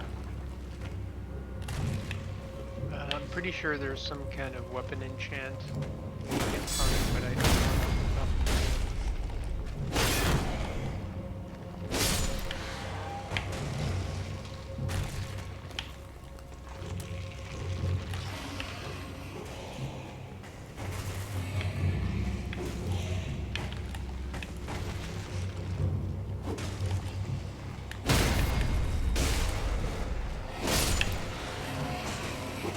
Whoa, there's just freaking skeletons everywhere.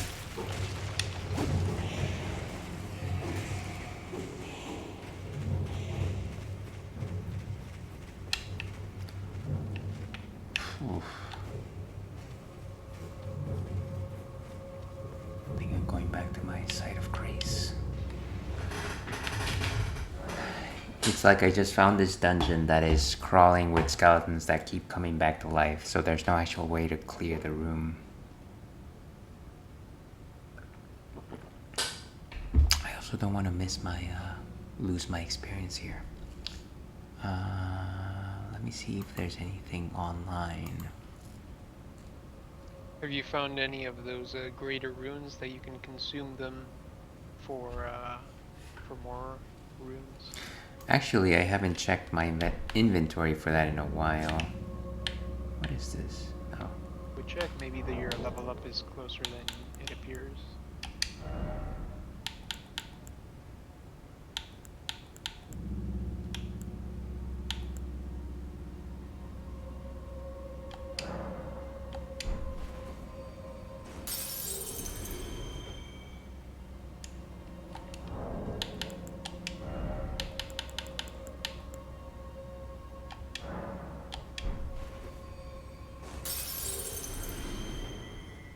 Okay, I think I'm there actually.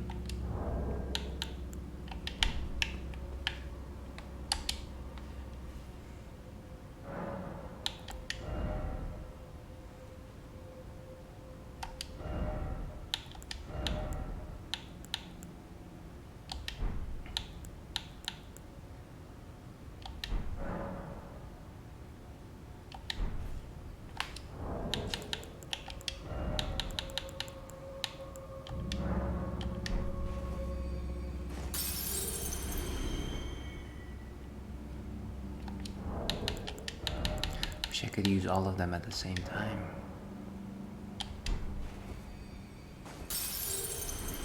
Okay.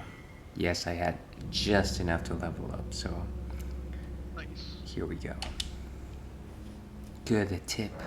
Use what you have on yourself. Alright.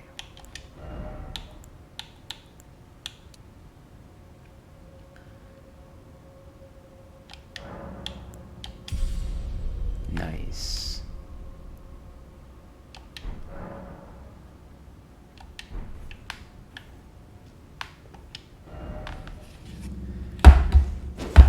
And we're in the home stretch here, John. I might have maybe less than 10 minutes left, unfortunately. What have you been up to, by the way? In the game, that is. Just mostly leveling up because that Godric boss has been kicking my butt. But I think I do need more stats. I don't think I can just brute force it. This is the castle that Margit was protecting, right?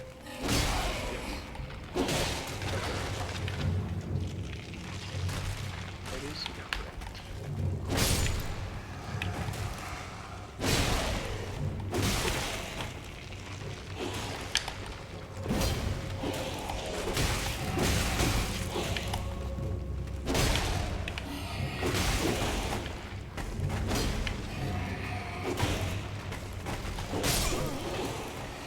Of course I'm dead.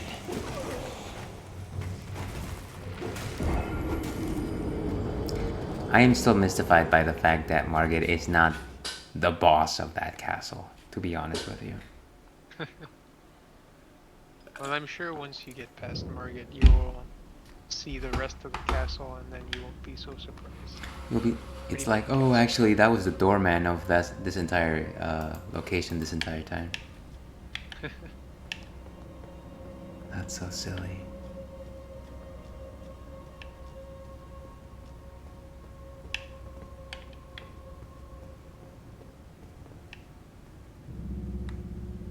Oh wait, you can actually just open this?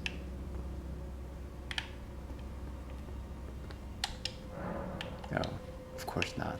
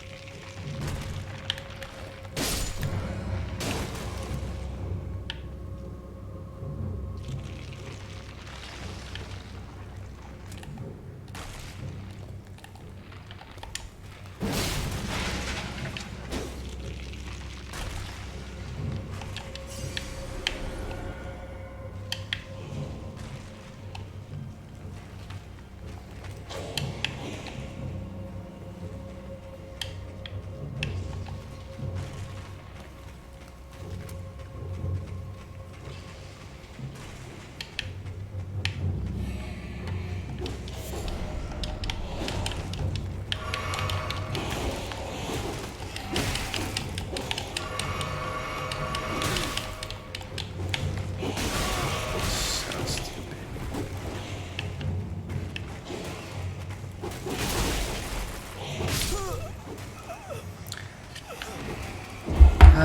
I tried pulling the lever at the end of the tunnel, and instead my guy was just drinking his things. So stupid. You hate it when that happens. Alright, I guess all we really can do is run in and do the thing. Why must Xbox switch my X's and Y's? That is really my question here.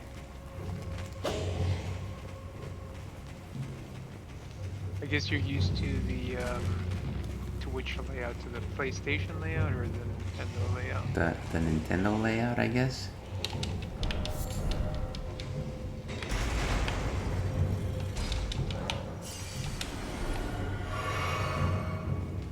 I guess when Xbox came out, that was during the era of the Wii, so I don't know if Nintendo really had any X or Y buttons back then. So maybe it's on them. Maybe.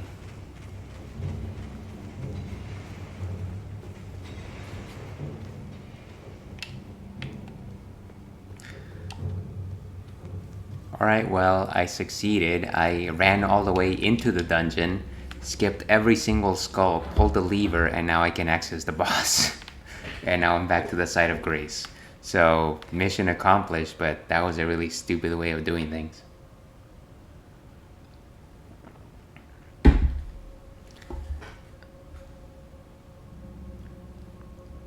Alright, I'm going to try this boss one time, but then afterwards I'm gonna quit. Because I really need to go. I'm actually going overtime here.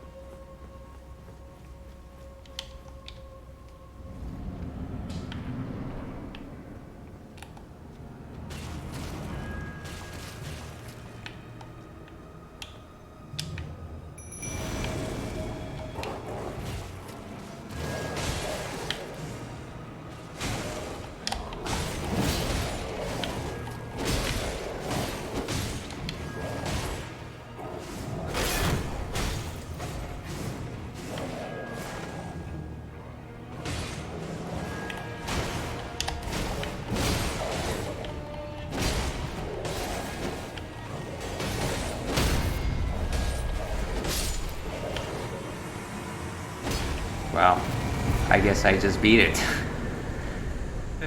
Well, that was pretty You're great. getting better at this game. I think I just overpowered him. I essentially attacked him with a pack of wolves, and then every time there was an opening, I would just smash him with my greatsword. And like, 2 greatsword strikes would just like make him prone. So I don't know that that was a fair fight. But you know what? I'll live with it. That's fine.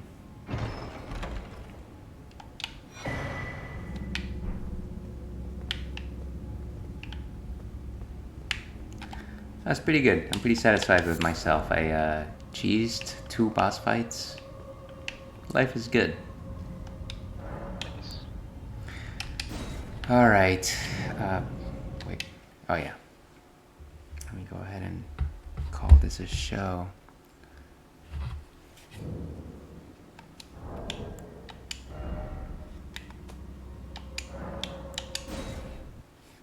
Alright.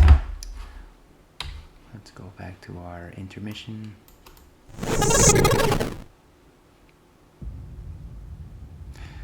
Alright, so that was fun. Thank you very much for joining me this afternoon, John. Hopefully we can do this again in a week. Sounds good. Yeah. Any parting words? Nothing really. Just have a good weekend. Yeah. Good times indeed. May we all have a wonderful weekend.